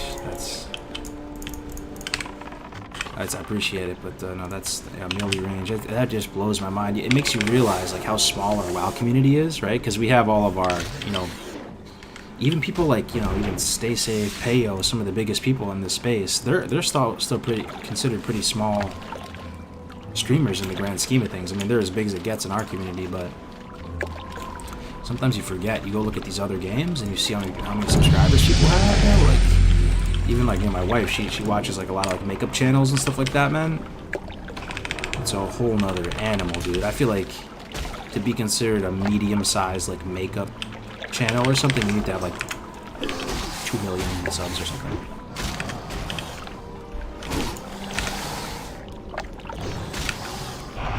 What do you think of Asmin? I mean, oh shit, red leather bag, 8 slots. Yes, man, that's actually pretty good. That makes up for some of the... Hold on. It's got 4 inventory slots like that off a crocodile? Hell yeah, alright. Stroke of good luck right there. I think there's a lot of cool aspects of Asmin. I don't know him at all. Like, at all. And, like, I don't watch him enough to have a good opinion of him. Really, like I hear about him, and he's kind of like the GOAT, right? Of this community. But what I will say is he's clearly like a multi-millionaire, right? Given just the amount of like he has like a small nation watching him every time he turns on the stream. I think it's like commendable and pretty cool that he still keeps it really low key. I don't know if like how or why really, like he's still living with, it seems like he's still living with his parents a bit, like taking care of them. He still just dresses exactly the same, still kind of like messy desk, still going to like eat like tendies at like KFC. Like my man could be on like a yacht or something in like Ibiza or like I don't know, just living that like influencer lifestyle, like living your entire life under a sepia filter. But it doesn't seem like he's doing that at all. And he's like still keeping it pretty 100. So knowing nothing about the dude, I think that's like that's like the thing that I latch onto the most when I think about him. He's a pretty smart and shy guy. Yeah. Aren't you bored from the Barons? Not yet. I will. If I died like 2 more times or something, it might start to get boring, and I might like go Alliance or something. But I still feel okay right now. It always comes back. The hype to go through the Barrens, the hype to go through Westfall. There's one thing I've learned after all these years. It will come back. It always will. I get burned out just like anybody else, but time and time again. And if I had to attribute it to anything, it would be the soundtrack, believe it or not. Like the original OST. I'll just hear like the WoW OST pop up in some random YouTube video or something. I could be on like a 6-month hiatus from WoW. I hear that and I'm like, dude, it's over, game over. Oh, there goes the next 3 months of my life, 6 months of my life. Always comes back.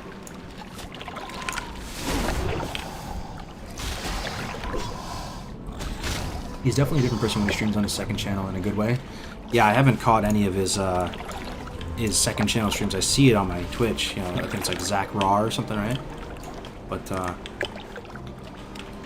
it's even to the point that, like, so my dad, like, you know, he doesn't play games or anything. He barely kind of understands what I'm doing and stuff.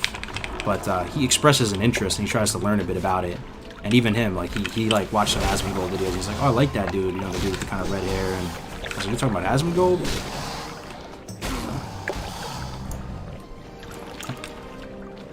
It's impressive some of the analysis and commentary he'll do, like, in real time, too. He'll just, like, read a situation. I don't know if it's all planned out before, but he gives some pretty good insights. I just watched him do, like, the whole, like, he was talking about method and stuff. I watched a bit of that video this morning.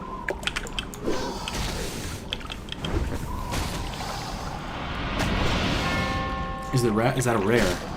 What, was it a crocodile or something? It was a corrupted crocodile. Yeah, it's not a rare, but it's rarer than the regular Dreadmaw crocolisks. It's not like a rare spawn, though.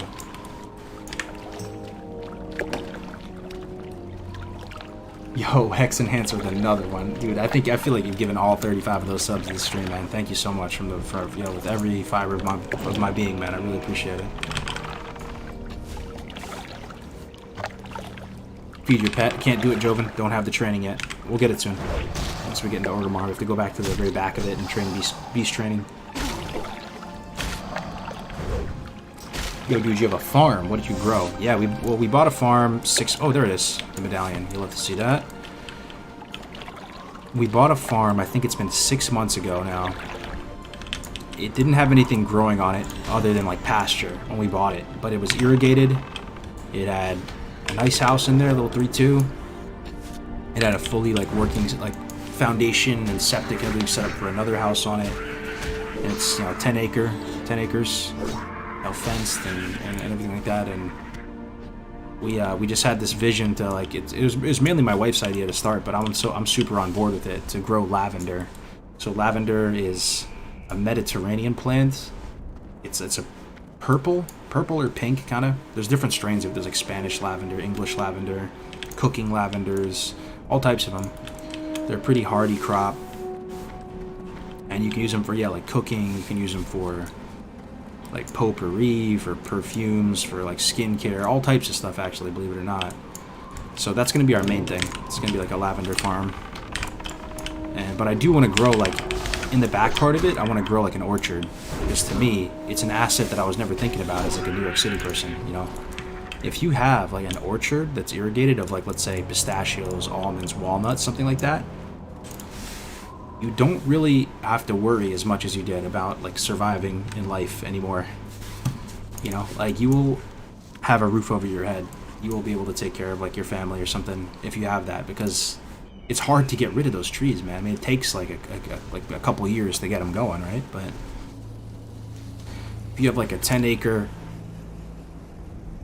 orchard, right, that's producing these nuts, I mean, you can take those nuts down to the co-op and just sell them, like, instantaneously here in California.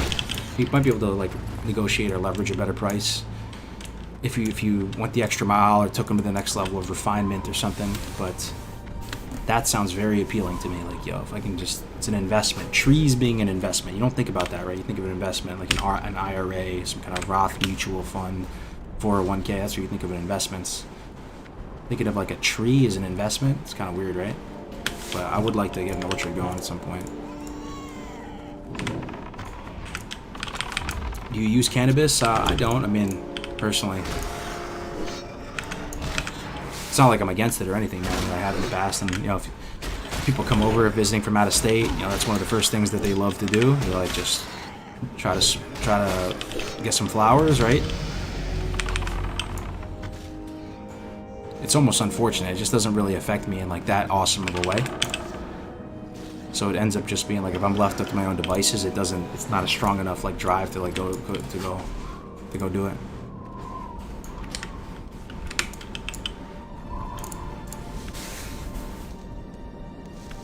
Yeah, I have some experience with that. Nut and fruit trees are like a really good investment. It's something like walnut provides mid and long-term income because 20 to 50 years down the road, wood is incredibly valuable. Yeah, I have some, like one of my, what is it called when your wife's sister's brother. What is that? Wife's sister's brother-in-law? Yeah, brother-in-law. That's his plan for retirement. Funny enough, he's like, I'm gonna plant. I think he's got like dark walnut trees or something. There's some specific type of walnut tree. He's just gonna plant a bunch of them, like hundreds of them, because he has some land. And he's like, that's my retirement. That's his retirement fund. He's like, in 50 years, like I'll be like a millionaire off of these. I'm like, what? And he's like, yeah, all the Mercedes, BMW, that's what they use on all their dashboards and everything like that. So, you have to. I don't know. It was just interesting, right? Plant some trees. 20 years later, you're a millionaire. How weird is that? Black walnut. That's it. Yeah. That's it. What's your favorite Thai dish? Recently, I had the new Thai place come to town. Oh yeah, Thai food's great. Thai food? I mean, you don't get me started on this food rabbit hole. For me, favorite Thai food, huh? The one I've ordered the most historically has been Penang Gai. Gai is curry in Thai. So you can call it, like, sometimes it's called chicken Penang curry or something. Really good spicy coconut curry served with like nice white jasmine rice. That and like a Thai iced tea. Dude, bomb. Some spring rolls maybe. But there's other stuff too. Masaman curry has like some like kind of nuts in it too. I mean, I don't want to like, if you think of nuts and curry, you don't think it's gonna be terrible, but it's really good. Masaman curry. Pad Thai is always a classic, right? A lot of these Thai places too, at least in America, they sell duck, like Peking duck almost, which is not a Thai dish, right? But they sell it there for whatever reason. It's just like kind of a thing that you see in America, and you'll love me some Peking duck. Masaman curry, yeah. Love curries and noodles.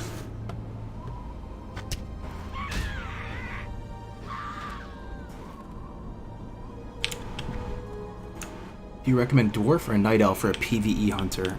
In Classic or TBC? I'm assuming Classic because we're playing Classic right now, right? Oh, we dinged 11. Sick. Let's go get the bow, even though it's not... I think it's worth it. We're still close enough to Razor Hill. I could even just Hearth there. No, I'm gonna save the Hearth once we're in the... Yeah, I know when to save the Hearth. But, in Classic...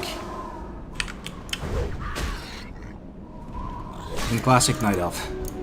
It's not that serious, though, honestly. You'll do fine. Hunter is one of those ones, it's not that bad, man. It's not like Warrior or a Mage or anything like that. Night Elf will have the edge, though. You'll have higher base agility. And that's kind of the difference maker. You might think that the gun specialization is good, but like what guns are you using, right? The general Hunter weapon progression is Bloodseeker, which is a crossbow out of AV. Or Rockdalar, but at this point I don't think anybody's getting any Rockdalars anymore. So you probably use Bloodseeker. They're pretty much like as good as Rockdalar. And then you use the BWL bow, right? The BWL bow, what is it called again? Adrathul, right? Adrathul. And then you use the Ruby Slave Maker off of KT. There's like it's pretty brain dead, man. Like, you just use the BWL crossbow pretty much like forever. So I don't think there's. I mean, there might be some like developments with like Hunter technology and theory crafting that maybe some of the AQ stuff is better. But my understanding was that you just use the BWL crossbow to own the Ruby Slave Maker, and the Ruby Slave Maker is a crossbow as well, right? So like when you can use guns is my thing. So it doesn't really matter. The gun specialization on Dwarf.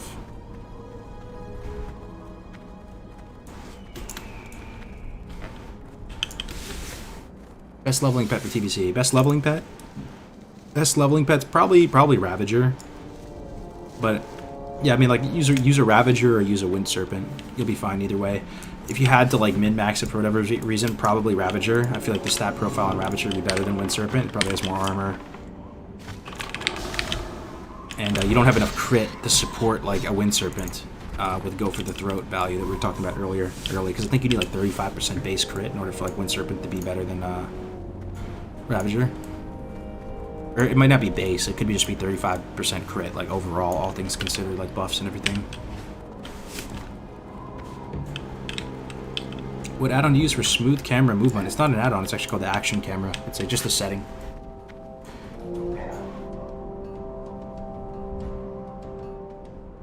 You prefer Benz or Bentley?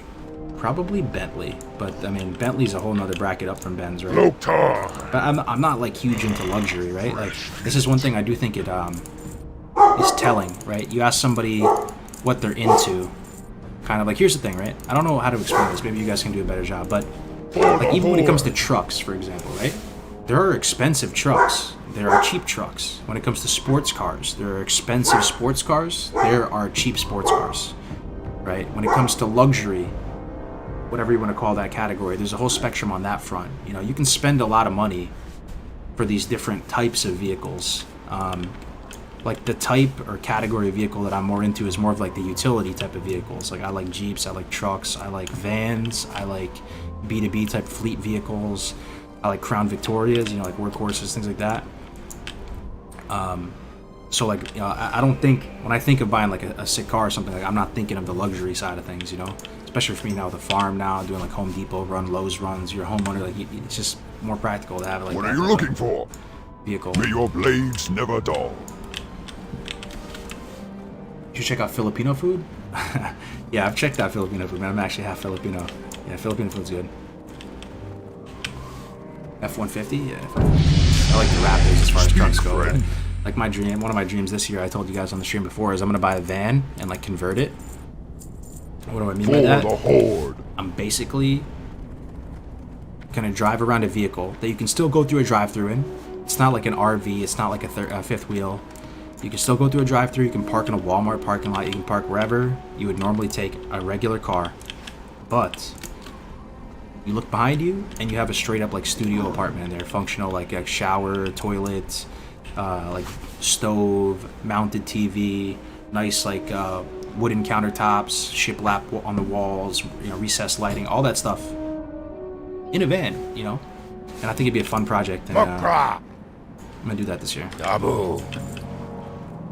Check it out. You'd be afforded it 17 silver. We're about Blood to and just thunder. melt these harpies and these remaining mobs. We're about to melt, guys. We're down to 0 copper, but it's okay because we are about to crush. Perry. I think I'm gonna go. What am I kill more? Humanoids or beasts? I feel like I'm gonna kill more beasts. Doesn't really matter too much. We're going survival, so we'll just do beast. A lot of beasts you kill in the barons, right? So far, look, the pet hasn't abandoned me. What was I talking about? The bro science and like the pet's not abandoning you before you get beast training? Hasn't abandoned me. It's been like, what, half an hour? Yeah, like a sprinter van conversion, yeah. Yeah, I'm super excited to do that. My dog heard your dogs and started whining.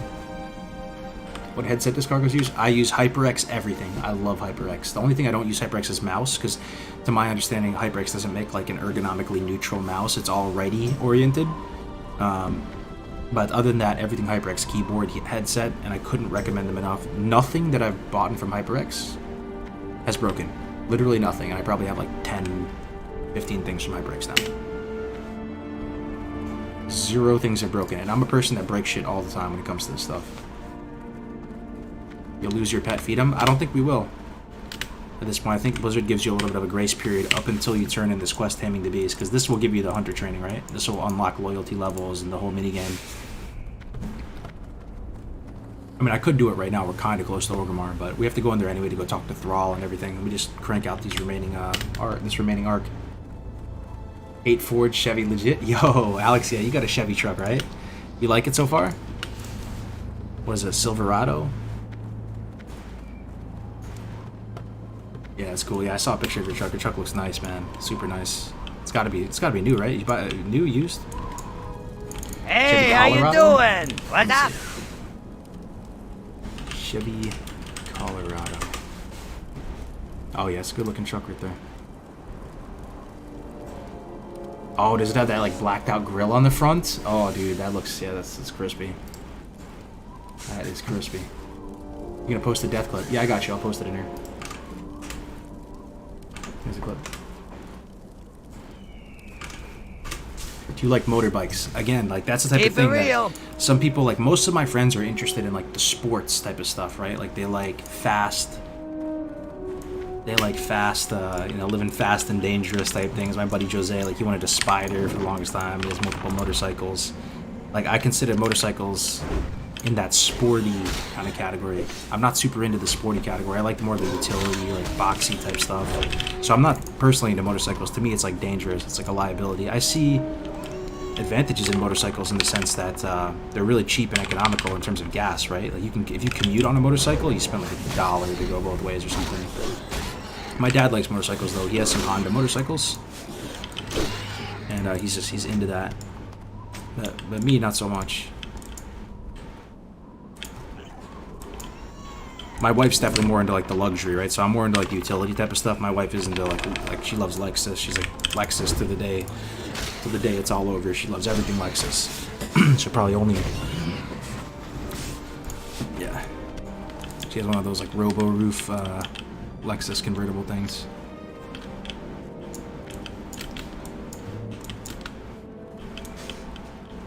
What's the plan for this hunter run? We are going to try to do some spicy stuff, man. Get into some trouble. We're going to be killing all types of like high-level mobs. We're going to go survival to start.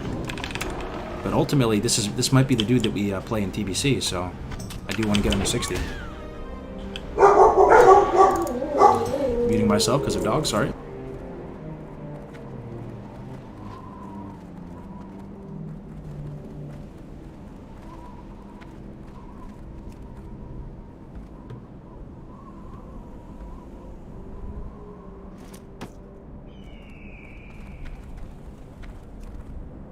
You're still kind of barking, but it's simmered down a little bit. Kargoz was, let's see. Heard from Stay Safe, you're in the military, is that true?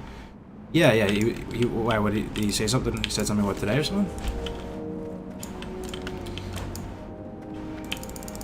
In your Instagram, you said you were a forger of lean startups. What kind of companies did you create? Yikes, yeah, that's a relic of my more fuckboy years when I was drinking the Silicon Valley Kool-Aid a little bit too much, but, yeah, so I started an esports company in 2014 called Esports Hero. Some of you guys might have used it.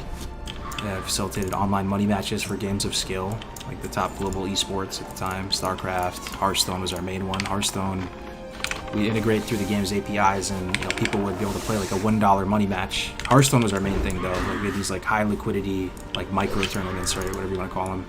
But it was for games of skill as opposed to games of luck, like you know, roulette or something like that. So we raised a bit of money for it. Just did that whole startup life cycle. Wasn't the most successful thing in the world, but it was fine. You know, everybody did fine. We got acquired in 2017 by Challenge Me Esports GmbH, which is a German competitor. They run a ChallengeMe.gg, Counter-Strike tournaments and stuff like that.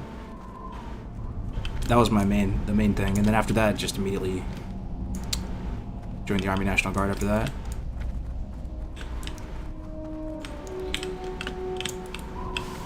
How old are you? I am 29. Turning dirty 30 in a little over a month. You hate to see it. Oh wait, I need to turn in this quest. What am I doing? I'm sorry. Who built it? I mean, we had a whole set of companies. We were working out of one of those like WeWork type offices. It wasn't called WeWork or something, but yeah, we had a nice office right in Chelsea.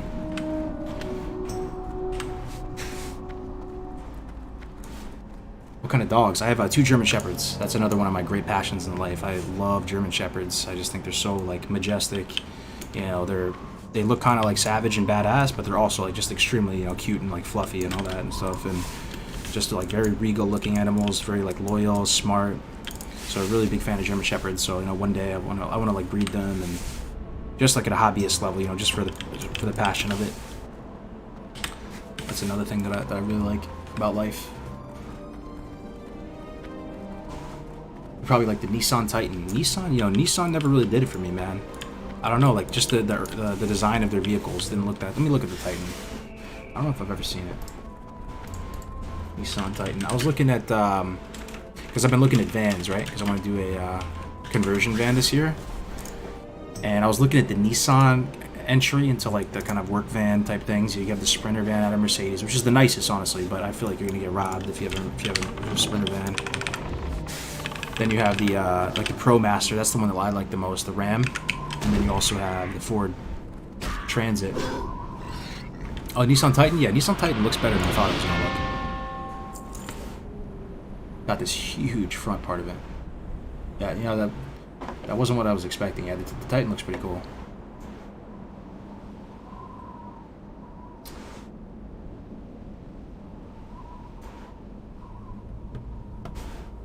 Pet is gonna leave you in like 10 minutes. You think so, Tactics?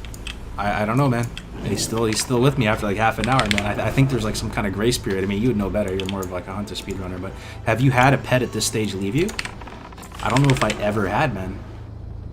You know, like you see how hard we're chunking, by the way, guys, with this laminated recurve bow. It's freaking insane, dude. Look at this. This is better. This bow right here is better than this Centaur Bracer's bow from Wrethgar Deathgate, west of the Crossroads. That green bow that you complete like halfway through all of your Baron's arcs. Hit like level 17, you get this green bow, you're so excited, and you look at it and you're like, okay, well, laminated recurve bow's better.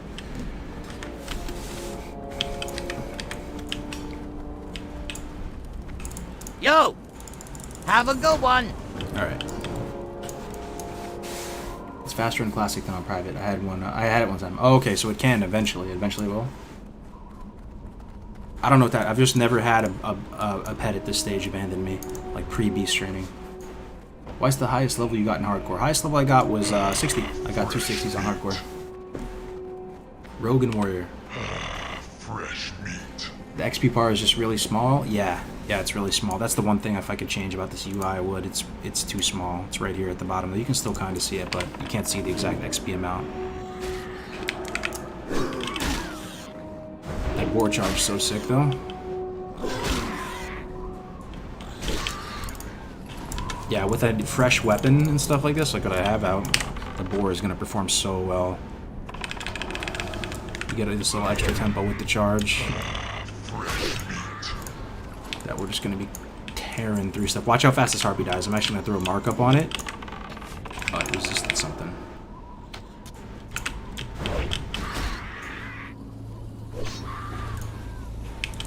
Alright, we're gonna go in this cave. You move your Twitch notifications over the right to the tab. Yeah, I can do it a little bit. Let's see. Oh, you know what? I'll do it for next stream. My computer's kind of messed up right now. My OBS rather.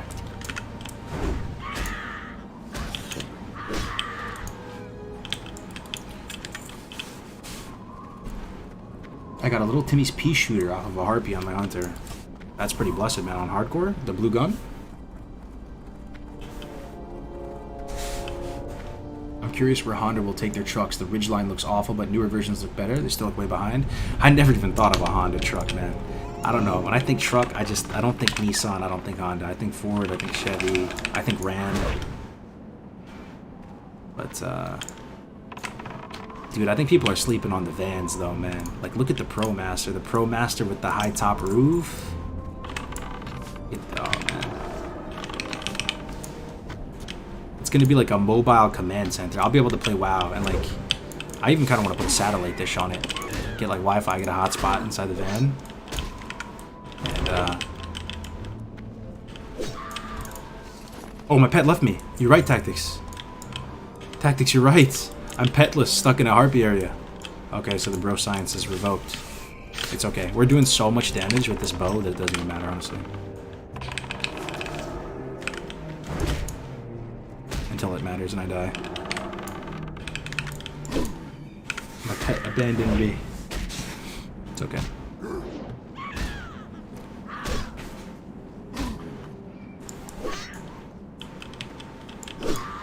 There's a creeper van, the ProMaster? Oh shit, what is that? Aw, debated. See, you would get so excited to get this, right? Hunting bow? It's worse than laminated recurve bow. That's how good this bow is. Anyway, 3 silver. I think the ProMaster's a creeper van? I mean, all vans are kind of creeper a little bit, but... I was gonna have mine blacked out, though. It's not gonna be like the standard, like, white van.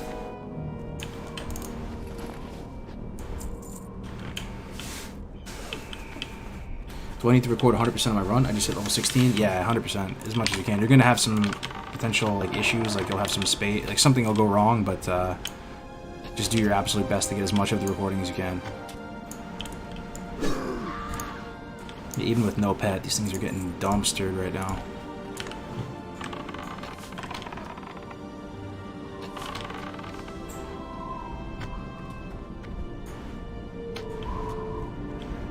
Heavy short bow is a good upgrade. Yeah, I mean, not for me anymore, but if I didn't have this, yeah. Maybe if it dropped a little bit ago, I'd use it instead of the laminated weaker bow, but nah, I'd still probably buy this bow, because this bow lasts you a long time. I like my Chevy because it's a decent size, while not massive, but it's big. Also sporty look. What's your miles per gallon on it?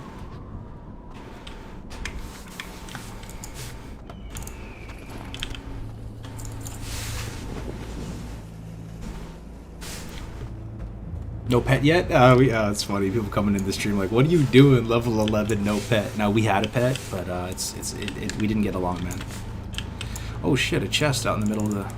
That's an interesting chest spawn. Right out in the open.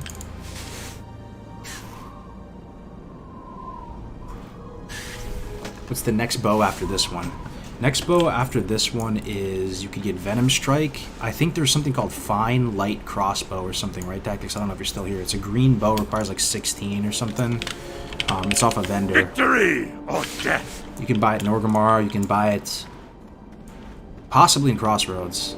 I think you can buy it in that northern guy as well, like right by like the Ashenvale border. Buy it a few spots. It's a green BOE from a vendor. Hopefully you get Venom Strike though, right? Level 14 green bow in cross, but it's limited. Okay. Yeah, what was it called again? Fine light bow or something? This is where Red Sonja died yesterday. A couple people died here. Hardcore Karen died here yesterday with the assistant manager. Gotta be careful. You gotta watch these spawns up above. That's what'll get you.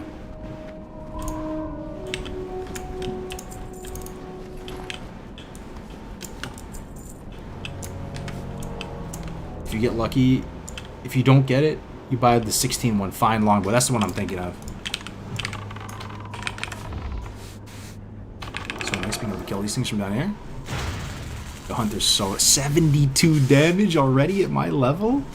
That is insane. Hunter is insane, man. It's good to be back on Hunter, guys. We're actually favored to win this time. Hunter is insane. 30% though. 30%? Oh, we're fine. Let me make some bandages so I can heal up for a second.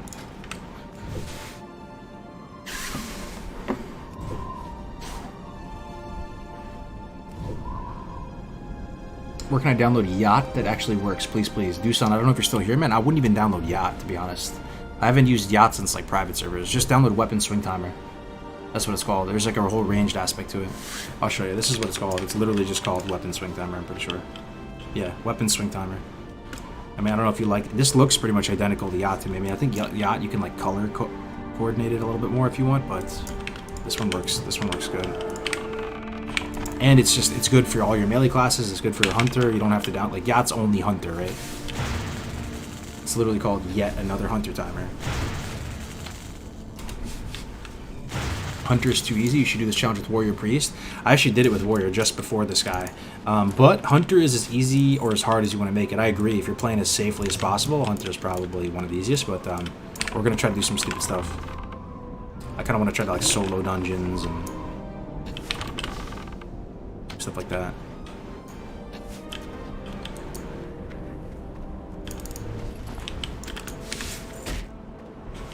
Oh, something's hitting me.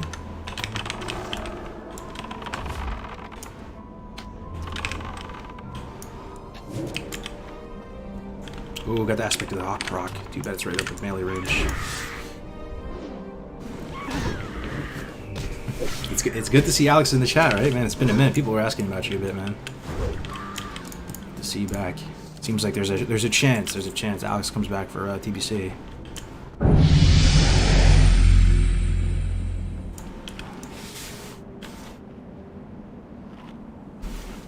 What do you think is the most exciting part of a hardcore run? Like what level, zone, and content? That's a good question. I would say...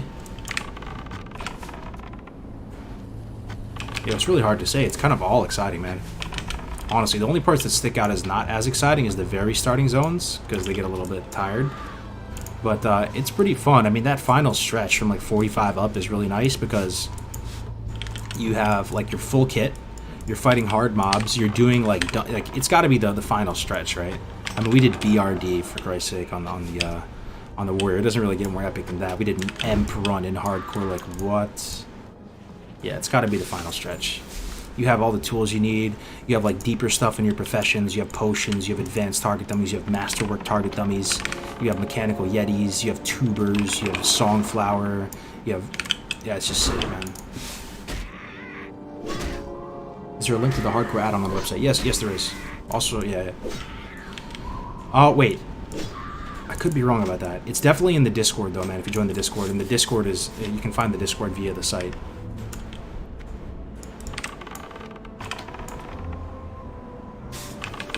Would you like Blizzard to add server game modes to Classic WoW? Like you're saying, like add hardcore to Classic WoW? Bro, it'd be a dream, man. You could get some Blizzard recognition. I mean, so let me see if I can pull up the ticket for you guys. Is there a way to look at your old tickets? Open a ticket. Let me see. I don't know if you can open your old tickets, huh? Anyway. Yeah, they pretty much said, like, we're kind of screwed. They're not going to verify any of the deaths anymore. They're being nice about it, but the whole GM verification is looking like it's GG now. Which is really unfortunate. But, like, yeah, I mean, if they could add in, like, a /deaths command or something, that would be awesome. Okay, need one more savage right there.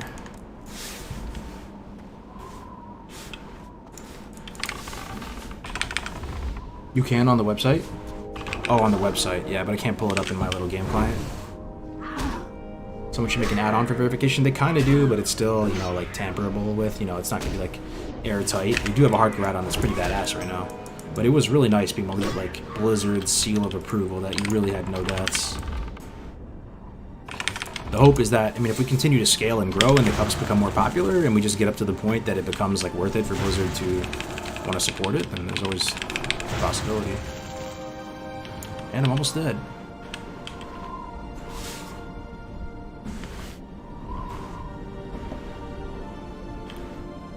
They could add a death command that would instantly kill you. That would instantly kill you? Why would you want that? I thought the deaths command would, I was thinking the deaths command would just show you if you died before. It would say, like, you do deaths and it says death 0, you know? And then if we really got lucky, they would have like a solo self-found command. You do like /SSF and it would say trade 0, AH 0 or something, I don't know. I'm not pushing it though. Just the .deaths command would be sick. Just gonna tempo healing pot and pick up another one. Let's go. Alright, we out. Where's the pet? That's a long story, my man. We're about to get another one.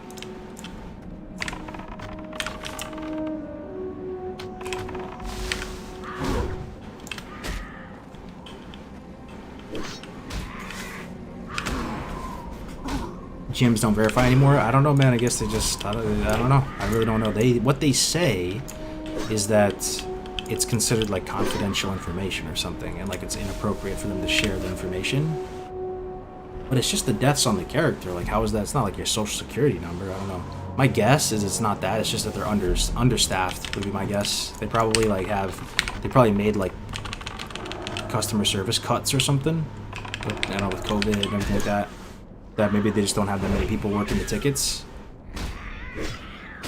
That's my guess. I don't know. I don't buy the whole, you know, it's confidential.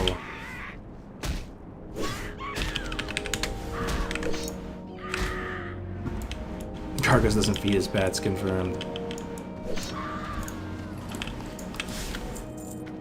Yeah, Craig said the Shaman died last night off stream. The absolute anti-dream. You hate to see it. Rick's co-host of the Dark Portal in the chat. Love to see it. We have an episode planned for tonight. So if you guys are trying to learn a little bit something about TBC with some of the biggest brains, not including myself in that, I'm your resident low IQ host, and I'll be trying to pick the brains of these warlocks tonight. No one cricks because he's a warlock main. He's gonna have some big brains on there. Oh, tomorrow. Oh, tomorrow? Oh, okay, so no Dark Portal tonight. Okay, there it is. Okay, I didn't even know that. Why is Kargoz always Horde? I'm not. I have some Alliance characters too, but yeah, I've been basically on like a Horde binge right now. But I'm gonna say if we die on this guy, I'll go Alliance next for sure. I think I'm like, this is the last amount of gas I have in the tank to go play Horde. I still want to play Horde, but it's waning a bit after a couple deaths. But historically, the characters I've hit 60 on have both been Orcs, and Orcs is my favorite race, so.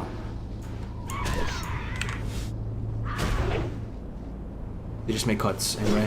How crazy is it that Kevin Jordan is playing hardcore? Bro, trust me, man. That is wild, man. One of the 3 main people that made the game, made all the classes, made all the specs, is playing hardcore. Somebody probably talked with like Chris Metzen every day. Probably knows. Dude. Even Baba, man. I'm telling you. I'm gonna introduce you guys to Baba Share Show once Time we get him is on. money, friend. So this would be the upgrade from that Eagle Horn recurve bow or whatever it's called, Hornwood recurve bow, but it's it's outdated now. Be good. But that dude Baba Share Show, probably none of you even know what I'm talking about right now. So you Hey, just how have to you wait till the doing? Q&A. He didn't Have a good one. he wasn't only one of the original quest designers of WoW. He was the creative director for League of Legends. Okay, like that is probably a bigger title than quest designer of Vanilla WoW. Not in my mind. In my mind, OG quest designer of Vanilla WoW is as good as it gets. But I think it's finally time to go to Orgrimmar and get our pet training done.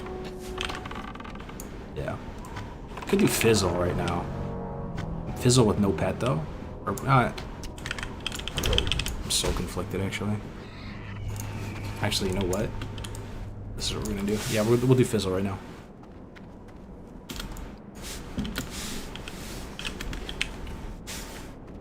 Fizzle with no pet is suicide. Yeah, so we're gonna just try to find a Scorpion real quick. I had a dope conversation with Baba about all of his accomplishments and stuff. Yeah, man. Absolute beast. Yeah, this is what we want, Venomtail Scorpion. But he was the creative director of League of Legends. I mean, this guy is like, has anybody here been to like a Gamescom or a GDC or a DICE or a PAX East or any of these like B2B games conference types things? I mean, you have to work in the industry to go to them, I guess, but you can still go to them. I mean, that if you have that title, you're like the biggest Chad on campus. Like, legit. And he's like so humble and cool, you would never know, man. These are legends in the games industry, man. Absolute legends. They walk into like the Four Seasons, and it's like part in the Red Sea. And I'm about to get one-shotted by the Scorpion. Did it work? Fuck, there's always that delay when you're taming something you don't know. Yeah, they're playing hardcore. Also, he was the director of like merchandise or like merchandising for all of World of Warcraft too, Baba. Insane. Need to be stronger for Fizzle. So many mobs. Yeah, we'll see. I think I got him. I got the skull too. If you have the faintly glowing skull, you should be fine. Oh no, I finished the I finished the pet quest, but I just don't have the beast training yet. But we finished that.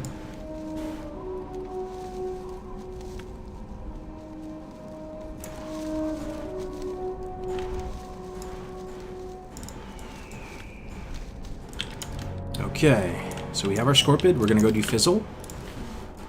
Question is, do I accept this need for a cure yet? I don't know. Maybe.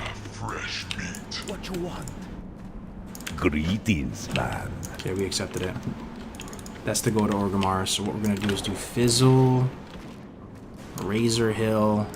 This is kind of sus, my routing here, but whatever.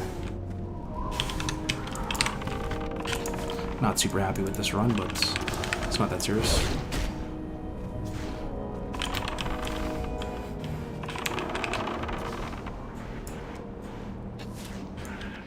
Alright, let's dismiss the pet, jump down to Fizzle.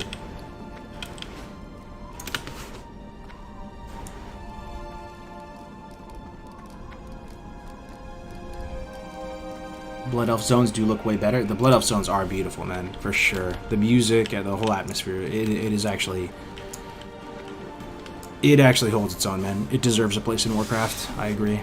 The Draenei, I'm not so much sold. Like they seem kind of non-essential to creating the whole Warcraft universe, but Blood Elves took me a while, but I'm sold. They're pretty dope. You love Draenei? Draenei music. See, the thing is, I can't even visualize the Draenei music. I can definitely visualize, think of the Blood Elf music instantly. I don't even know what the jingle is for the Draenei. Alright, let's go take Fizzle out. Good old Fizzle. With our unhappy pet. Oh, we got another potential hardcore down here. Might be an easy yoink on Fizzle. Turned it out for us. Yeah, dude, we do so much damage. It should be a piece of cake. Let's just clear this to be safe. Oh, there's a chest back there too. Okay. Alright, alright. Let's get this chest. One thing is, Fizzle aggro's while I'm back here. It's kind of bad. This is actually kind of dumb. What am I doing? This is actually dumb. This is actually dumb. Alright. Oh, and we're on Fizzle already. Okay, okay, okay, okay. Pet first. Pet first. Pet dead. I'm a potion, and then I have the LOS. And then we should be fine now. Okay, he's life draining the fucking scorpion. Dude, that's clutch. That's clutch that he's life draining the scorpion. Almost choked on myself. Okay, now he's LOS. Now he's on me. Let me try to LOS the Shadow Bolt. Oh, it still hit me? Do I have any Band-Aid? I think I do. Where my Band-Aid's at? Okay, he's dead. Not a textbook Fizzle kill, but I'll take it. We didn't have to use the skull or anything. Now we can get that chest. Fizzle's Claw. Let's go. There it is. Now, next up on the chopping block is Gaz's and Fellmaster Scorn. See if we can solo those. Keep the meat just for the cooking. 2 more minor healing potions. I think we just hard out of here too. That's the plan. Need for a cure, Dark Storm, Straining Beast, okay. Yeah. Now we'll turn that in, we'll pick up Kargoz, then head back up north, and we'll try to fix the route a little bit. Magraw. Earth root, I'll keep that.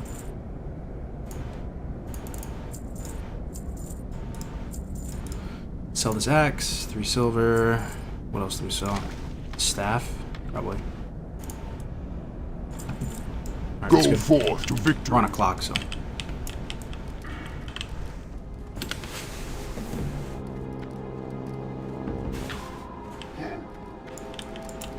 Speak. Turn this bad boy in. Get Kargoz. Now we're gonna swing back up north towards Orca. Perfect, perfect. We fixed it. We fixed it, boys. Damn, already in the Baron soon. Oh yeah. What happened to the Shaman? He's sleeping with the fishes.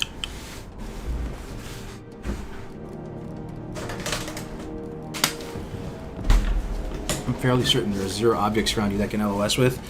Yeah, you're saying we're Fizzle, right? You can LOS behind, but you need to go way back, way further than you would think. Ooh, 3 herbs. Silver leaf.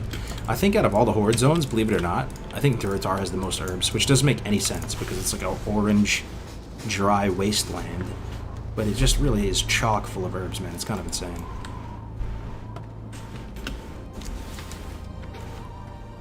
Yeah, I died off stream, yep. The clip's circulating in chat. I'll link it for you. Shaman question is Rockbiter or Flame Tongue better for a fast weapon? I mean, both should scale with your weapon speed, I'm pretty sure. Or no, is Flame Tongue just a set amount? Either way, most people are just gonna tell you Rockbiter. I would say when in doubt, Rockbiter it out. But there could be a little more min-max to it in a sense, and you're just gonna have to do the calculation yourself. When you get a new rank of one of your weapon imbues, just take a look at the damage, and you could run like details or something to see what's going to perform better. Because when we did look at the cup, and we saw Ompi's partner, Dax, who clearly was playing at a high level, he was using Flame Tongue weapon. He wasn't using Rockbiter. Oh, if you remember. He was not using Rockbiter. He was using Flame Tongue, which was just interesting, right? And that was on a two-hander, not a one-hander. So there might be some level ranges where you get a new rank of the weapon imbue and it actually ends up being better than like Rockbiter for a little bit.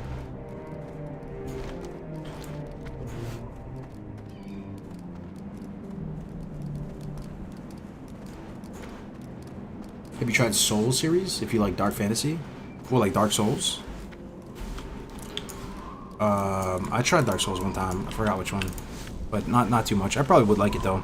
What is that new game, Demon Souls? That's part of it, right? I see everybody playing it. I went into a couple streams. And it looked pretty fun actually.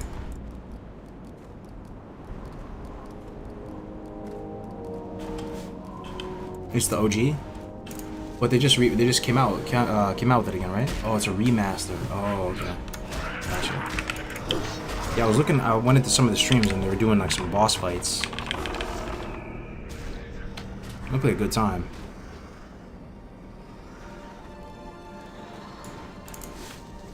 I think probably 90% of the deaths in hardcore have been from resist or miss streaks. Let's talk about bro science. Is Blizz messing with us? Yeah. No, that's true. I mean, I'm definitely gonna have a whole new appreciation for resists on mobs in terms of like, you know, if they have higher nature resist, frost resist, whatever. Fool me once, shame on you. Fool me twice, shame on me.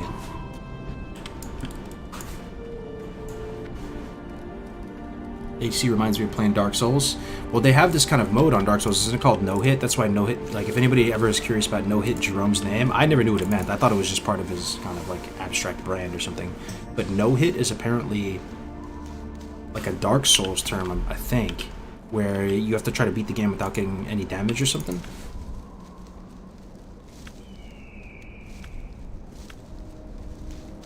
We have a hottest streamer awards and nominate Kargoz because he's fine as fuck. I don't know about that. That's nice of you to say. Maybe once upon a time. If you were put into Warcraft universe, what race class would you be? You're looking at it right here, man. I would either be an orc hunter, or I wish I could be a human hunter on the alliance side, but Speak, friend. this guy has a little RP, right? Wait for it. Oh no, never mind. Got it. Skull Rock. Okay, time to go to Orgrimmar. Talk to Thrall. Talk to Niru. Come back out here. Set Org as our hearth.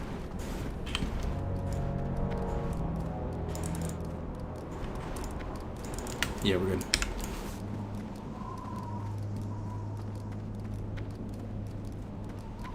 Flame Tongue feels clearly superior, don't know why. It probably depends on which level range though, right? Fresh meat. No Hit is a speedrun category in Dark Souls. There it is.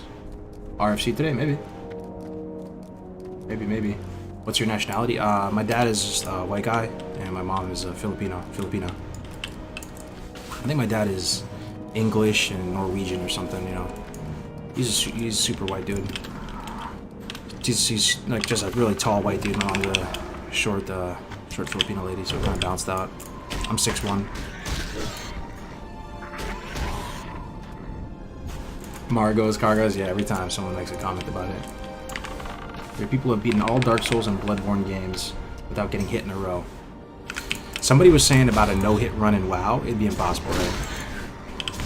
Like a damageless run, 1 to 60, impossible. Why Scorpion? Scorpion has 2 focus stumps, and I'd rather have 2 focus stumps than not right off the bat. Doesn't make a huge difference, you know, but while one is on the global cooldown, the other one can proc, it can go off. And they just have a decent armor stat profile. They have rank 2 claw, which is why most people get Surf Crawler at this stage. So it's a decent pet, and then we go into Mulbor shortly after. We'll drop it for a Prairie Wolf Alpha, get rank 2 bite, drop that, and get a Carrion Bird.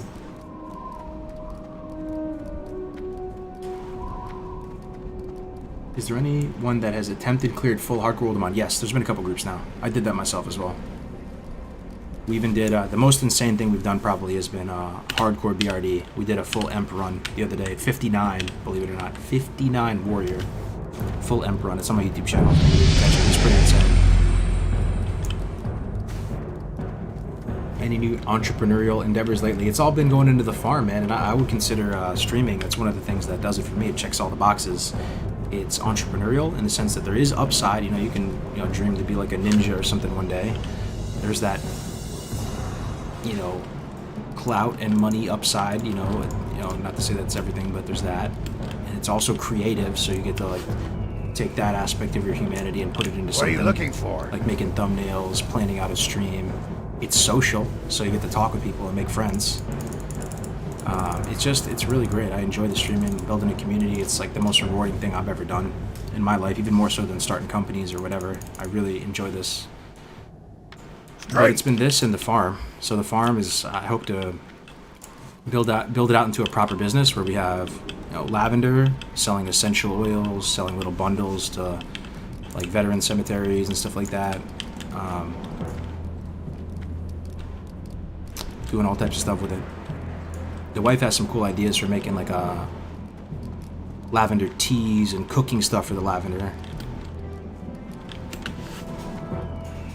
But yeah, between this and the farm, that's been taking up the full bandwidth.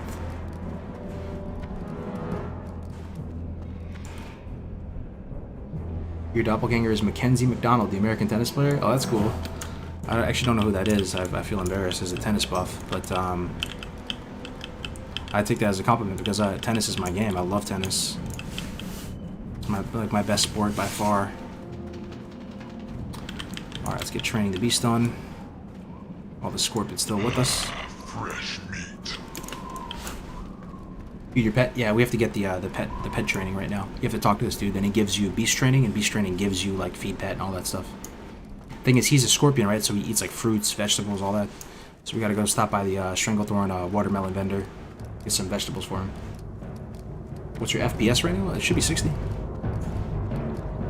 That UI is so sick. Oh, I appreciate it. You're the most wholesome guy out there on Twitch, not simping. I appreciate it, man. I'm just a normal guy.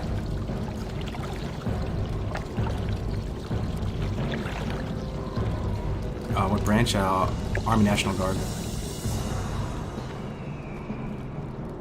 How's the hunter going, Karg? It's going good, man. It's going good. It's a bit slower than usual. I'm a bit out of practice, but it's not like horrendous, you know. We're still making progress. We're just trying to zip back up in the levels. Scorpion. Oh, does the scorpion eat meats? Oh, it doesn't. I thought it was one of those, like, you know, mushrooms, fruit, vegetable type of thing.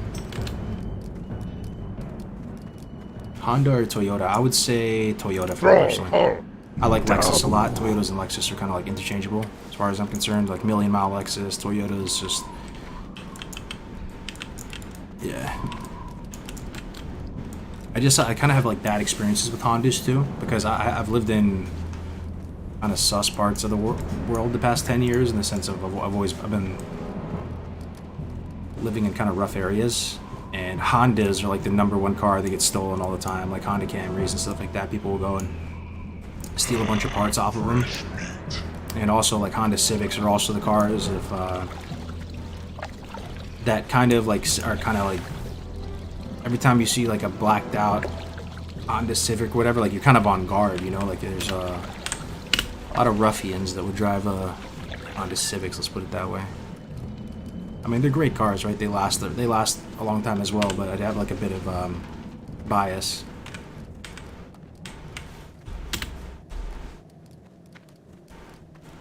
Lexus is Toyota. Yeah, no, true, big true. Oh, we got the thing, right? Yeah, there we go. Feed pet. Oh yeah. All right. So we need to go talk to Thrall, then Niru, then we turn to need for a cure.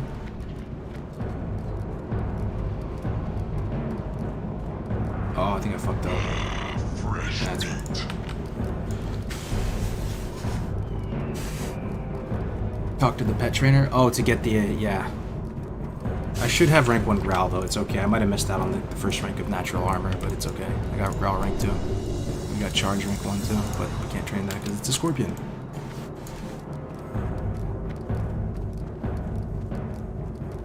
Something about those Civics. No, it's kind of true though. I mean, it's a generalization, right? But some of you might know what I'm talking about. I'm through with the spoiler, all blacked out, the tints and everything like that. You drag the food onto your pet's character model, it will auto feed. Good to know. Yeah, you can make a macro with it too. We'll just whip up a little macro in a second here. Macro. Okay. Talk to Thrall. Welcome to Orgrimmar. Hidden enemies. Have you come Get that to serve insignia, the right? Lord? Perfect. Perfect, perfect. Let's go. If you tame the rare Death Flare in their targets level 11, you get poison. Oh, you get poison on this one too. You get poison on any of these guys. But that is cool to know that there's a rare scorpion. I didn't even know that. Is it black? Sounds pretty dope. Start feeding the pet zone. Yeah, let me see what kind of. I think he eats a watermelon, right? Oh, just meat. Never mind. I got meat in the bank. That was fine.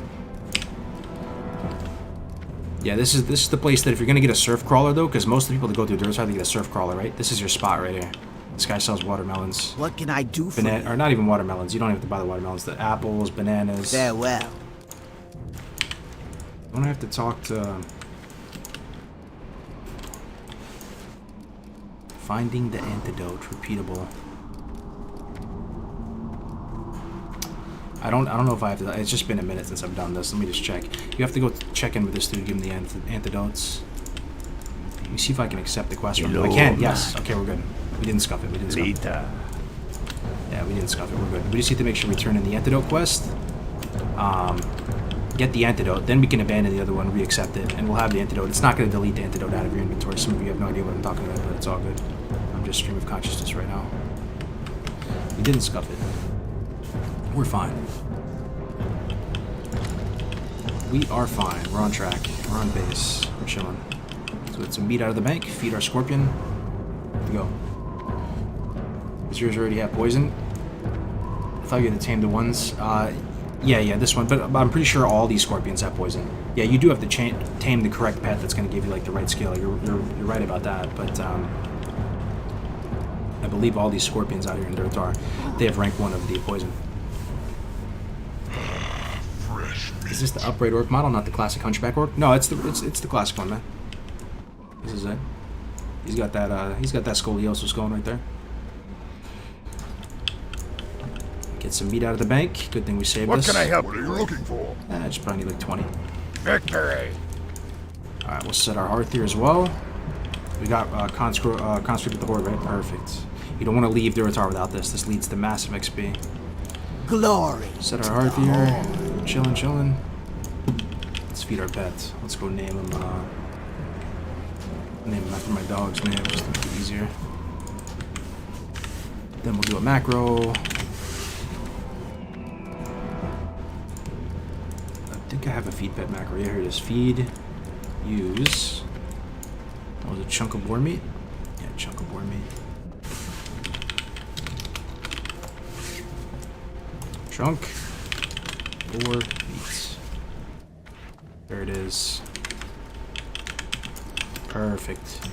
Happy pet. You'll love to see it. Let's head into the infamous Skull Rock, shall we? Car, Porsche, Ferrari? I would say Porsche, just because, man, I'm not into the sports cars, man. I can't. I mean, I can appreciate them, but I would never own one, man. Like, I say Porsche because I'd probably buy the SUV if I had to. Either way, like, they're both kind of like not up my alley. Maybe my wife might like them. Believe it or not, you say Porsche, Ferrari, or Ram ProMaster with the extended body and the 18-inch wheelbase and high top, you know, blacked out. I'm actually choosing the Ram ProMaster. If I couldn't sell them, if I could sell them, then sure. Fresh meat. If I had to drive it myself, if anything, for me, like where I'm at right now, that would be a liability for me, man. I would just be looking like a snack rolling around in a Ferrari or a Porsche, man. That would be bad news for me. So there's a Porsche or a Ferrari sitting in the driveway, dude. Fresh meat. Oh, good, no bueno. Lambo truck. Do you not like the sports car? Have you ever driven something with horsepower? Yeah, I mean, I have a Hemi in my car. Like, I know about the horsepower and stuff for sure. It's just all about utility for me, though, man. Especially being a homeowner and stuff. Like, you kind of need like a beater car too, just for all those Home Depot and dump runs. I've never been to the dump so many times in my life. After getting in the house, you're always just throwing stuff away, trying to keep the stuff clean and tidy. And you know, you do a couple dump runs, and your car is going to be just totally scratched up, ate up. Forget about like preserving the interior, you know. Prius, baby? Yeah, my parents had a Prius. They enjoyed it. My thing about the Prius is I would just be concerned that like how it would hold up in an accident, you know. Does Karg ever play Alley? Yeah, I have a 48 Paladin right now on hardcore. I have a 30 Priest on hardcore. I have a 26 Rogue on hardcore on Dwarf. But I've been on a bit of a Horde binge recently, so yeah, it might be getting stale for some people, but we'll try to spice it up soon, don't worry. So every Scorpion needs to die. That's the bottleneck right now. We're on a time crunch. We need to kill Scorpions, every single one. Even before Skull Rock. We're going to clear out this whole field of Scorpions, go into Skull Rock, so that they all respawn, then kill them again on the way out. Ford Raptor all day. I didn't even see what you put as the second entry. Ford Raptor all day. I don't have one. They're too expensive. I wouldn't buy one, but you know, if I could just like if I could just add a car into my life, just .add car, it'd be Raptor for sure. Teslas are great though too, man. No, absolutely. Tesla's beautiful, beautiful cars. You ever look into van life? Yeah, Avisu. I mean, I love the van life. I'm all about the van life. I watch all those videos, man. Some are super cringe, though, like, in the sense that they paint it out to be, like, way too Instagram-y about it and stuff. You know, I like watching the van life people who are just, like, more down to earth. But the thing is, I like space. I like having space. I want a van, but only, like, it's kind of a... Not to live the van life. I just want the van because it's dope, you know. You'll be able to just drive it around. You know, we take the dogs up to Tahoe. We can take the van. You have, like, if there's a lot of fires here in California, too. So if there's, like, an emergency, you just hop in the van, and now you're in, like, a moving house, pretty much. But I like having my space and acreage and stuff like that. So I would never downsize the... I already did that in New York, man. Not being able to have a car, not being able to have stuff, not being able to have a generator. When I used to live on the Upper East Side, right now, right near like 86 and Lexington. If anybody's from New York, you know what I'm talking about. There is this. What the hell?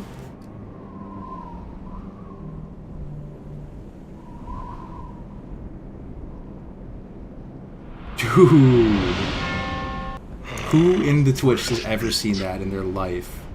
Like actual life. That is so much subs that it has actually completely consumed the last, like, scroll wheel of chat. What the hell, man? Dude. Hoggers in chat with the absolute tactical airstrike of subs. 25 tier 1 subs. Nothing I'm doing is deserving of that, man, but I really appreciate it, man. Might be getting that van a little sooner, man, than I thought, maybe. Thank you so much, Augers, man. I really do appreciate it, dude. Try to keep you entertained best I can here, blabbering on about this stuff. Thank you very much, man. If there's anything I can ever do, you know, need advice or if you need a strong back and a weak mind, let me know, man.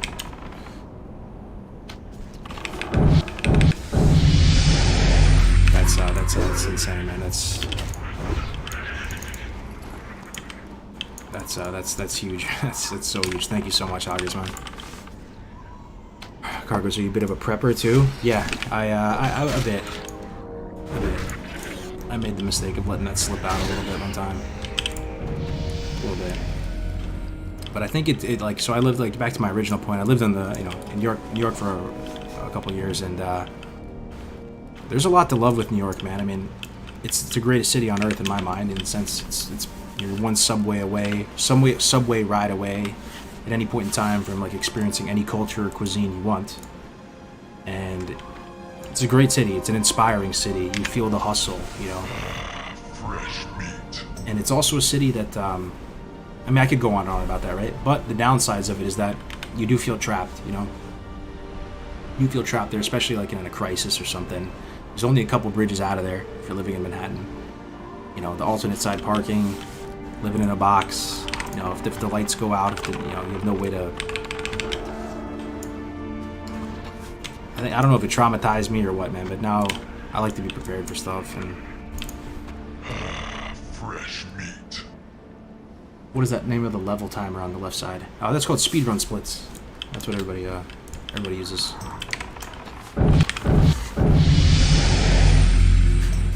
Oh, yo, no hit your own. What up, man? Yeah, I don't think I could live in New York City. Yeah, I mean, like, the way I see it is you gotta earn your stripes there. You gotta go live in the city for a bit and, like, know what it's like to live in the city. So you don't feel like you're just out in the country and you're missing out. Because you've seen people who grew up in the country, right? Like, who grew up here in the country? Anybody? Like, out like, way out there? A lot of folks that grew up there, they will have a chip on their shoulder. And they will feel, look, I need to live in a city for a bit. I feel like I'm missing out. There's some FOMO. I need to go understand what it's like in that environment. You gotta do it, right?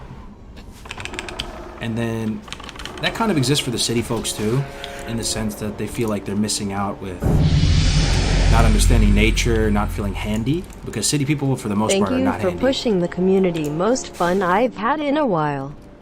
Yo, Norvers HC. Love to see the HC tag on that. Thank you so much for the 5, man. Thanks for pushing the community. Most fun I've had in a while. Hell yeah. Right on, man. Let's keep the dream alive. But yeah, city folks aren't that handy. Alright, just in general. Like, how many people in a city? If you live in a city right now, be honest. Like, do you have any kind of carpentry skills? Can you work with wires? I sure couldn't when I lived in the city, I'll tell you that. That's all very much new to me. Grass is always greener. So I appreciate the time living in the city, but now, all things considered, I probably want to live outside of it. The HC Cup was awesome, by the way. Oh, thanks, man. Standing stream, good to see you. Oh, we're in Skull Rock. We're in Skull Rock, and there's respawns on us. Okay.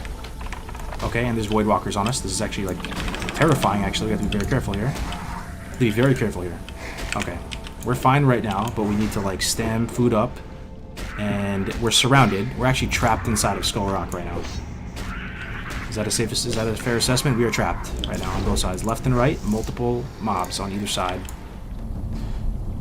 Let's get our act together here.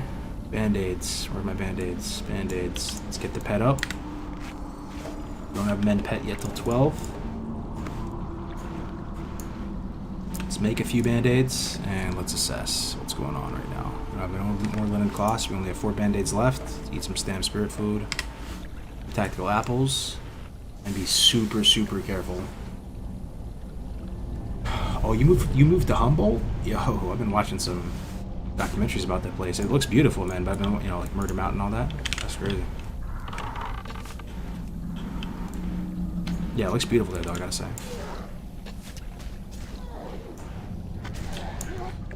Okay. Syrian Collar, 2 out of 6. Good, good, good. That's Burning Blade Fanatic. So far, so good. So we're probably going to kill this Void Walker and LOS that other thing. Because why the hell not? It should cast on us any second now. There it is. And we eat around the corner. And we eat around the corner. Scorpion as aggro. And we eat around the corner.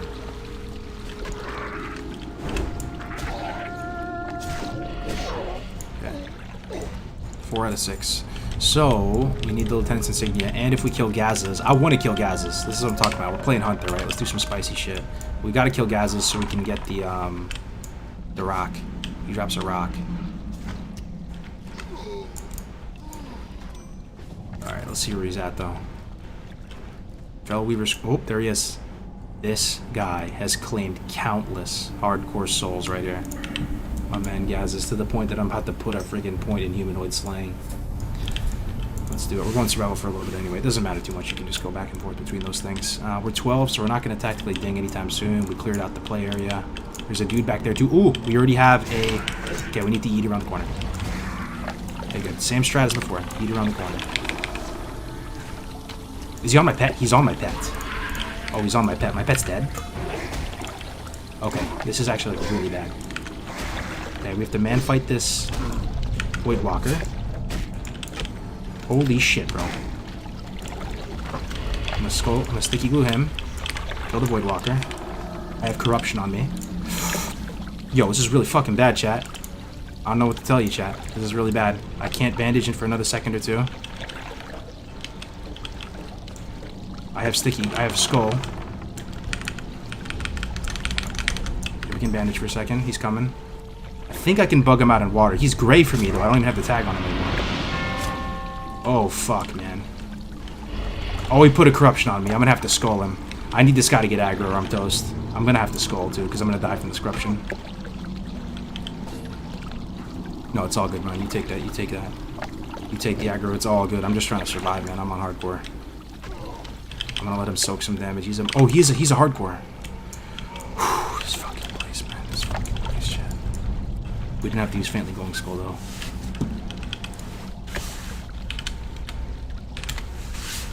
Saw my life flash before my eyes right there.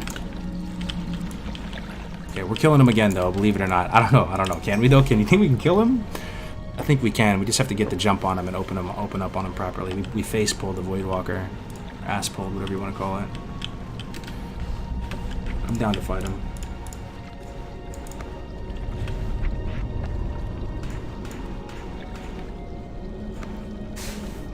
That void slapped your pet, it really did. Yeah, I wasn't tracking. That was a weird area. I've never fought him in that place before. We can do a much better job with that. That went as pretty much as bad as it could have gone, so let's wait for him to come back up again. Yo, Doppelbanger727 with the Prime. Thank you so much, man. You can kite the Voidwalker around the water, it looked like, but the orc will run through the water. Is that what it looked like? Mortal Pet, bro? Nah. Mortal Pet, bro. No Mortal Pet. Let's wait for him to come back up. Some people play with Mortal Pet, but we're not playing Mortal Pet. If you'd gotten to level 30 and gotten Reincarnation, then dying Reincarnation is technically a class mechanic. Oh yeah, but you technically still die though, you're just rezzing. So yeah, we haven't, the card Reincarnate has been banned. What do you guys think the best chance of success is versus Gaz's though? Like, let's say he's up right now. How do we take him out? I mean, ideally you fight him around a pillar like this, because you can LOS a good amount of his stuff, whether it's a Corruption or Shadow Bolt. But, you know, the thing is, do you kill the Voidwalker first, and, like, try to LOS him, and just kill the Voidwalker? Or do you sticky glue the Voidwalker and try and Zerg him down? I don't know if we have the gas to Zerg him down, is the thing. Or maybe we send the pet on the Voidwalker to get threat on the Voidwalker, and then we just fight Gazes and LOS him around an object. I don't know if I've ever done it that way. That sounds like it could work though, right? So imagine he's there, right, with the Voidwalker. We send the pet at the Voidwalker, and we attack Gazes. He's casting at us. We go around here. He starts running over. We pop out, Arcane Shot. He comes over here, wait for him to cast. And while he's casting, maybe we LOS him and then, like, run a little bit this way to, like, spin concussive. Something like that. Stick him and drag the Void out of his LOS, kill the Void, then kill him. That was kind of what we were doing last time, right? And we did get the Void down. You have to burn Voidwalker, then try to CC LOS, guys? Okay.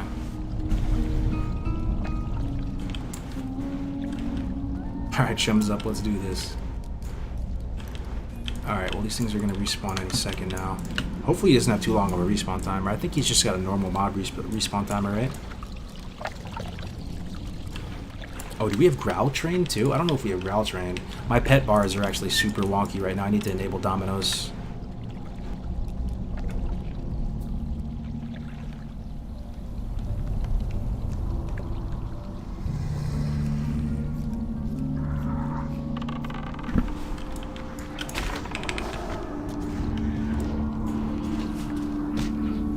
I need to get my pet bar going after this.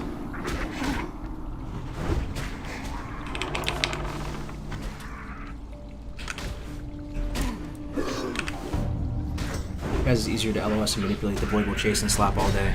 Yeah, that makes sense. So burn Voidwalker, I'm down. I am down. Let's see here. Add-ons, Dominoes. I wonder if I just enable Dominoes, if it'll work. Let's see. The infamous Skull Rock, indeed. We're going for the solo man fight on Gazes, too. Yeah, Dark Cloud Pinnacles, where the Shaman perished.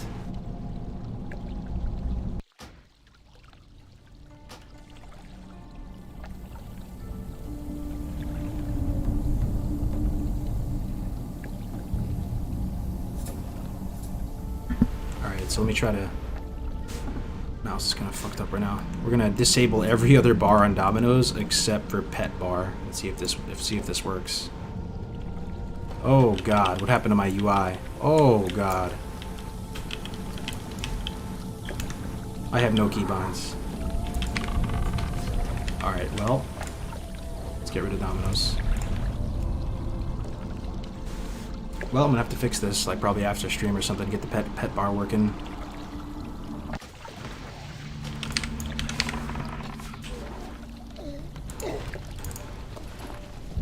By some miracle, is anybody in the chat who has done the Beardley's add-on figured out a solution for pet bars? I feel like I did it one time. You might have to maybe enable all the dominoes or something. Pet bars broken with Beardley's. Somebody figured it out too in the chat. I have to go look, you know, like sift through the Discord.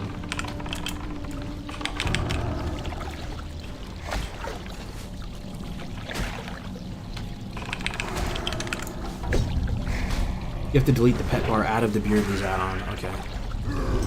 Probably have to do that another time. We're just gonna have to go no growl, no pet skills. You'll love to see it. Should be fine though.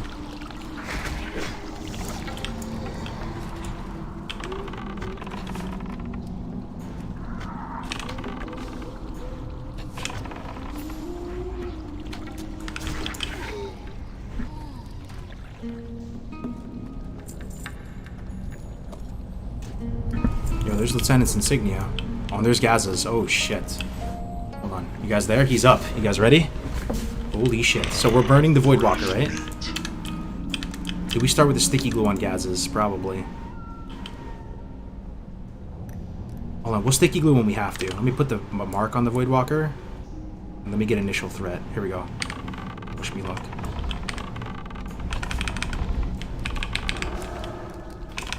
Gaz's will be casting, so we'll have some space to, like... Come on. Come on, pet. Do some damage.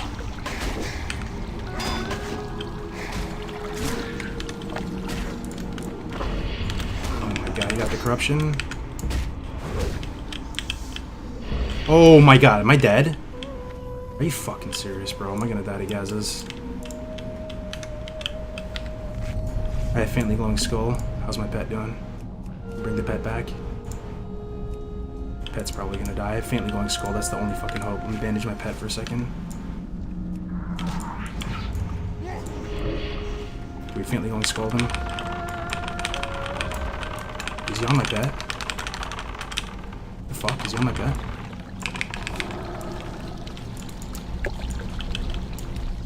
Okay, we can man fight him, I think.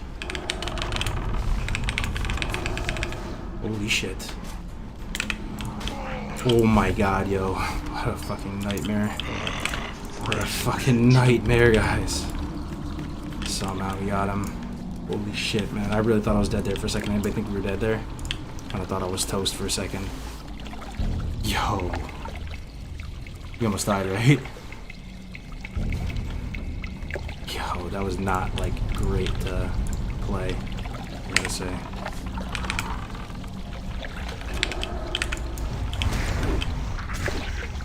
And they're respawning on us? Okay, that's fine. It's on me. We're about to get this guy aggro. It's aggro on my pet, hopefully. Okay, let's kill the Voidwalker first. Come on. Come on, it's fucking over.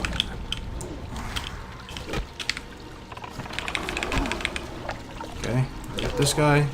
Pet should get aggro off me. Pet did. It's casting on my pet. Pet's getting low though.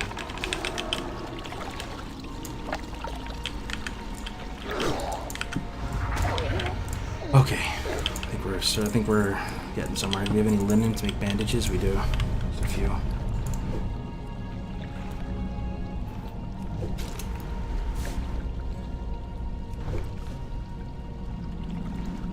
Traumatizing place. We got him though.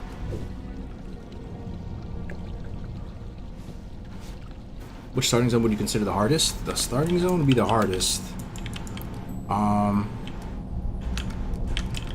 Starting zone? I feel like they're all about the same, man.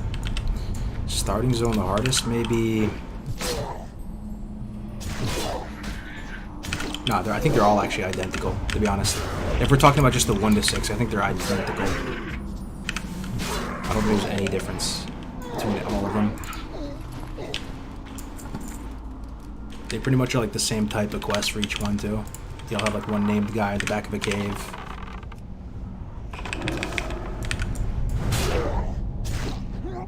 Undead is pretty easy except the Murloc area.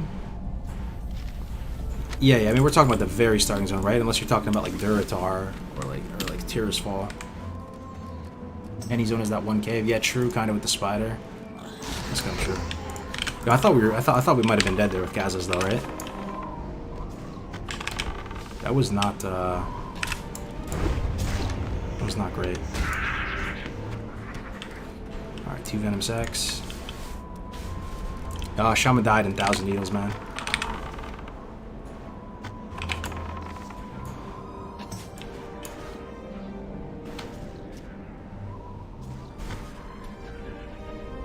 Where's the XP bar? XP bar is down here at in the middle, in between the top action bar and these 2 bottom ones. It's pretty small. I wish it was bigger, but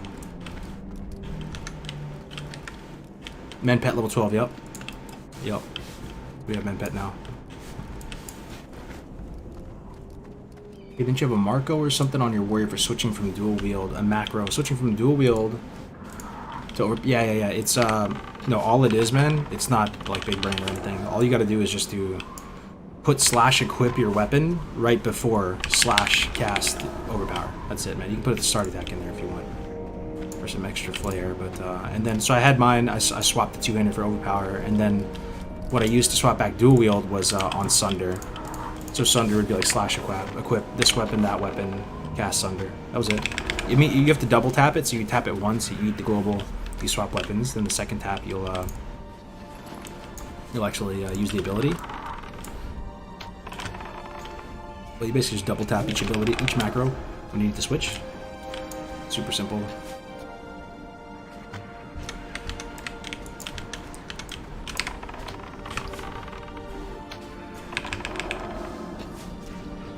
What killed the Shaman? There's a clip circulating. Let me see if I can paste it for you.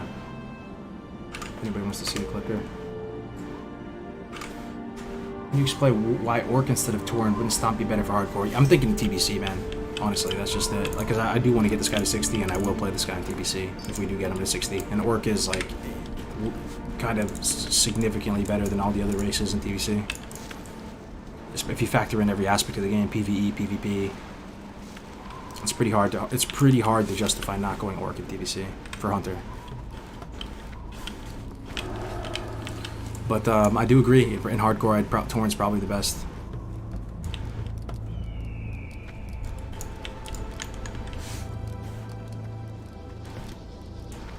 I'm currently level 12 on Hardcore Hunter. What pet would you recommend? Well, I'm about to show you my pet opener here in a second. So stand by, wait for that. Here's our last Venom Sack. There we go. You'll have to see that. Other than almost ripping to Gazas and using our faintly glowing skull, things are going pretty good.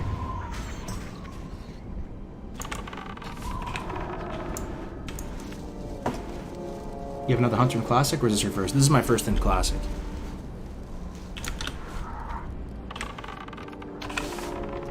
You gonna roll Mortal Pet? No. Have you thought about going skinning leatherworking so you can make drums of war in TBC? Yeah, I mean, but I'll probably just do that come TBC. I hear you. You mean like just level? That's so big, brain. Level the professions now for TBC. I guess you could. The professions aren't that serious for Hunter right now. Two-handed sword, main-handed mace. For the Horde.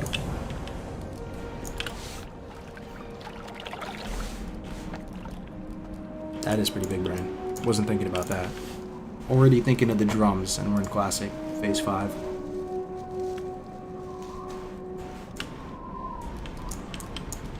Those resists for painful. Mad respect for handling it so well, though. You did everything right, Orange. You were just not on your side. No, I appreciate it. There's probably stuff I could have done right, but yeah, 4 resists. That was pretty brutal.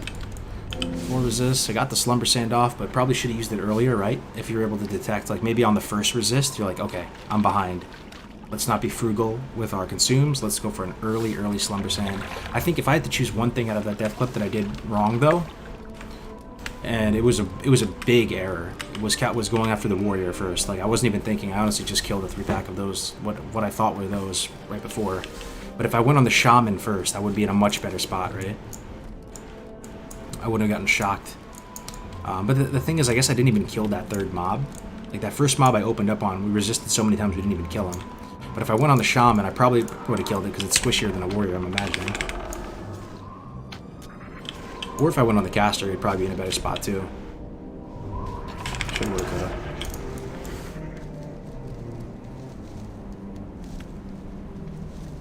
I just heard the failed quest noise. Yeah, it's okay though. Even if it's failed, it's okay. You just have to turn in. You just make sure you have to turn in this. And as long as you get this Venom Tail antidote from the dude, you can just abandon that other one and re-accept it. So we actually didn't scuff this this last part of the Duratar at all. Actually, we're actually pretty good. I thought I did. But we're gonna be just fine.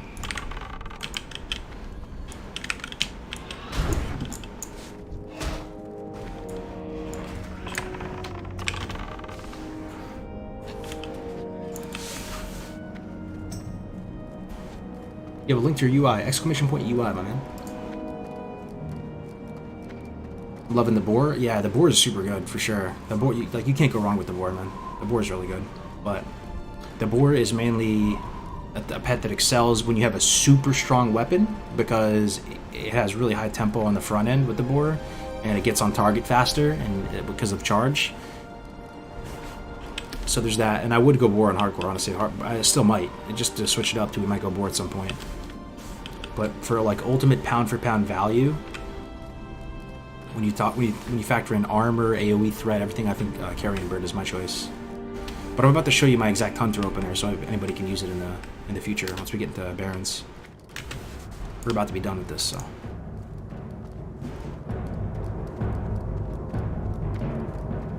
Your mom ever teach you Tagalog? Nah, not really, man. I mean, I know a little bit of Tagalog just when I hear it from my relatives. All my relatives speak Tagalog on my mom's side. I hear it, understand a bit of it when my Lola yells at me and stuff.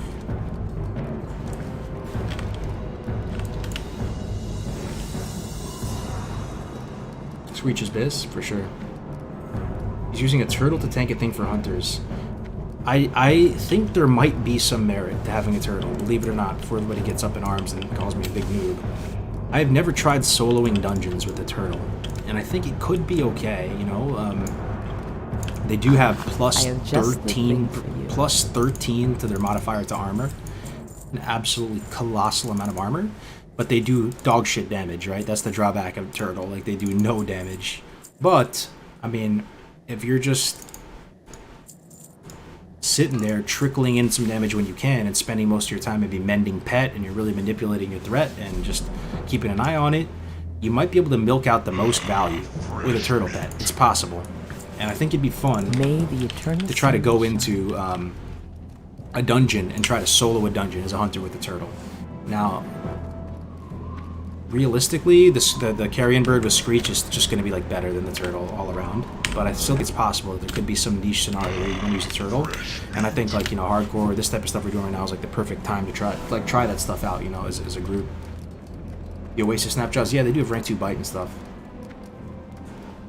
Does anyone know the name of the quest log in Move Anything? I can't find it and I really want to resize. Oh yeah, I couldn't tell you, man. Here, I will be right back. Just give me a second, guys.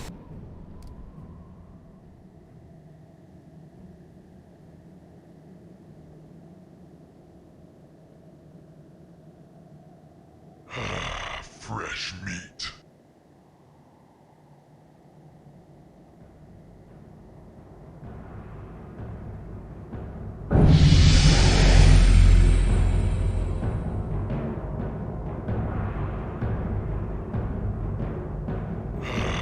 Fresh meat.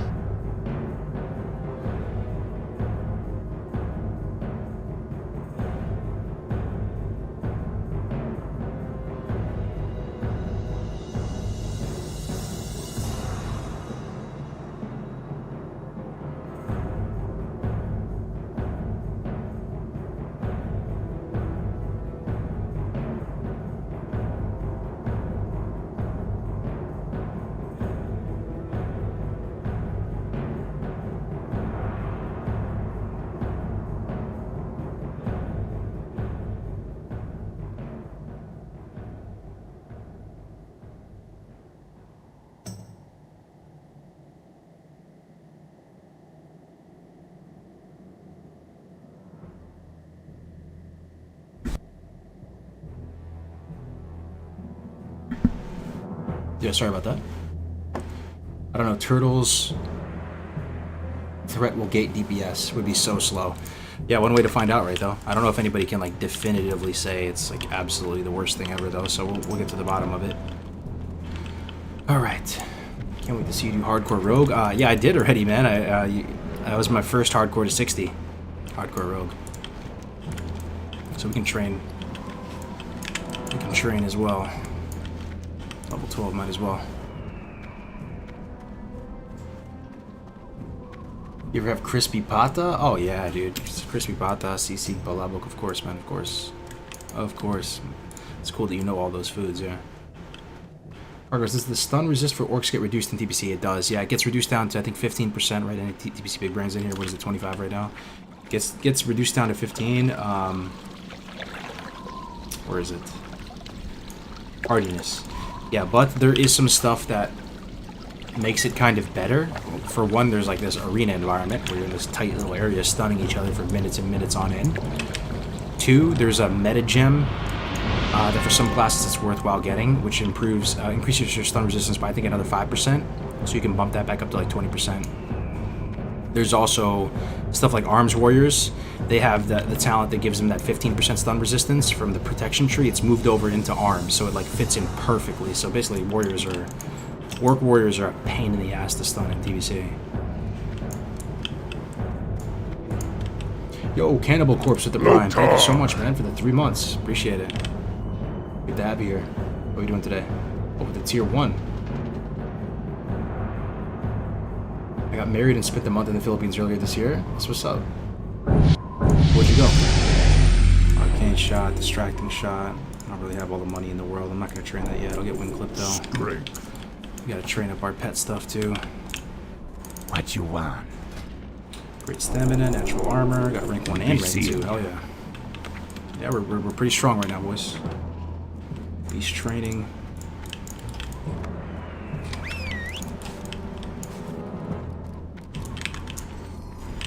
Alright. So, Manda Pet, putting that right here. Wing clip, putting that right here. Looking good.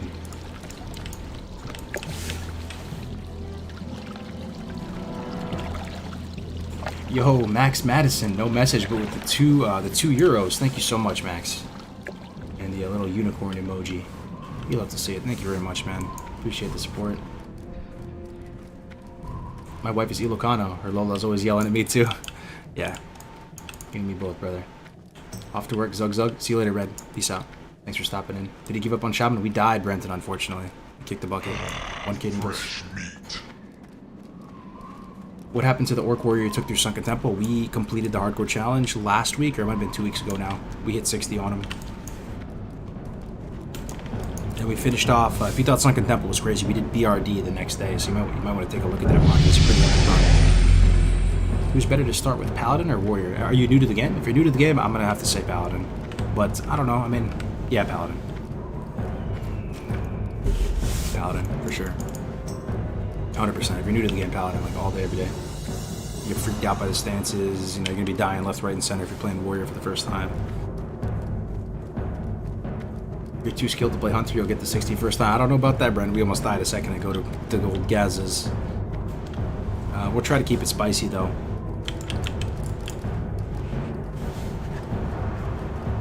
Paladin is just easy mode. You're doing Mortal Pet? No, I'm not, Boomerkin. It's just a little bit too painful for me. Lokar, friend. Turn this in. What is it you wish? Now. Level 12. We're about to hit our power spike. I'd say we're going to be... Watch how strong we are at level 14, guys. I'm calling it right now. By the time we're 14, we're going to have Cauldron Stir. We're going to have the optimal pet with rank 2 bite, rank 2 claw. We're going to have a couple points in Raptor Strike by 14, maybe? No, maybe not. Wait. 14, you're going to see it, though. We're going to be super strong.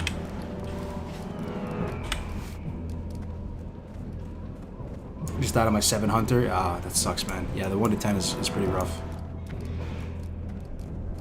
Ooh, the best dishes are legit sisig with pig head parts. Oh, what, lechon? Yeah, I love me some lechon. by the Scorpion, my spicy guy. He has 2 focus stumps. It's hard to see because I don't have any pet bar right now. But he has 2 focus stumps on him, which is pretty good. You be? And he has pretty good armor, and he has rank 2 claw. The main reason is rank 2 claw. You're trying to get a pet with rank 2 claw, right? And you can usually get the surf crawler, but this guy's right outside of Orgrimmar. He's rank 2 claw and the poison. Decent stats. Brawlhalla. Strength. Zug zug. Get through all this. Very good, very good. Venom Tail antidotes. So we have the antidote. Good, perfect. So even though this has failed, we can abandon it and re-accept it, and we should still have the antidote. Oh, fuck. Well, one way to tell. If I abandon this, let's see if it deletes it. I might have needed to abandon it before I turned it in. Oh my god, I may have scuffed the quest. Watch this disappear. Fuck, mother. Now you know. Learn from my mistakes. So what you had to do, it's a little bit tricky, is you have to turn in the antidote, but before you do it, you abandon the failed quest, then turn in the antidote, and then pick back up the quest. Now you know. One quest down the drain. Yeah, I hate to see it.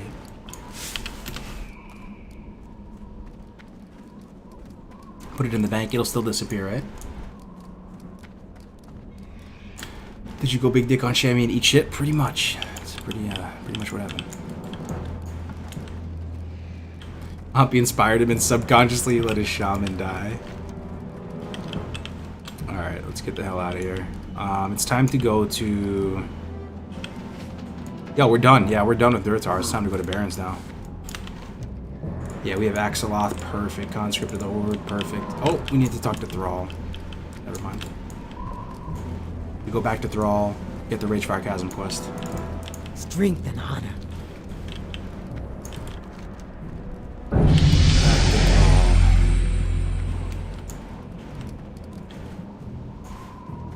Guess you have to start over. No, I'm just gonna skip that quest. That quest is a pain in the butt. It's like barely worth doing anyway to begin with.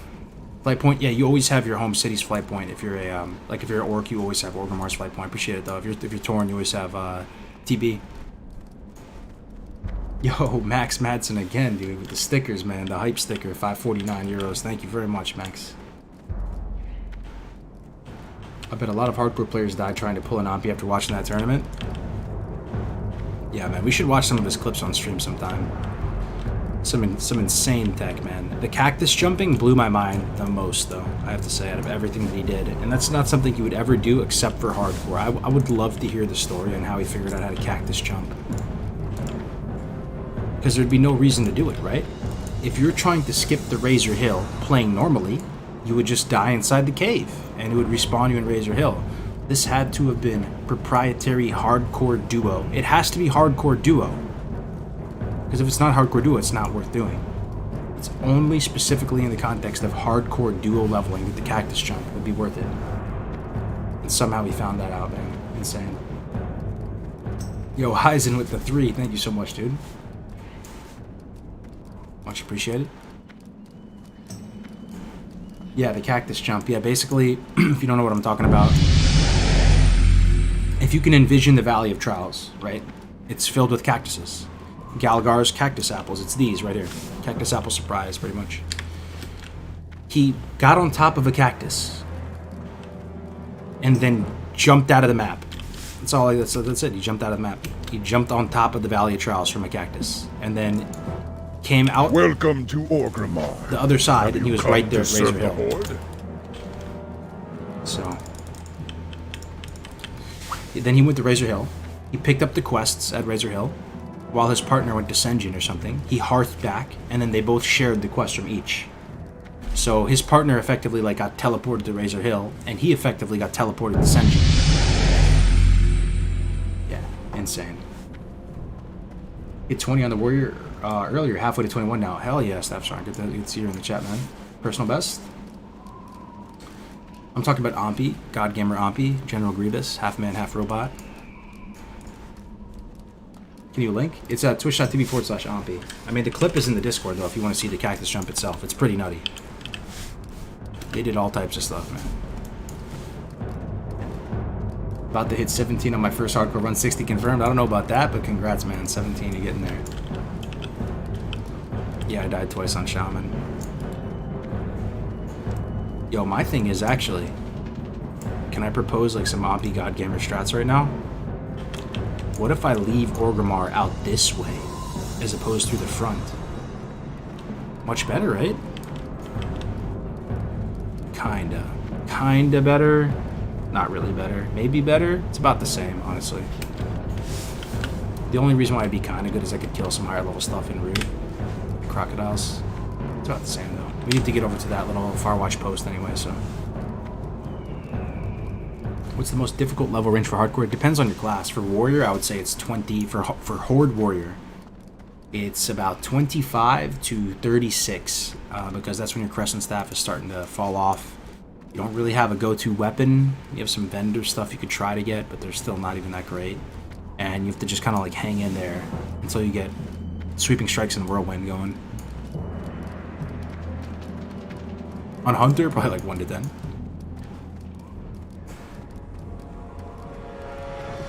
Ompi and his partner were fire in the cup. They were the MVPs for sure. Yeah, crowd favorites for sure. Super flashy. Dockin, good to see you. Good to see you. We're doing good. Level 12, entering the Barrens. About to do a pretty cool pet maneuver here. Dude, this picture is so crispy. I'm glad you think so. Yeah, we're streaming at a 9500 bit rate, so. Game looks pretty nice. Yo, B-Jet Pilot with the 3 months. The 3 months in advance, dude. Wow, thank you very much, B-Jet. Just paying it forward, man. 3 months of support in advance. That's got to be a new feature on Twitch. Thanks very much, B-Jet. How you doing today, man? And some hardcore? Thinking about it? Computer specs. I just bought a Dell Omen right off the shelf, and that's something I don't usually do. I usually, I've been broke at stages in my life, so I tried to, have some cost savings, and you get some cost savings by building your own PC. So I'm so used to building my own PCs, but the only problem when we build your own PCs, if something breaks, you have to troubleshoot it part by part. You pretty much have to just, one by one, process of elimination, take things in and out, and just tinker with it to fix things. And I just kind of had enough because stuff was going wrong, and I just wanted to get streaming again and not worry about that and have stuff break. So I was like, you know what? I don't usually do this. I'm just going to buy one of these Omens. Let's see how it goes. Don't have to install an operating system on it. Don't have to get all the, the cable management. Cable management is such a headache, right? All the cable management's done. It's all clipped into place nicely. Yeah, I'm killing a level 16 giraffe. Do not recommend doing this at home. See that poison ticking on him though, right? It's the scorpion poison. Look at that. Scorpion out here killing it. Fresh meat. Fresh meat. Come on, die giraffe. He just killed my pet? Oh my. Dude, the giraffe is too powerful. I should have just finished it with ranged. I was trying to finish it with a raptor strike anyway. We're about to get a new pet anyway, like in a minute, so it's fine. What race has the fastest start leveling zone? Papa Kargoz. Well, I'll tell you, the 1 to 10 world record is human. And it's funny how the meta keeps developing, because if anybody's been interested in speedrun, the human starting zone for a long time was considered... Oh yeah, HBO, my bad. The human starting zone was considered terrible for a long time. Elwyn Forest was considered garbage for a long stretch of time. And the gnome starting zone was best in class for the 1 to 10s. Gnome Mage was like the gold standard. No longer. It is Human Paladin, 1 to 10. Tommy Salami, member of our community, set that 59 minutes, 50 seconds. So I would say that's probably the best. Fastest. Second fastest would be, I'm going to say, you get some pretty nutty results on all of them, honestly, but I'm pretty sure it's Dunmurrow after that. The Dome one. You can get like hour 19, 1 to 10s on that one. Duratar is pretty good. It's pretty okay. Like I remember when Tactics got the 1 to 10 Shaman. I think he did it in under an hour and a half on Shaman. Yeah, that's where my thinking is right now. You use 2 computers, like one for streaming, one for gaming. Yeah, I do. Yeah, this one over here. I don't know if you can see it in the back, like here. This one is it has the chat. It has like all my Adobe suite.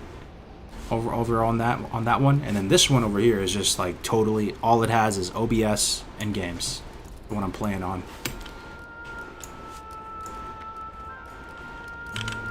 The Earth looks pretty nice right now. Back of the box, right, with the palm trees. A cute little red cloak right now. Pretty nice. Why use two computers? Aren't comps these days fine to run WoW and stream at the same time? They are, but I just wanted to like assure that I wasn't going to have some bottleneck with CPU or whatever. And even more than that, the computer that you have Adobe Illustrator on, Premiere Pro, Photoshop, InDesign, all that stuff, whatever computer you decide to do that production work on, it gets messy, dude. It gets so sloppy. It looks disgusting. Like, you look at the desktop, there's just like random JPEGs and GIFs and PNGs all over the place. It's like the throwaway computer almost to that point. Like, it's very tough to keep like an active workhorse computer where you're doing design on clean and organized. So that bothers me for some reason. So I like to keep this one just totally squeaky clean, running fast. The desktop is clean, but really nothing on this thing. Strength and honor. I think it's a good idea to have two computers. Yeah, I'm happy with the system right now for sure. Blood and thunder. Because if you try to do both, I would personally feel kind of gross doing it. Because I'd be doing all the production on this, sweating it out, exporting stuff, rendering videos, and then I boot up the stream on top of all these Adobe programs and the games on top. That's just me though. Alright, Demon Seed, Crossroads Corruption. Oh yeah, we're good. As an art director, I can't confirm. There it is.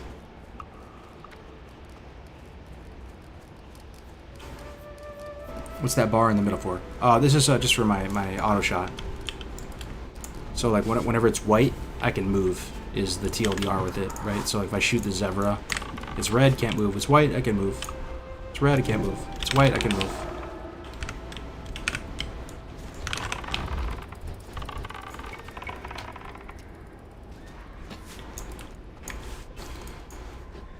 Sorry if this has been asked, but what UI is that? Seems many Diablo ones are out of date.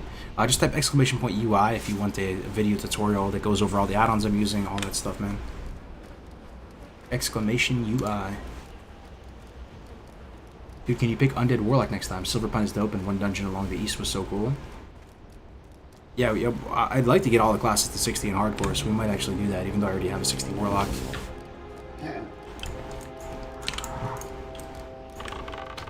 Is this played on an official Blizzard... official Blizzard server? It seems kind of empty to me now. Yeah, this is a low pop, some might consider like a backwoods RP PvE server. So it's pretty chill for the most part. And on these RP servers, Alliance is the predominant faction, because I think RPers just want to play Alliance. And I could see why, you know, like the Orc doesn't... The Orcs and Taurens and Trolls, like, it's kind of... It feels counterintuitive to like RP as those factions. I'm sure it can be done, right? People do, but... I feel like the people who would be interested in RP would like more of like the elves, human, dwarves, all that kind of like Middle-earth Tolkien style. So that's why it looks maybe even more dead than the Alliance. What's the most difficult level range for the Paladin? Yo, 40 plus, man. Actually, not 40, probably 45 plus. The two-handed weapon progression for Alliance is horrendous. It's horrendous. Horrendous. Anything after Bonebiter falls off is horrendous. There's nothing for you as Paladin. You might say Resurgence Rod. Well, Paladins can't use staves. Two-handed weapon progression on Alliance after Bonebiter falls off is basically non-existent. You have to get lucky. You have to get an Uldamon drop. You have to kill like a rare and hope he drops the weapon off the rare. It's slim pickings is an understatement. You know, what you would probably do in that level range is maybe go Sword and Board to try the AoE grind, and getting most of your damage from like Consecrate, Holy Wrath. That's an option. I mean, normally you'd use the Auction House and maybe try to like fill in that lack of a weapon with something off the Auction House, but on hardcore you can't do that, right?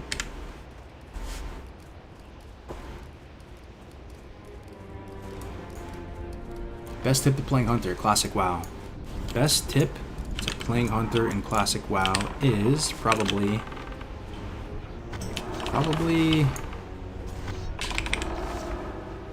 I mean... It's hard to pick one, right? Best tip? I mean... Probably just... know that you can... Man, if you had to pick one single tip... So much options to choose from. You could tell them to try to get an auto shot timer and all that, but I don't know, probably just know that you can kite anything. You can just kite anything. With Cheetah and concussive shot and rank 1 arcane shot, you can just pretty much kite anything. Just keep in mind. As long as there's not some, like, you know, great equalizer like a net or something comes out that's a crazy kind of X factor, you can just kite things till kingdom come, man. Just like rank 1 arcane shot is like your best friend, I would say too. Rank 1 arcane shot is like a little tickle. It just keeps, make sure the leash is intact. It costs like literally nothing. Just poke stuff with rank 1 arcane shot.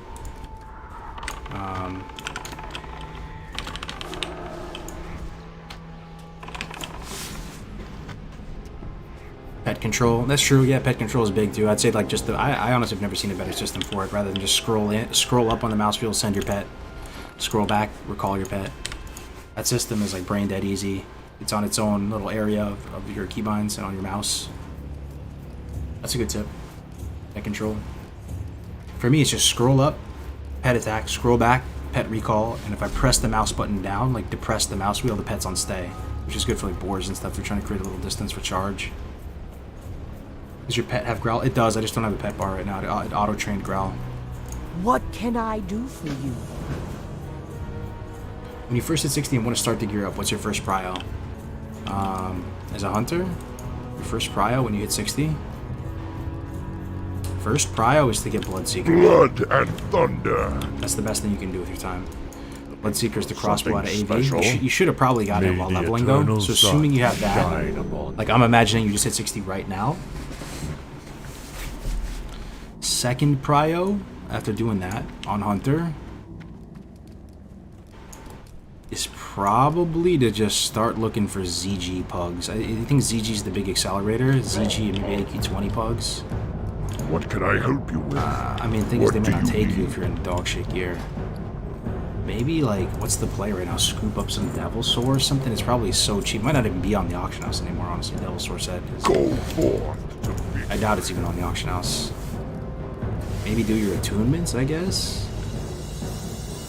Just run a quick PRD, do like a lava run, get your attunement done for MC.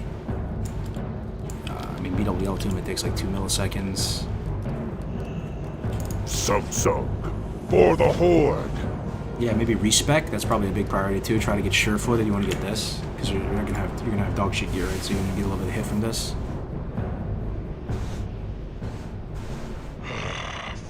Why are you using the Scorpion over the boar? We're gonna dump the Scorpion here in a second. We've only had it for a little bit. We just got him to pick up rank 2 claw. We're gonna we'll be ditching this guy in like 10 minutes or less, 15 minutes maybe. This had Okay, better be let's pick up all the good. quests. Our time. Still have ammo? Yeah, still have ammo. Check the crossbow guy. I think he's over here. If we get lucky, he's gonna sell a green bow for us. Fingers crossed. Speak, friend. Nope, no such luck.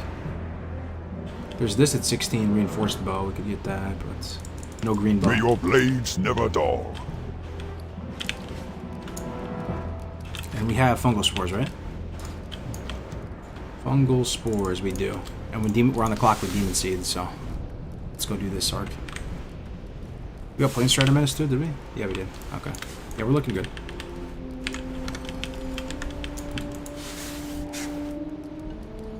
At what level Scorpids have rank 2 claw? I don't think it matters. It just has to be like a venom tail Scorpid, which is the one we have. Like the ones we get out in Durtar, pretty much any venom tail Scorpid you'll train has rank 2 claw. Jesus, my pet's aggro on the whole damn lion pack.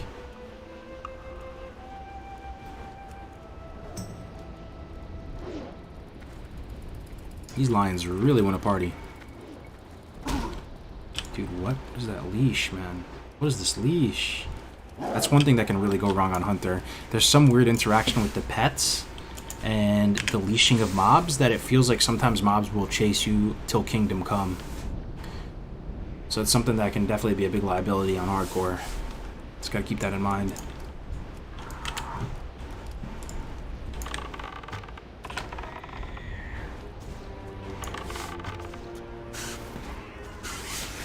You should have added your add-ons to the description. It looks sick. Oh, thanks, Urel. Just type !UI into the chat, and it'll show you all the ones I'm using.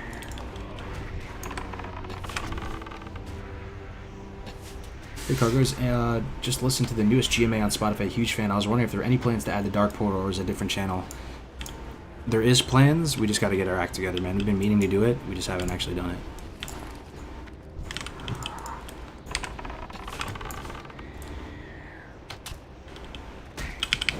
Thankfully, we have wing clip now.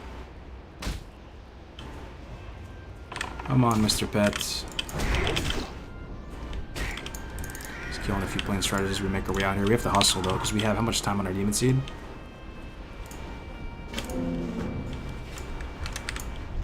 Just really didn't turn that in. Demon seed, we have 20 minutes. 20 minutes is not that much time.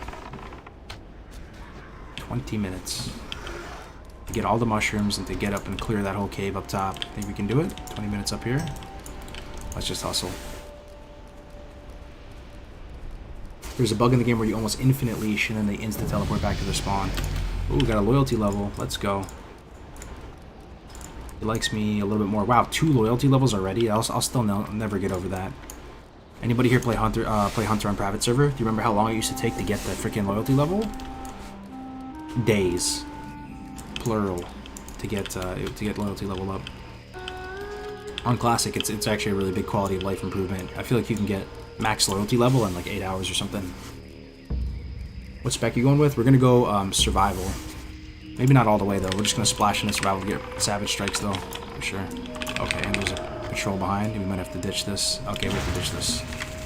We gotta know when to hold them, know when to fold them. We're about to aggro 2 more centaurs, and they're coming, boys. They are coming. Hot pursuit. If we get netted, we're gonna get nutted. Leave us alone? Yeah. All I want is my mushrooms.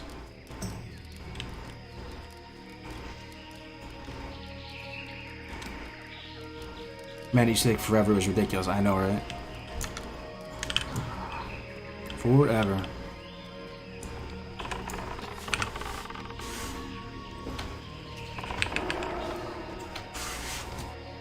Got killed the other day by a pack of Centaur invaders. Was it the Wombo combo, the Net and Thunderstorm guy, guys? These guys will get you, man. I don't care what class you are. It's pretty tough to get out of that. Can you participate in this without recording your gameplay? Oh yeah, for sure. So a lot of people do. I want to say maybe like a third of people don't even record, but they just oh, this hunter is based. He's a carrion bird. That's gonna be our bird here in a second. Our pet. D Boots HC Troll Hunter. Oh, we have all these mushrooms out here too, bro. This never happens to me. I never get the mushrooms in one pass. This is all mushrooms. 1, 2, 3. Already got one. One pass of the Forgotten Pools, and I get all mushrooms. Okay, we're back on track for sure, time-wise.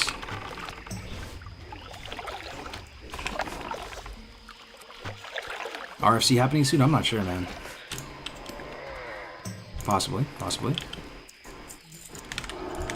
It would be worth it. I'd be down.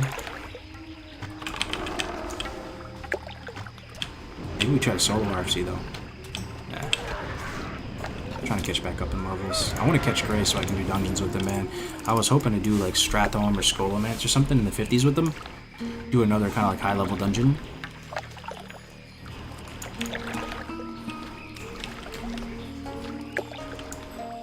Yeah, no griefers this time, man. You love to see it. You get the mushrooms because a lot of people aren't questing anymore. Yeah, well, on this server, though, there's quite a few hardcore folks. We'll see how many people we have in the guild. Take a look. at this time, in the middle of a work day, Monday morning, or not Monday morning, I'm losing track of time. It's, what time is it for you guys? For me, it's not 3:23 p.m. So it's still during the work day for me. 80 people online. That's pretty damn good. 80 people on the Horde side. Not even factoring in the Alliance side.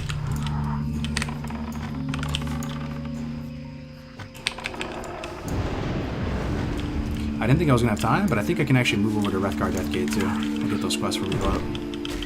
Since we got all the mushrooms in one pass. Let's go pick up these western quests from my man Wreathgar over here. Let me see how much time we have. 16 minutes? I think I can make it. It'll be close, but...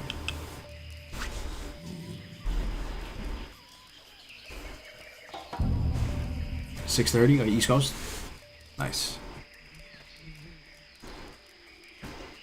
There's 2 ally bots farming ogres 24/7 on my server. Killed them like 20 times and reported them. Yeah.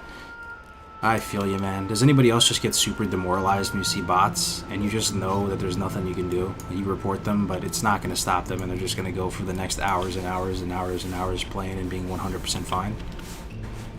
That happened to me on my warrior, man. I was grinding these fairy dragons for a bit and I saw these other people and at first I was like kind of competing for tags with them. I was like, yo, let me try to get these fairy dragons over these guys. And I realized that they were doing the exact same movements over and over and over again. To the T. So I messaged him and I was like, yo, just checking in, man, just making sure you're not a bot or anything. My bad if you're not. What do you need? No response. Kept watching, and then I see another character come out of nowhere. Troll mage again. They're both troll mages, go figure. Another troll mage comes out of nowhere doing the exact same path. It was almost like they were on the WoW glider. Remember WoW glider back in the day, that bot? It was almost like they uploaded or imported some leveling route. Because it was multiple bots doing the identical movements. What is the rare scanner you use? It's called unit scan. For sure. Air is full of bots. Yeah, feels bad, man. Especially when you're leveling looking for actual players to group. I mean, it feels the worst when you're just trying to like kill some mobs, grind some mobs, and you're just competing with bots who are there.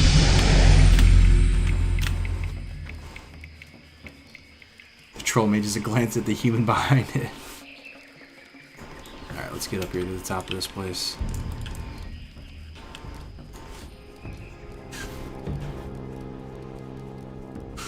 I saw 30 bots a few days ago all at once. Yo, I've been hearing about this, by the way. The multi-boxers guys, they're coming back. They found a way to do like hardware multi-boxing or something. It's like, yo, just go away, man. Apparently they like found some loophole or some way to continue the multi-boxing. I don't know. Hopefully Blizzard like realizes there's some tax loophole or something and shuts it down again. But apparently it's not against TOS, and we're just back in the same position, kinda.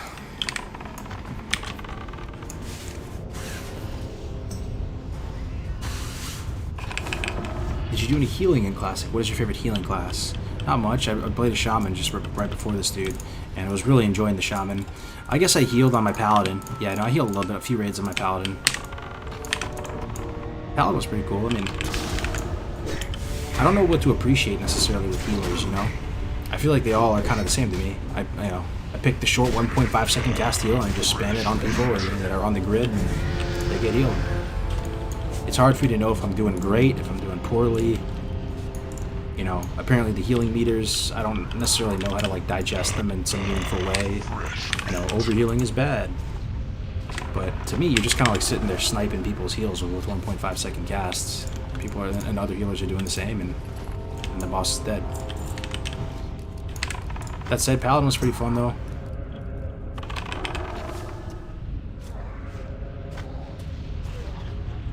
If no one dies, you did great. There it is. Oh yeah, this place is supposed to be red. No, it's not like my game. Like, it's not my computer melting. Don't worry. Yeah, I think it looks pretty cool. This place. What do you guys think?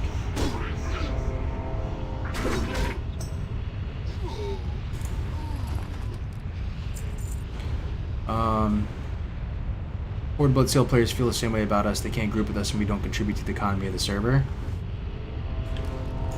True. I mean, we contribute to the war effort though, right? I actually see that point though, because we are kind of like bots because we can't group or interact with them. That's actually kind of true. But we are a human, right? You message us, you ask for advice. Hey man, you see a rare spawn? Like we can still interact in that sense. Be like, yo, yeah, I saw a rare spawn. He's right over the hill. Yo, careful. There's you know, Alliance Outrunners right over there. We're humans behind the keyboard, right? And we can still help people out too. We can still help with people leveling. You know, if I see somebody who's dying out there in the world, getting killed by like getting killed by something, I'm gonna go help them even if they're not hardcore. So no, we're actually different. I actually had to take it back. We are different from bots in that sense, right? And we did contribute like during the war effort and stuff, right? Like contributing the low-level mats. Alright, place is a little spooky. Heal up. This is just what I heard from riding the Zep. Okay. Yeah, no, I mean, for sure.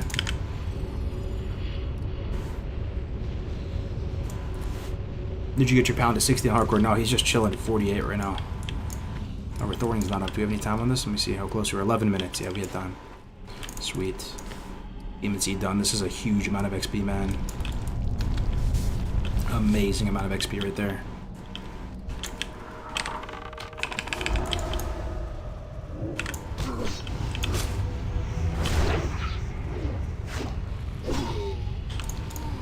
Alright, doing good, doing good. Let's see what other quests we have. Burning Shadows. Let's go back down this mountain. Ragefire Chasm. Landstrider Menace, Raptor Thieves, Centaur Bracers. Looking good. We could heart the crossroads from here. Maybe we want to. What are the hardcore rules? Much love, Kargoz. Yo, Lepo, what's up, man? Greetings. Alright, we're going to get our cauldron stir now. And we're about to hit that power spike I was telling you guys about for this whole time. Be careful.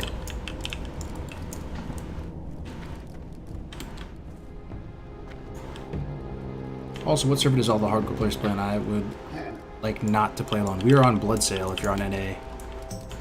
Let's go ahead and do follow up. I am TV, get our cauldron stir. Gotta make sure we have 10 silver to train staves, which we do. Looking good, looking good.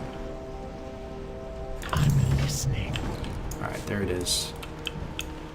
Let's check for the weapon crate while we're in Crossroads. Free money, big money. If it's here. Is that it? No, it's not it. Loktar. Check up here. There's also a sick weapon crate and ratchet I'm gonna check for when we get over there. Remind me. Check if the weapon crate's up here in this little tower. Strength and honor. Oops. Come on, weapon crate. One time. Nope. Didn't see it. Did you get inspired to play a hunter by the tournament? Kinda, yeah. But I've been saying it for a while that I was gonna level a hunter. Like, this is probably what I want to play in DBC, hunter. Peace, friend. Bags and sacks. I don't know if we have that kind of money right now. Buy a sack. No, we don't. Alright, it is time. It is time. It is time to do this quest. Hold up.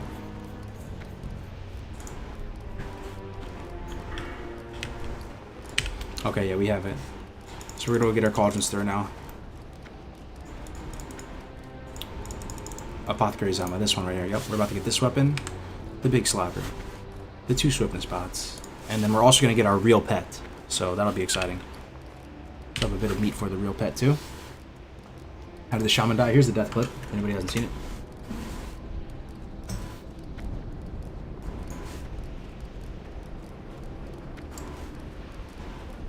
Aren't the birds in Mulgore good? Yeah, that's what I'm getting, Striker. I'm getting the bird. I'm getting one of the swoops in Mulgore. Yep. We're just gonna get the Prairie Wolf Alpha first because it has rank 2 bite. We all know Kargoz isn't going to be playing a Night Elf Hunter in TBC, let's be real. I would like to, looks-wise, I think the Night Elves look pretty sick, right? But it means you have to take the L and stay in Dark Shore and the whole Night Elf zones for like 20 levels. And that's like too much of a price to pay, to be honest.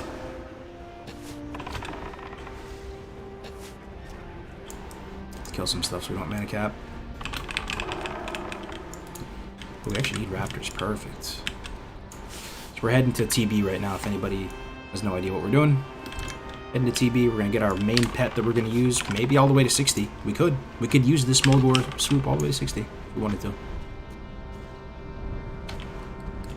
Can you not do the Westfall quest? You can, but on hardcore, because I'm leveling in hardcore, you can't really get over to the Alliance side until you can run through wetlands. Now you could swim it, but that's like 20 minutes of AFK swimming to get over to the human zone. And the thing is, you're gonna miss most of the flavorful quests over on the Alliance side, because you're going to be in Darkshore doing all these like super free juicy quests. So by the time you do get over to the Alliance zones, you're done with all the most fun and iconic quests. So I don't know, man.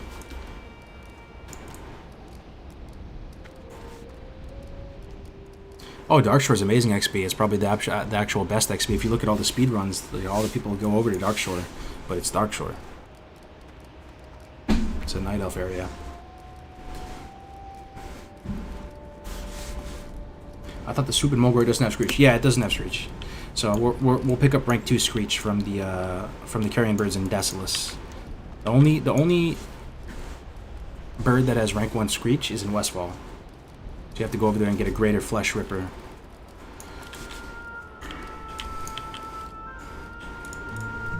But it's okay. We'll have the swoop all trained up, max loyalty level. So once we get up into Decilis, we can. I think actually the ones in Thousand Needles too. In the Shimmering Flats. Do DM and get the bird? True tactics. If we did Dead Mines, I could get the bird. Yeah. No, that's true, man. Actually, tactics is big brain. That might be the play. Where do you see the pet abilities? You would see it on a pet bar, but my UI is kind of scuffed right now, so I have an invisible pet bar. I gotta fix it. It's not a huge deal right now. Everything's just on autocast. It's fine. Do you have a main? I have an Orc Warlock on Scarum that's in full BWL gear. That's about it. Screech is too good, not that for hardcore, yeah. Aren't you killing mobs along the way? I could, but these mobs are much higher level because I'm in Southern Barrens. So, like this is a 17, right? So it's not like I can just like cruise on by and kill him. I could kill him, right? But it's kind of just gonna take a hot minute to kill him. To the point where it feels less worth it. I'm spending. Look at his health, by the way. I'm shooting at him. He's going down super slow. I need my distracting shot. Where is it? Did I not train distracting shot? Oh yeah, I didn't have money, right? Pull my pet back. This is pretty much why, because my pet's like dead. See if I can yoink the thread off of him. I don't know if I can. Oh, I did. Okay. This is why I'm not killing stuff on the way. It takes me like a minute to kill anything.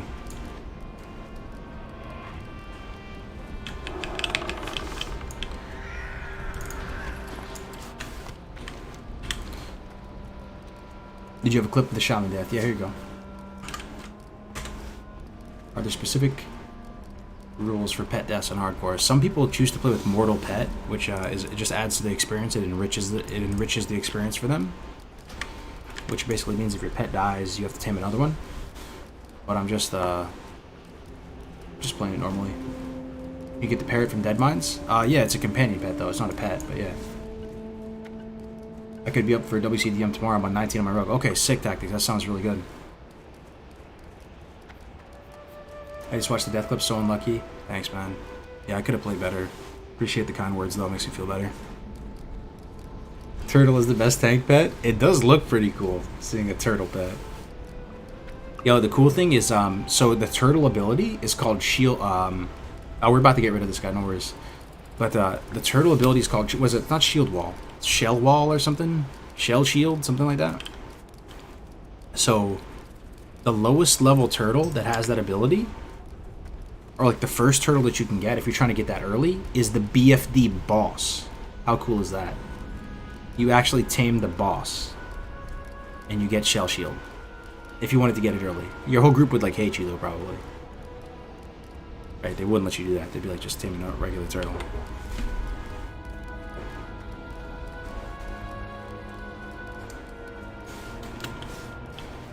If pet dies, delete character too? Nah, it's too hardcore for me, man. Shaman death? I'll link it for you here. What brings you here? Alright, I got the Camp D flight path. Very good, very good. Very good. We can abandon our pet now, right? Say goodbye, Scorpion. See you later. See you later. So we're looking for a Prairie Wolf Alpha as our first pet. To get rank 2 Bite, we got rank 2 Claw already. And then we're gonna basically tame him, and then we're gonna use... It should be the very first mob I get. As soon as I walk into Mulgore, let's see what the very first mob I find. It should be Prairie Wolf Alpha. And then we use him just till he trains Bite rank 2. And then we abandon him. So we'll have a short little fling with him. And then we'll get a swoop.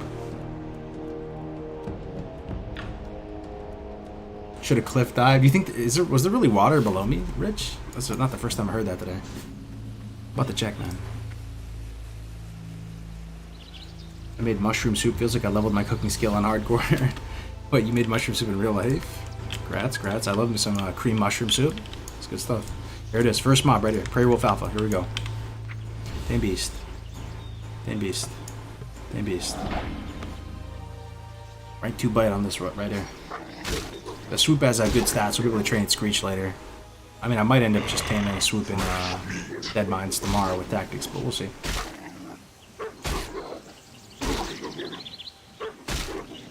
Don't forget about the rare spawn pet by TB. Some would say is a better pet. Yeah, we'll teach their own. Alright, so now we're looking for this on the chat log to say you trained Bite rank 2. Let's feed the pet. I'll mark this. This is the pet we'll end up actually using this swoop. But we're going to have to just kill a few things out here. So we just learned to do spell Furious Howl rank 1. That's what it looks like when you use it, when you learn a new ability.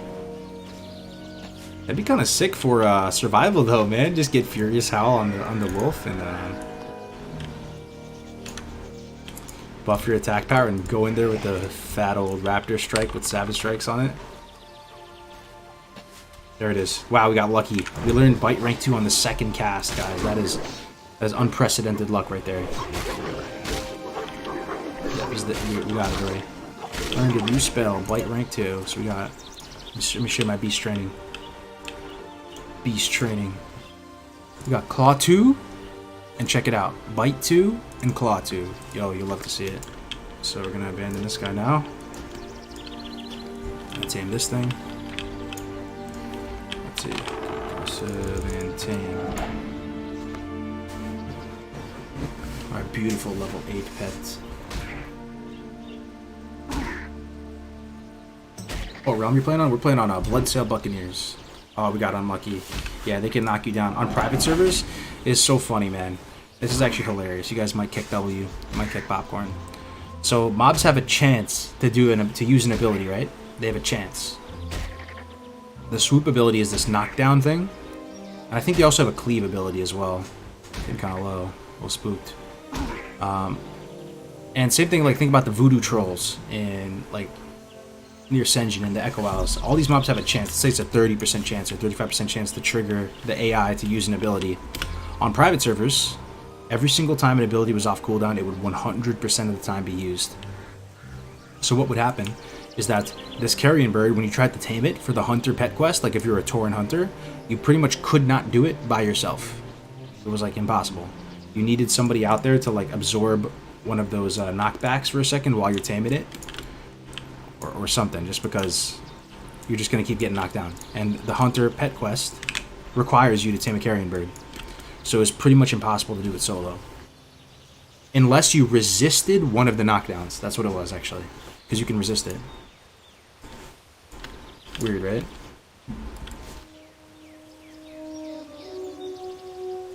I just watched the death clip. 4 resist and 2 missed melees is so unfortunate. Yeah. I appreciate the kind words.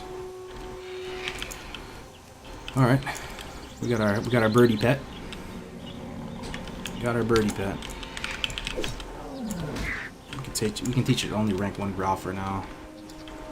Rank 1 growl. Teach it. Slowly get that loyalty back on him. We can pretty much use this pet till the end of the game though, which is pretty comforting in a sense, right? This lovely, lovely carrion bird.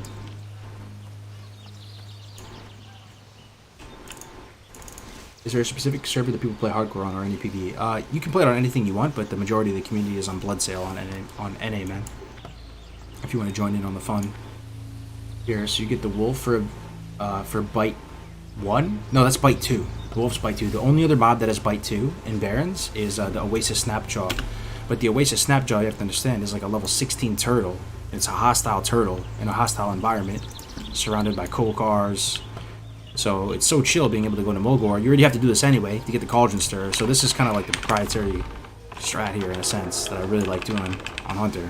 Because you get both of your max ranks focus dumps. You're getting Cauldron Stir. You're getting Exploration XP. You're hitting like 5 birds with 1 stone.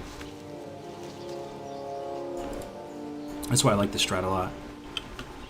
They're being productive on like 10 fronts at the same time. You're getting the right pet, you're getting the right focus stumps, you're getting an insane melee weapon, you're getting Swiftness Spot, you're getting TB, Flight Path.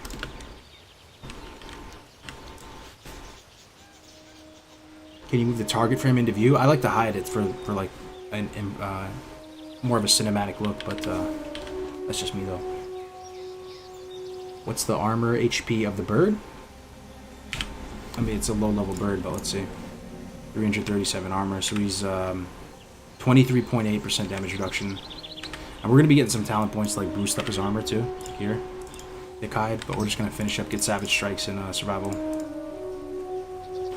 So we're going to go 1 more point here, 1 more point here, and 2 points here, and then we're going BM.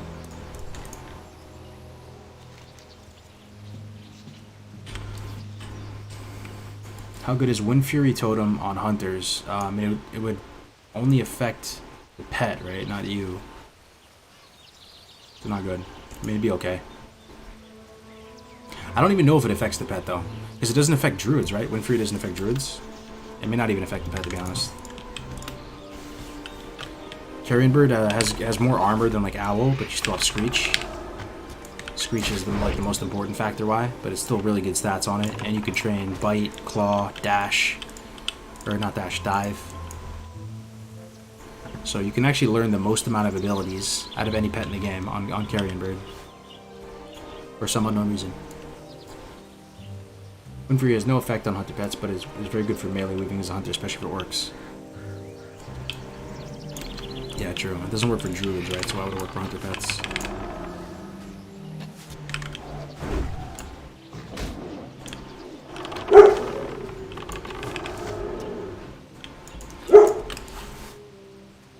Screech, it's a...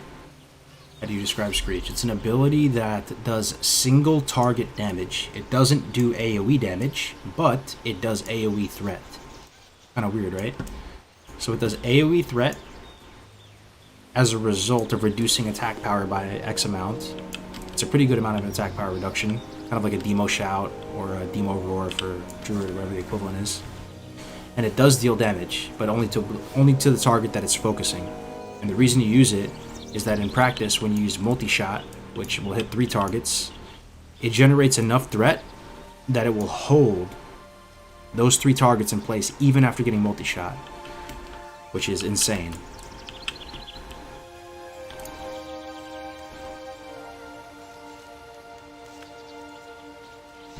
Kargoz, not sure you said anything about it or not. What do you think about what Asmongold said about the hardcore community on Classic? Wait, what? Nah, is that fake? Asmongold said about the hardcore community on Classic? Clip? I think he's a little above our pay grade. I don't know if he said anything about this. Unless that's like fresh off the press or something. I'm not sure. I didn't hear anything. Yeah, right? Link clip? I asked him about it yesterday and he responded? We're gonna have to see some clips right now, man. Clip, please. People are asking for it. That sounds like a bait. That sounds like bait, though. Wait, do you always have a quiver as a hunter? Yeah, you always have a quiver as a hunter. So you have 1 less bag, pretty much. Why are you herbing? Just eventually I want like the deeper alchemy pots, the alchemy recipes. I don't even need... I might not even touch alchemy for a while. I could drop this and get skinning or something. But I want the herbs eventually for alchemy. Later.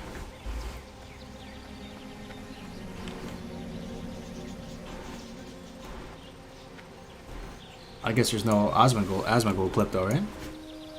I feel like somebody would have said something in the Discord. If you start talking about the hardcore community to like all 20 bazillion people watching him. Did Ompi win the 8-hour leveling tournament? No, actually, DD and Koiv did. Ompi came in second place. I remember he said on his second stream, hardcore wasn't his thing, and he didn't really care about it. I heard him talk about it one time. He didn't say he didn't really care about it, but he did say it's not really his thing. Yeah, I remember that. Yeah, I heard Peo talking about it too. Yeah, Peo said it's not really his thing, which was surprising. I mean, he said he's all for it, but it's not really his thing.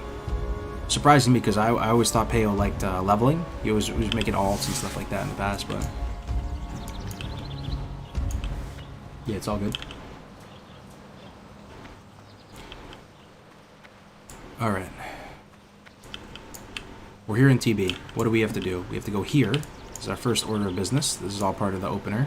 Weapon master. How may I train? Staves. There it is. Ancestors. Perfect, perfect. And the next order of business is to pick up the flight path, because that will scuff this run more than anything could have scuffed this run, because we'd have to do that run all over again. And there's no death skips or anything, so we have to get this flight path. Not screw that up. He mentioned hardcore at one point when talking about classic server options after Nax. Oh, did he really? Yeah, I gotta see a clip of this stuff though. I feel like this is bait. Okay, we got the flight path. Now let's get the RFC quests. Do all the stuff that would be such a pain in the butt to forget about doing. And then we get our crescent staff.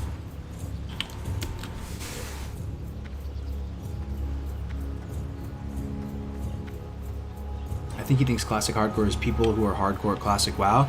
No, I think somebody did explain it to him one time. He like knows it's like a leveling challenge and stuff. Some people it's just not their cup of tea. You know, they just some people honestly some people hate leveling in classic. I was not prepared for that. The other day, like I was just in like a random TBC stream or something, and they were talking about leveling in classic, and I'm just kind of lurking, and they're like, "Yo, I hate leveling in classic. It's so boring. It's so painful. It's the worst thing ever." And everybody was like, "Yeah, agreed." It's just not some people's cup of tea, man. They just don't like it. Fresh meat.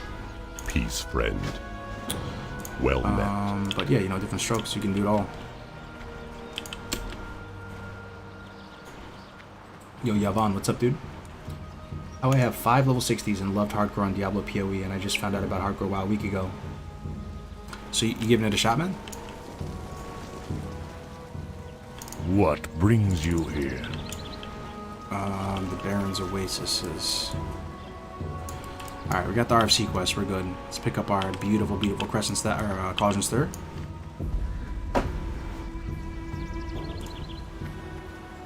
He hates leveling in general, of course, he'd view this negatively. Maybe it's because he's like, at his scale too, maybe when he tries to level as Asmongold, maybe he just can't level at all. That's probably plays a factor, right? Because even the other day, you know, like when I was getting griefed, it just, you know, I'm just like, I mean, I understand why it's going to happen. It's going to happen as we grow too, but you kind of just want to level offline.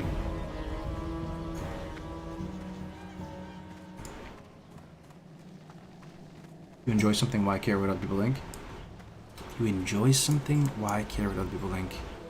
I mean, you're going to care a little bit. Just, I mean, it's not that serious though. Like whether Asmongold gives us his Asmongold blessing or not, it's all good. It's just an interesting talking point. It's not a big deal either way. Looking for something special?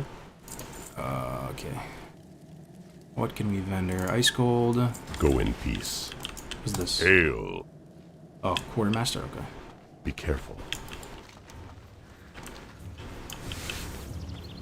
I started my first hardcore character yesterday. Shaman, currently 15, absolutely loving it. Hell yeah, man. Hope you have a blessed run. Hopefully you don't end up like I did in 1K needles. Be careful about that spot, man, if you're gonna do the quest. I score it. I just love leveling in BGs. Raids and dungeons are just too annoying for me. Yeah.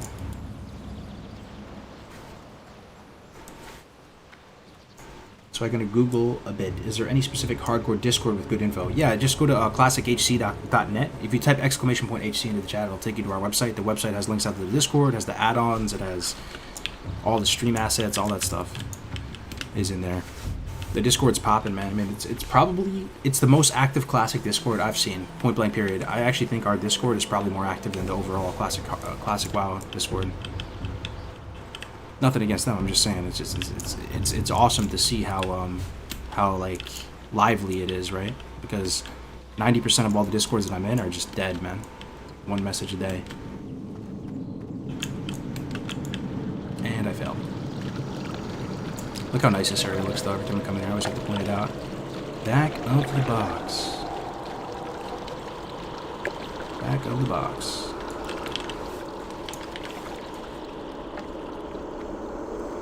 I lost my level 18 Chamois doing the class quest next to Ratchet. The fire quest? Hate to see it. What are some talents that are amazing for hardcore, but are ignored in the boring min-maxed non-hardcore meta? Amazing for hardcore? There's a lot, man. It's hard to even know where to start. Listening. I mean, like, let me go down the list. Rogue, for example. Rogue, Prep becomes God tier in hardcore. Like, actual God tier. Highest impact talent point. So subtlety as a whole just gets super buffed in hardcore. Right? Because survivability is the name of the game, right? And you're getting double the cooldowns with Prep. So that's probably the main one that sticks out with Rogue. Then I leveled a Warrior after. So with Warrior, I'd say Protection has a much stronger case. The level of Protection still would not recommend it, but if it wasn't for hardcore, there would be like pretty much almost no reason to go Protection. Protection is still good in hardcore because you might want to do some of the higher level dungeons, and you can respec Protection to get through them more safely. Let's see. Stuff like, I'm just thinking Warrior still.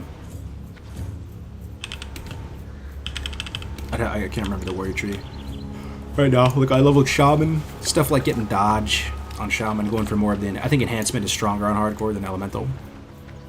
Personally, just because it helps you survive more than Elemental. Elemental's probably better if you're just multi-lifing, because you just get better damage per mana efficiency, clear cast, all that stuff. But Enhancement gives you more survival. On Hunter, all the survival talents. Stuff like deterrence. I mean, you would just like never get this, right? If you're multi-lifing, but on hardcore, this actually might be pretty good. Counterattack, deterrence, all this stuff is much stronger. Greetings. Farewell.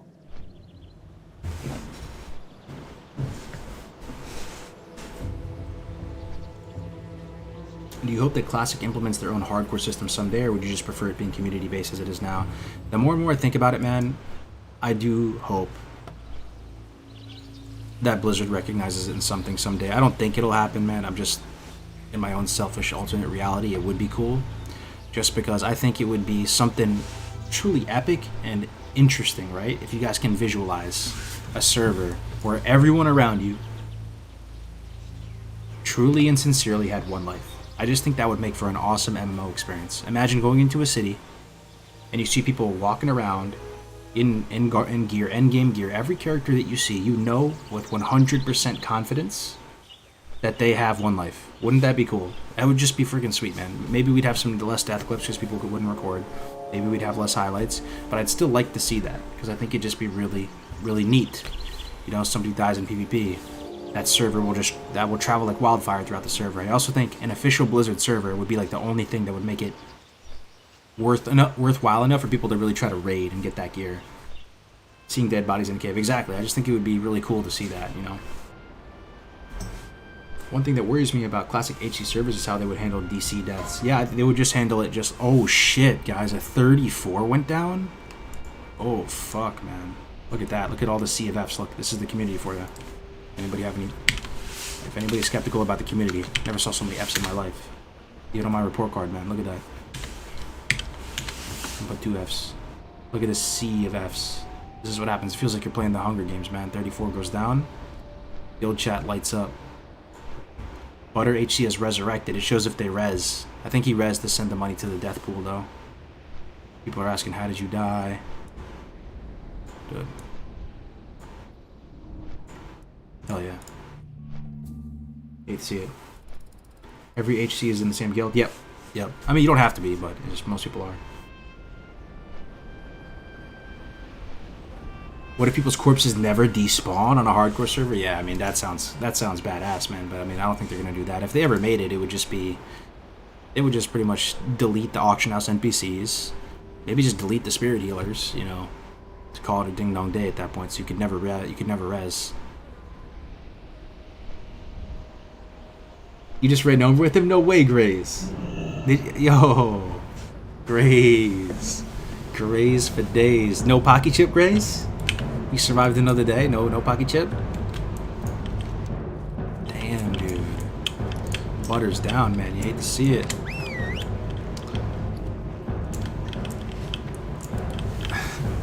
That would be a lag vest. You're saying with all the corpses.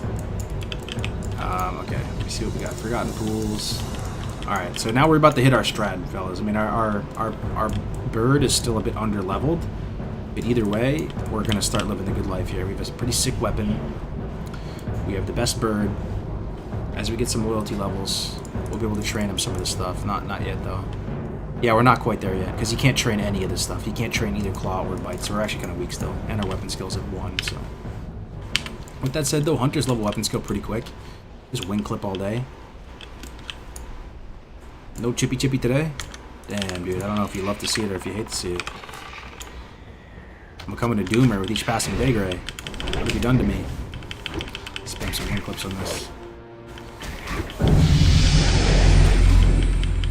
Do you do any raids? Do you think any raids will be completed on a hardcore only server? Yes. Yes, I do. If Blizzard announced a real hardcore server, I think there would be a ton of people interested. People not even involved with our community, man. This community right now could be nothing, man. I think a lot of people would just like come out of left field that would be interested in that. And alright, well, my bird's dead. And I have no water. Let me go buy some water. I'm right here. Yeah, MC. I mean, think about it too, right? Like we're living in like the influencer economy or whatever you want to call it, in the sense that you know, like games, or you know, gaming companies, publishers, whatever, like they care about the stream content of their games, right? Because it's like one of the biggest marketing vehicles for them, you know. So hardcore makes for some good stream content, like a hardcore MC. Like I think people would actually watch that. What can I help you with? If they knew anyone who died at any point was gone forever and lost all their gear and character. So I don't know. It's you're moving with the current. You're moving with the grain, not against the grain, as far as you know how things work in the world in 2021. Oh. Again, I don't think Blizzard will ever do it, but.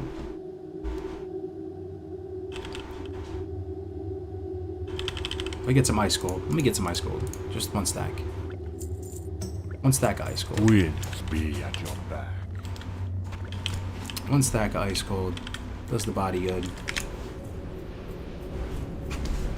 So is a hardcore hunter strike rank up raptor strike? Yeah, I'll rank up raptor strike.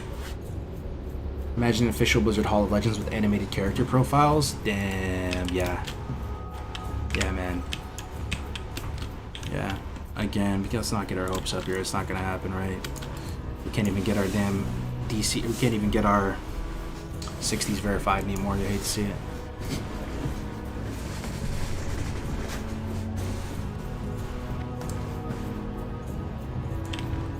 Game is much louder than you. Sorry, I'm just kind of far away from the mic. Maybe it's a bit better. I'll move it closer to me. Okay, let me zoom out a bit.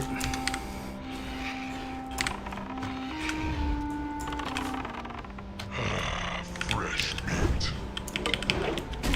Gotta level up this weapon skill. It shouldn't take too long. It's low level. Let's see what it is. 65. And our stage at 27. Okay. You need to name your pet, bro? Yeah, I gotta think about it, though. I don't know what I'm gonna name it. Because this could be the pet we're using for the rest of the game. I could name it after my dog again. That's what I usually do, but maybe I'll switch it up. How come you take pigeon? You call this a pigeon? They're good, man. It's a good pet. Pigeons are good. They have good armor. They can learn screech. They can learn bite. They can learn claw. Pigeons are solid, man.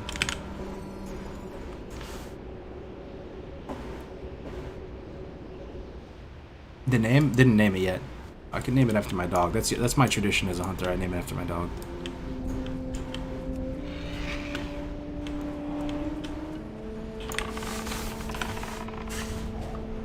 Or name it subscribe. Like, comment, subscribe, the name.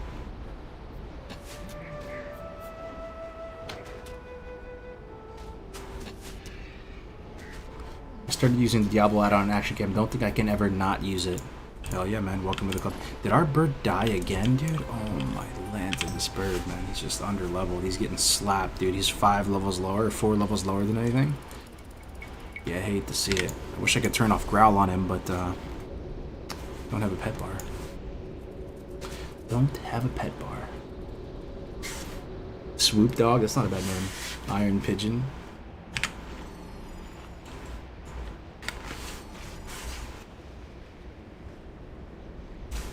I don't think Blizzard will make a hardcore server, but I hope they do. A hardcore server is IMO, the only way to restore the nostalgia, how we experienced the game back in the day. Yeah, I feel you. It definitely, like, all things considered, makes more of a closer meta than what it was back in the day, right? Yeah, it's just a lot of fun, man. Let me get a big threat lead before I send the birdie in.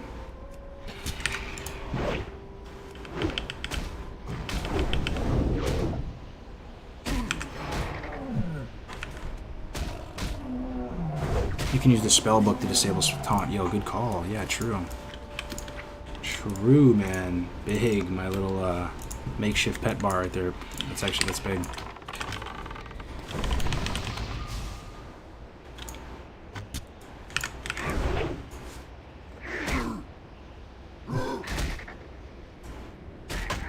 Imagine seeing someone decked out in full T1 on a hardcore server. That's what I'm saying. It would be super impressive, right? If you saw somebody with epic gear and you know they never died before, oh, next loyalty level. Yes. We can actually train our pet some good abilities now. Bite and claw. There we go. There we go. And once he turns 10, the next rank at Growl too. Already our bird is way stronger now though.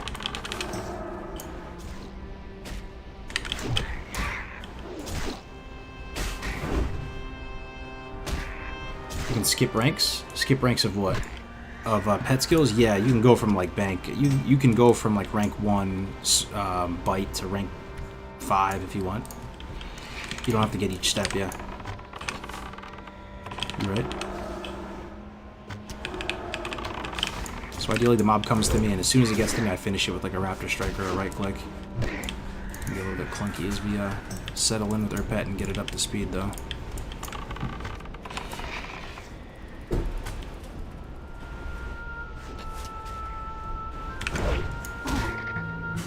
Bow or gun sound? Bow sound all day, but I do like the gun sound too. How are you doing beast training out in the field? You always are able to. You can't train new stuff though from the trainer out in the field, but you have like a you can do the beast training out in the field pretty much. But to add stuff to this pane, you need to be back in the city with the pet trainer. That makes sense.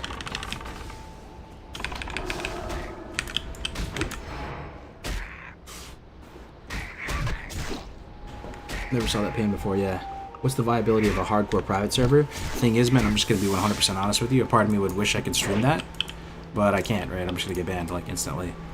And, you know, I also, you know, I do want to support the company. I mean, it is their IP, and if they do, like, you could kind of write it off a bit because they never offered it themselves, and, you know, you could always make the argument, like, this game should be preserved for historical reasons. You can play the private servers, you know.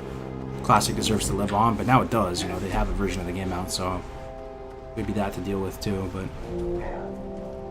I think a lot of people like couldn't stream it or would feel uncomfortable streaming it, and ultimately it would be GG. Get banned. All right, let's get some centaur heads. We'll explore the pool. Be out. Any chance of devs making an official hardcore server? There's probably a chance, but it's low, like 1%.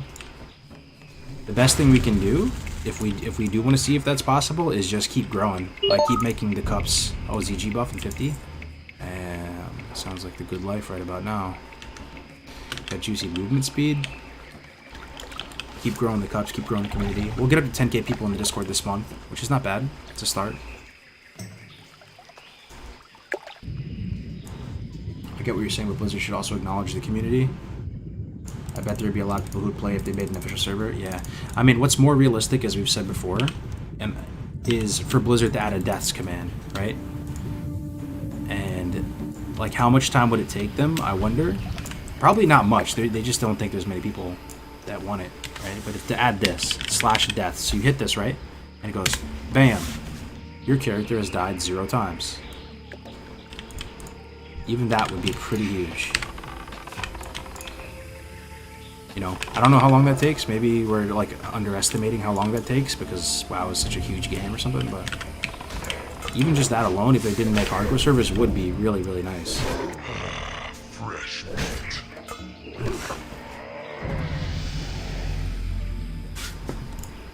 Yo, pet dinged guys, can we get some grats for unnamed carry-on bird? I'm just gonna name it after my pet. I'm gonna name it after my other pet, my younger dog though. So my older dog is Adel. My younger one is Vala. She's the pup. It's new for me. Fresh meat. So it's a girl pigeon. It's a girl pidgey. Why does it look so colorful with the stream?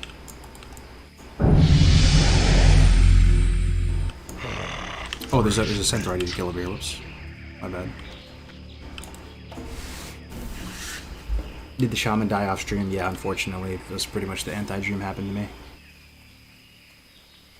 They got that at level 70, right, for BC? Don't they have achievements and statistics? I think they added the achievements in Wrath, right? But they do have it for retail, for sure. And the frustrating thing is, though, man, I almost would prefer that I almost wish we didn't know that they had the information. They actually have the information. They can tell you if your character's died or not, but they just think it's inappropriate to share that information with you or something. But in retail, you know, you can see that right now. On BFA, pretty sure, or Shadowlands, whatever you want to call it these days, if you pull up the achievements or you pull up your character panes, you can see how many times you died, right? I know it's not the most ethical thing to do, but you can ask Kevin Jordan to speak with some of the Blitz people for hardcore servers. He's still got a huge rep and seems like a cool dude. Thing is, man, like, I would hate to be, like, I just became friends with him, you know, like, I wouldn't want to ask him anything like that. I'm just shocked that that I can call him a friend at this point, you know, like, I don't know, I would, it's not that serious, man, honestly. There's a chance that once DVC comes out, people won't even be interested in it anymore, so.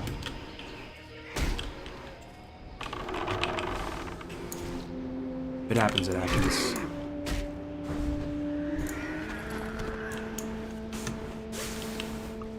I'm leveling a rogue right now, not hardcore, wondering if you have any tips for good professions to boost my character during the process. Yeah, there's pretty much like one almost mandatory profession. I guess if you're not hardcore, it doesn't matter that much though. No, it still matters, right? Because to make thistle tea, don't you need to be... I guess it's cooking. No, it doesn't matter that much. You can just buy the swift thistle. In hardcore, you have to... Jesus, man. It's damage.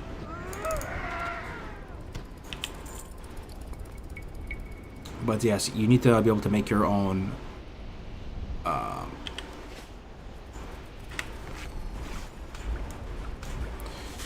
you need to be able to make your own thistle tea. Oh, we're gonna try to get the Kokar booty for that guy, right? He donated 50. My man Nib, he donated 50 sovereigns. We got to do the Kokar booty key strat. That guy just got some Kokar booty.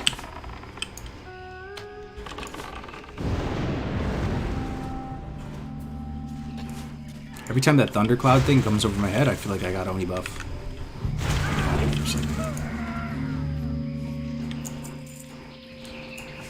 Alright, we're waiting for the name to respawn over here.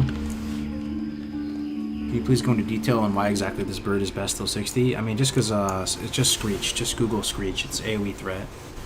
And it's damage reduction. So it's damage reduction, and it's AoE threat. It's like the triple threat pet ability. It does all three. Plus just the stats you get on a carrion bird are dope. Plus, you know, it has the movement speed increase with dive. So that's one implication. You usually want to find a pet that has the movement speed increase. It's the reason why people use cats over raptors, like long term, because raptors don't have dash. While cats do, even though the stats on raptors are better than cats. People use cats because of dash, right? So you do have dive on the bird. Oh, I feel bird's getting one-shotted right there. Bird's almost dead.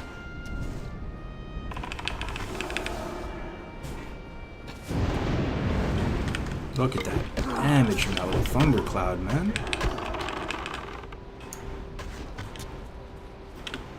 Make sure I'm not running into any patrols out here.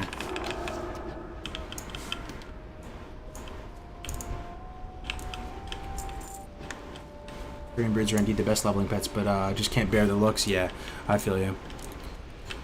No, that's true, man. Speaking of looks, I mean, I might go... I'm all about the looks, too, man.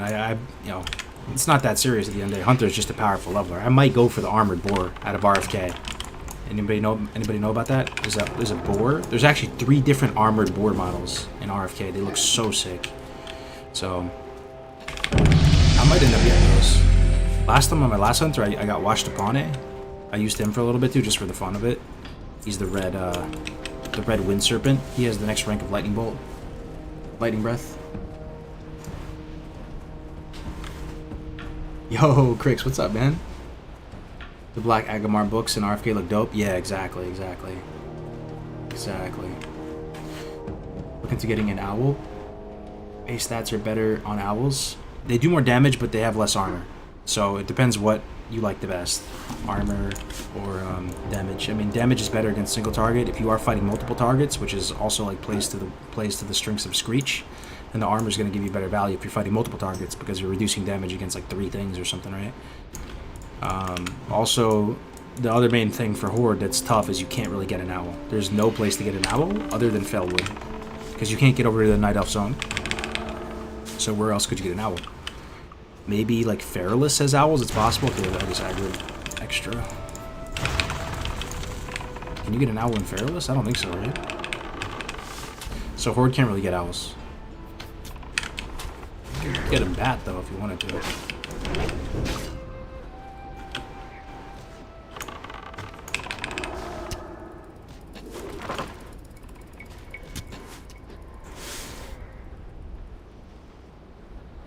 Wouldn't rake the lion from Mogors. I'm not like a cat person, man. I almost feel sorry saying it, but it's just kind of true. Can't do it, man. Can't do it. Can't do it. A lot of people like it though, so I'm not trying to rain on anybody's parade. People love the rake. Rake is an iconic pet, right? Also a Chaki. People like to tame a Chaki. Yeah, so we need to get a Kokar booty key and we can open this. See what's inside.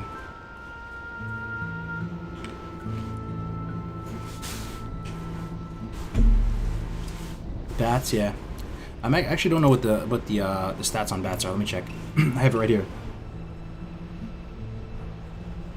Oh, bats have the identical stats as owls? No way. It's actually identical. So bats are identical to owls. Identical. They have the plus 7% damage modifier. They eat fruit and fungus. And owls eat meat. There's a difference there. Bite, cower, dive, growl. Yo, actually?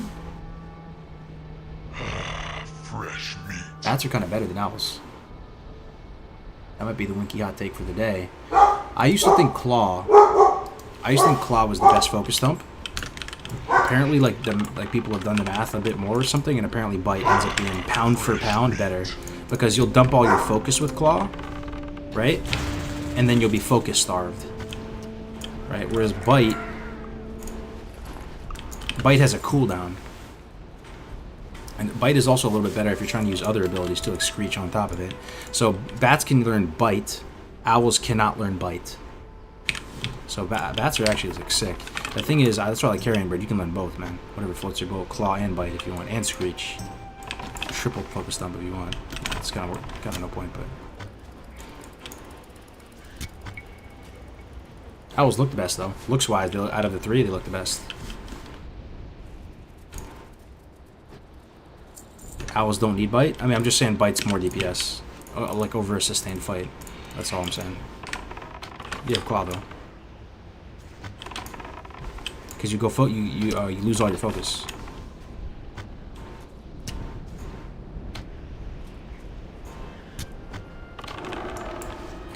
Where's your pet attack bar? It's non-existent at the moment. I gotta fix it. Next stream I'll have it up.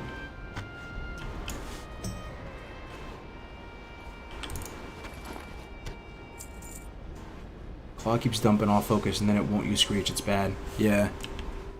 No, it's true, man. That's why I think Bite. I mean, that's why like honestly, Carrion Birds are so sick, man. They really are.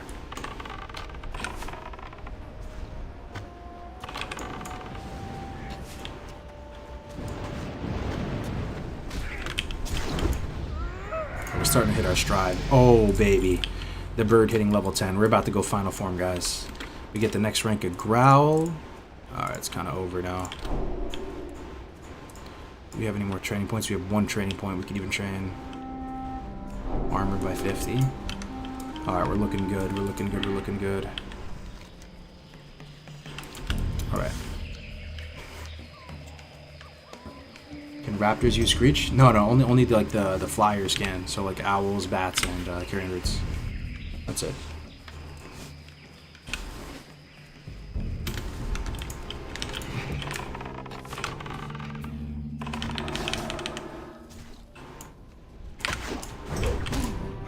I'm actually not going to put on Bite though, but is it off cooldown? Yeah, it is. Yeah, so I have double Focus Thump right now, Bite and Claw. It's going to be juicy.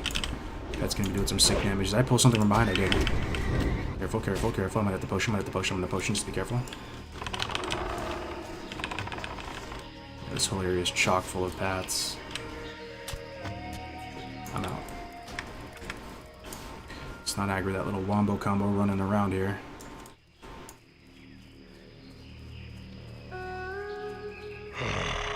Bite is more DPS on most pets. Yeah, more sustained DPS, right? Because the Claw, you'll do more damage than Bite in the short term for like 5 globals. Or like maybe even 10 seconds or something, I don't know. But if you have to fight something for like 30 seconds, Bite will probably be better. What is Focus Thump? Oh, it's just the ability that the pet has that costs focus. That's the resource. That's the resource for pets. It's called Focus. It's this brown bar here at the bottom. See how it's 100 out of 100? So we're just talking about like a Focus Thump would be Claw, Bite, Screech. It costs focus. Like some pets in vanilla do not have a Focus Thump. It's kind of scuffed. For example, gorillas for the longest time didn't have a Focus Thump. They, in the iteration of the game we're playing right now, they do.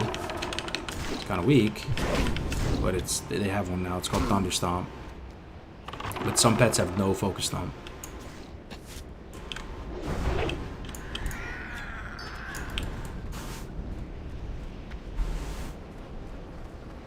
What happens when you drink too much coffee? You get dehydrated. You start tapping your feet too much. Get a headache.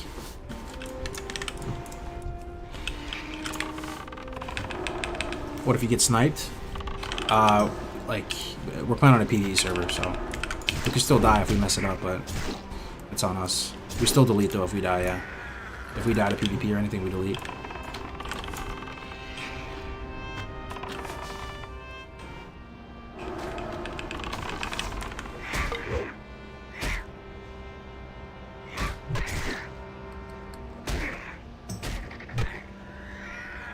Don't hunters in retail now have focus instead of mana? Yeah, I think so. I think they do, yeah.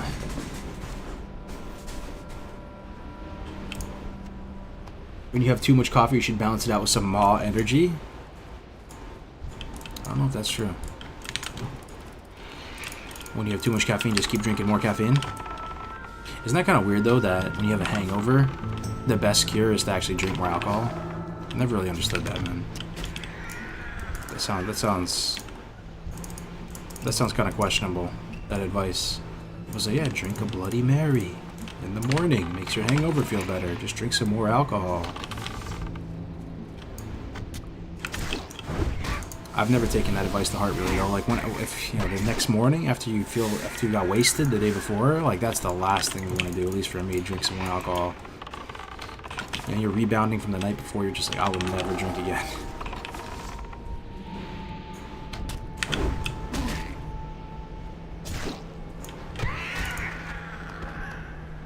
The antibodies in your blood stop metabolizing.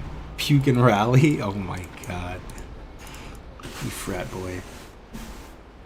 It works. Menudo, very delicious soup. Oh yeah, I mean soup, noodles, all that stuff. Like that's the best hangover food for me. Or greasy food. Go to the diner. Get some corned beef hash, some eggs, some toast, some bacon on the side. Get some pancakes, silver dollar pancakes. Little maple syrup, real maple syrup. That's an alcoholic's advice for real.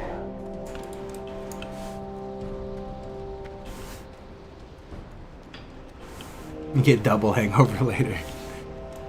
Yeah. Spicy pho? Yeah, the thing is, pho's not really supposed to be spicy. I mean, they do add a little bit of sriracha to it, but yeah, I feel you, man. I love adding pho to my sriracha. I don't have the brown sauce though. Glory to the Horde. I think it's called not Worcestershire sauce. Oh, what is that sauce called, man? It's not fish sauce. I can't remember. Pho? Yeah, pho, whatever you want to call it. I've been expecting. Is it oyster sauce? Oh, hoisin. That's it. Hoisin. Is hoisin oyster sauce though? I don't know. Yeah, it's so nice having the chat big brain hive mind here. Anytime you ever have any question about anything, there's always like one person who knows the answer. Hell yeah. Hail. Hoisin sauce. Is that oyster sauce though? I don't even know, man. Hoisin is delicious. Yeah, that's apparently the proper way you eat pho. You have to add like 10 pounds of vegetables to it, add hoisin sauce and sriracha. I just add a little sriracha and go to town. I drink the broth too, man. I know like a lot of people apparently that's the big brain way to eat soup. You don't drink the broth because you get like hypertension or something. Fuck it, man. I love the broth too much. I drink all the broth. Okay, we have 800 shots. Pretty good, decent amount.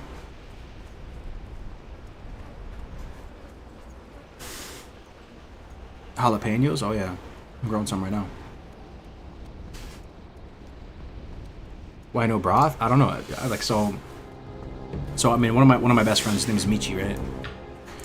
From Japan, and connoisseur of ramen from Japan. Ramen from their culture, even though there's a lot of cultures with ramen. I mean, I don't know actually if it comes from Japan. I mean, ramen itself is using the Japanese phonetics, right, with ra and men. But I mean, like Koreans have amazing ramen too, right? They have like their shin ramyun. They call it ramyun though somehow. But every time I saw him eat soup, right? You go to a ramen place, ramen-ya. There's always a big ass bowl of broth still at the end, right? Eats all the noodles, eats all the content, eats all the meat. Like when people eat soup, like real soup aficionados, people that like it's the soup of their culture, I've noticed that they eat the noodles, they eat the meat, and they move on. Because the soup is like a medium to facilitate the eating of the meat and the noodles. For me, the broth is like one of the best parts of enjoyment for me.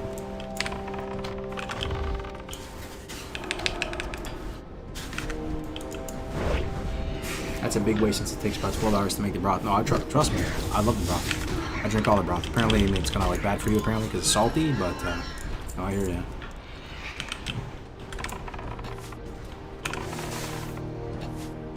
Yeah, I can't eat ramen without sipping the whole thing. I hear you, man. We're cut from the same cloth. About to eat noodles today. Is this retail? No, this is a classic WoW. Dude, no, I'm hungry. We always somehow talk about food, man. You guys notice that every stream it comes up. Somebody asks something, and it just degenerates into like just food talk. It's not. There could be worse things to talk about, though. Am I right? Food is. I don't know, man. I don't think I've ever been. I'm not saying this to maybe I shouldn't say this. I don't know. Anytime you guys are feeling depressed or down, because it's not that simple, right? You can't really reason with depression or whatever. But I would say, because I feel like this is only value add, you just got to think about food, man. Like, think about food. Think about all, like, the delicious drinks you can have. Think about just being able to, like, eat something really delicious. I feel like it might pull you out of it, you know? I don't know. Food is one of the greatest reasons to exist, you know? So much fun.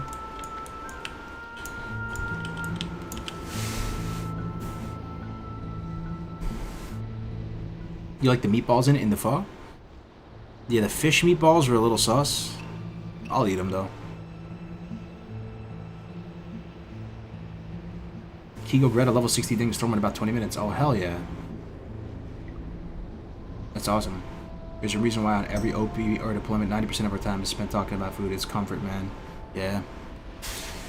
No, for sure. You're also in an environment where you're not eating the food that you want to eat too. You're eating some like the best case scenario. You're eating some like chili mac. Chili mac slaps though, but you know that's like best case. You might be eating some. You might be eating something. Yeah, what's the worst food in the defact? Like, you might be eating some like boiled chicken. Does your pet not have taunt yet? No, it does. I have it off though right now. I'm trying to like just finesse the thread a little bit back and forth on it, so it gets a little bit of a threat lead. The mom stays on the pet for a second. If anything, I should pay more attention. I just haven't been paying that much attention. But yeah, in theory, I'm sending the pet in. It's going to get a little bit of a threat lead, and then I want to yoink the threat off. Oops.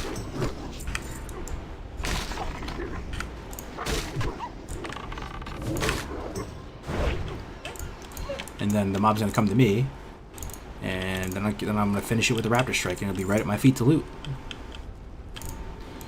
All right, get this Chen's keg over here.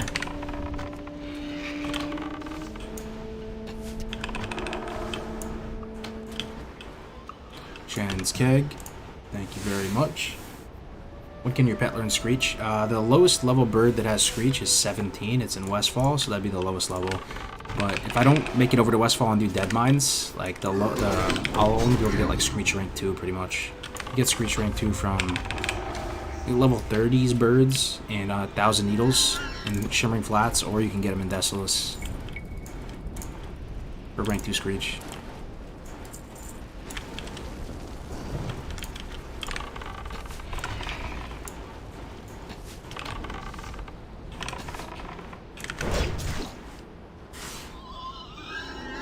Do you have a job besides streaming YouTube vids? I sort of, man. I have I have a couple things, you know, you should always try to have a couple things that produce income for you. And I got this, got the farm, mines of Bitcoin, do a few things, man. This is the thing I'll tell you though that I care the most about as far as like, you know, career-wise, if you want to call it that. I really do care about, you know, building this community, you know, having a YouTube channel, having a Twitch channel. I enjoy it a lot. Making content, I guess, is the way I would describe it. You know, this WoW stuff won't last forever. Maybe there might even be a day where I have to move on from video games. I sure hope not.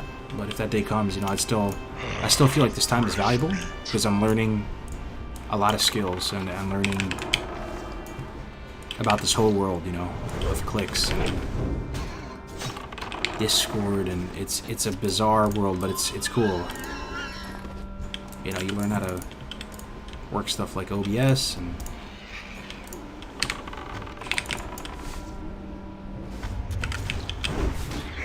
okay, we just pulled.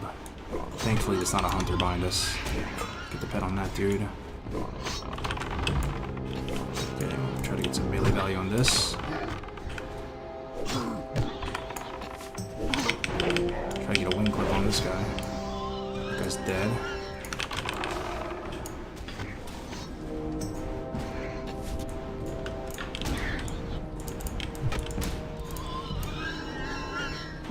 Look at this hunter, high speed, orc hunter with the shoulder pads and the owl. Tell me this guy doesn't look cool, man. He's only 26 and he looks so nice. Got his owl pet and everything. For the horde. Killing it, killing it. Alright. Crossroads supply crate. We'll do that when we do the next part of the chain. We need, what, one more hunter? One more hunter. Dude's walking around with the pets. That's a water seeker. Hunter, hunter. Should be a hunter over here somewhere. Oh, here's a hunter right here.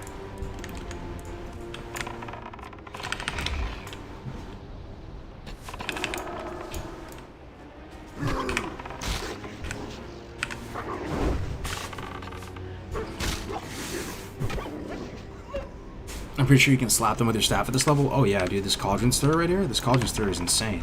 The damage on this Cauldron Stir is nutty, man. That's why I'm so powerful at this level. I have a pretty decent weapon and I have Cauldron Stir.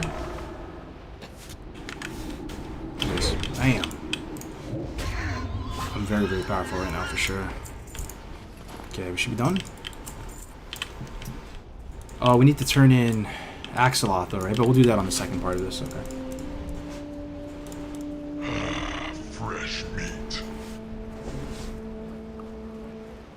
It's awesome seeing action cam with the hunter. Yeah, the thing that's a little bit unfortunate though is I feel like it's awkward to play zoomed in as much as I want to on the hunter. Like, I can try it for a little bit. Maybe like this is as close as I can get. Let me see. I like playing more zoomed in than I have been on the hunter, you know? Fresh meat.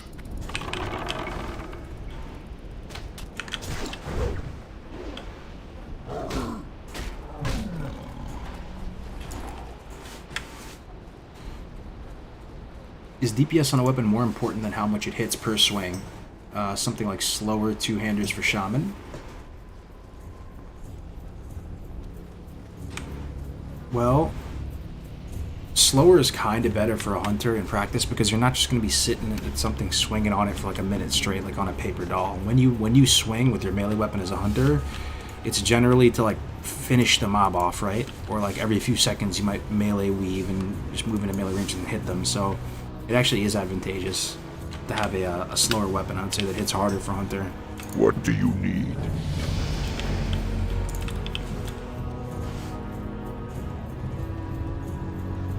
That is an underappreciated aspect of your 60 runs. Playing so zoomed in makes it harder. Oh, I appreciate it, James. Yo, good to see you, James, man. Let's pick up these quests. Good old man Craig here. Blood and Looking for his wife for thunder. 16 years. Let's vendor some stuff. Oh, that cloak. That cloak. I don't know about that cloak, man.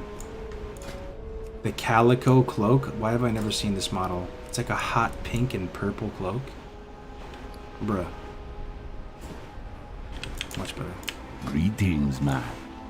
How have I never seen that? Scorpions thing, get rid of that. Later. Alright. Pens, keg, accept that. Now we're doing the next part of the chain.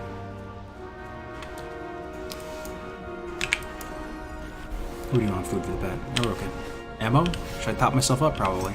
500 shots. Let's top up. What's the hardest class to do this? Warrior. Warrior, warrior, warrior. Loktar, Sharp arrow. go forth to victory. Oh, Shaman's dead. Oh, we died twice over. Yeah, we died once in a Wailing Caverns wipe, then we remade a character, got to like 21 in one day, and died at 29. You hate to see it. Shaman Dream is dead for now.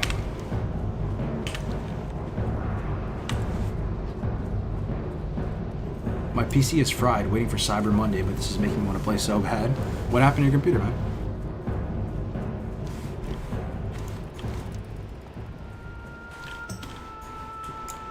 I'm gonna hide this cloak.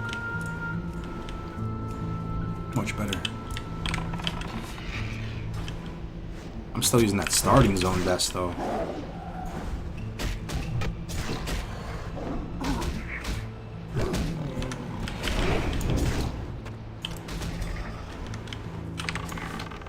Have you thought about doing a grind you have done already, like Warrior? Doing it again, you're saying? Do the exact. I mean, I kind of want to get a Hunter to 60 because I'm probably gonna main a Hunter in TBC, you know. So I've been meaning to do this for a while. We're gonna level this guy hardcore though, even though I plan on playing him in TBC. His name is Kargoz HC as well, so my main in TBC is gonna have HC tag on it. Hopefully, that'd be dope. Going Urbalk again? I think so. Yeah.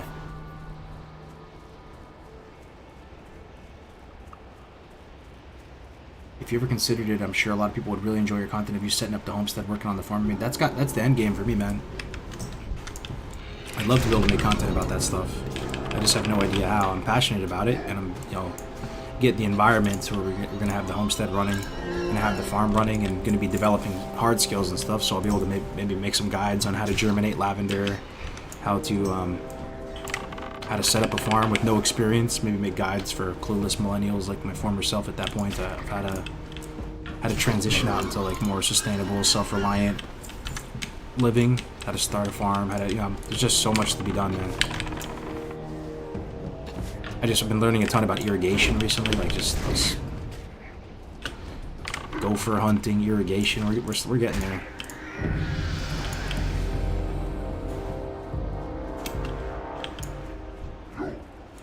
There's the ding, 14.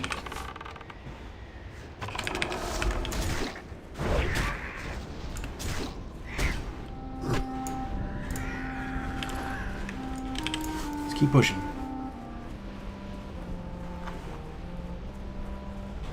Just hope you don't have wild boars in the area. No, there's no wild boars in the area. My farm right now looks like the Barrens. I mean, I cut the grass, so it's not this high, but it looks like this. It's starting to turn green, though. In California, there's like a wet season and a dry season. Since these things are kind of spicy, I have no pet farm. I'm going to turn on growl for a little bit.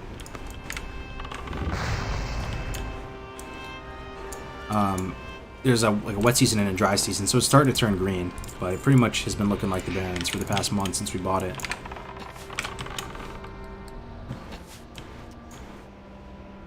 GoPro garden stream. Yo, next garden season, I'm gonna go ham for sure. I learned so much this season. I made some mistakes. Yeah, man. When it comes time for like spring and summer gardens, it's gonna be over. I'm gonna grow so much good stuff. Okay, this is bad. This is bad. This is bad. I gotta be careful. Okay, this is bad. This is bad. Okay, this is bad. I have to sticky glue a fucking wolf. You know this is bad. I'm getting blasted. Pyro blasted by a fucking caster. I need to wake up, chat. Can I wake up? I'm like half asleep over here. But somehow some guy bailed us out. These hunters will get you though. You're just not paying attention to 36%. Need to wake up. We need to wake up for real. These hunters are definitely like a big cause of deaths for hardcores out here. 2 sticky glues and a pre-level 20. Really, really bad. Really, really bad. Horrible. Horrendous, some might say. Gotta wake the hell up. This is what I'm saying about Hunter, man. It's kind of one of the easier classes, but yo, link the VOD if you guys hitting 60 on Hunter, just because you're so powerful that you're gonna get complacent at some point, right? You're just gonna kind of be zonked out. Get yourself in a bad spot, you get a caster on you, shooting fireballs at you, and you have threat over your pet because you just were kind of not giving a shit a second, and then that's it.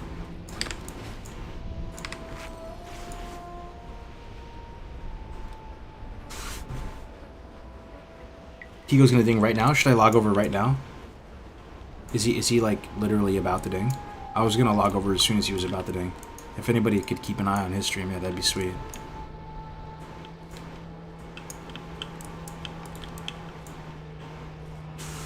Those hunter pats are nutty. It's like they followed you. Yeah. I mean, if he's about to ding, I kind of want to host him. Try to give him his day in the sun, man. Is he about to ding? Oh, he's about to ding. Oh shit. Okay. He is about to ding. He's like 59.99%.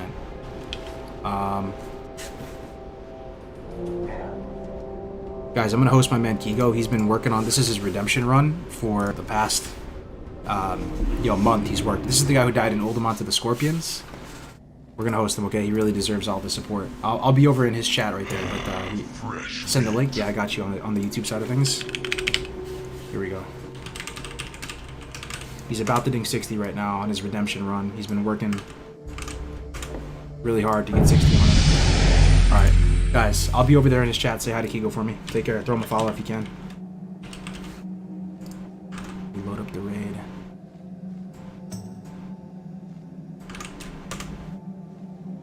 Ah, I have just the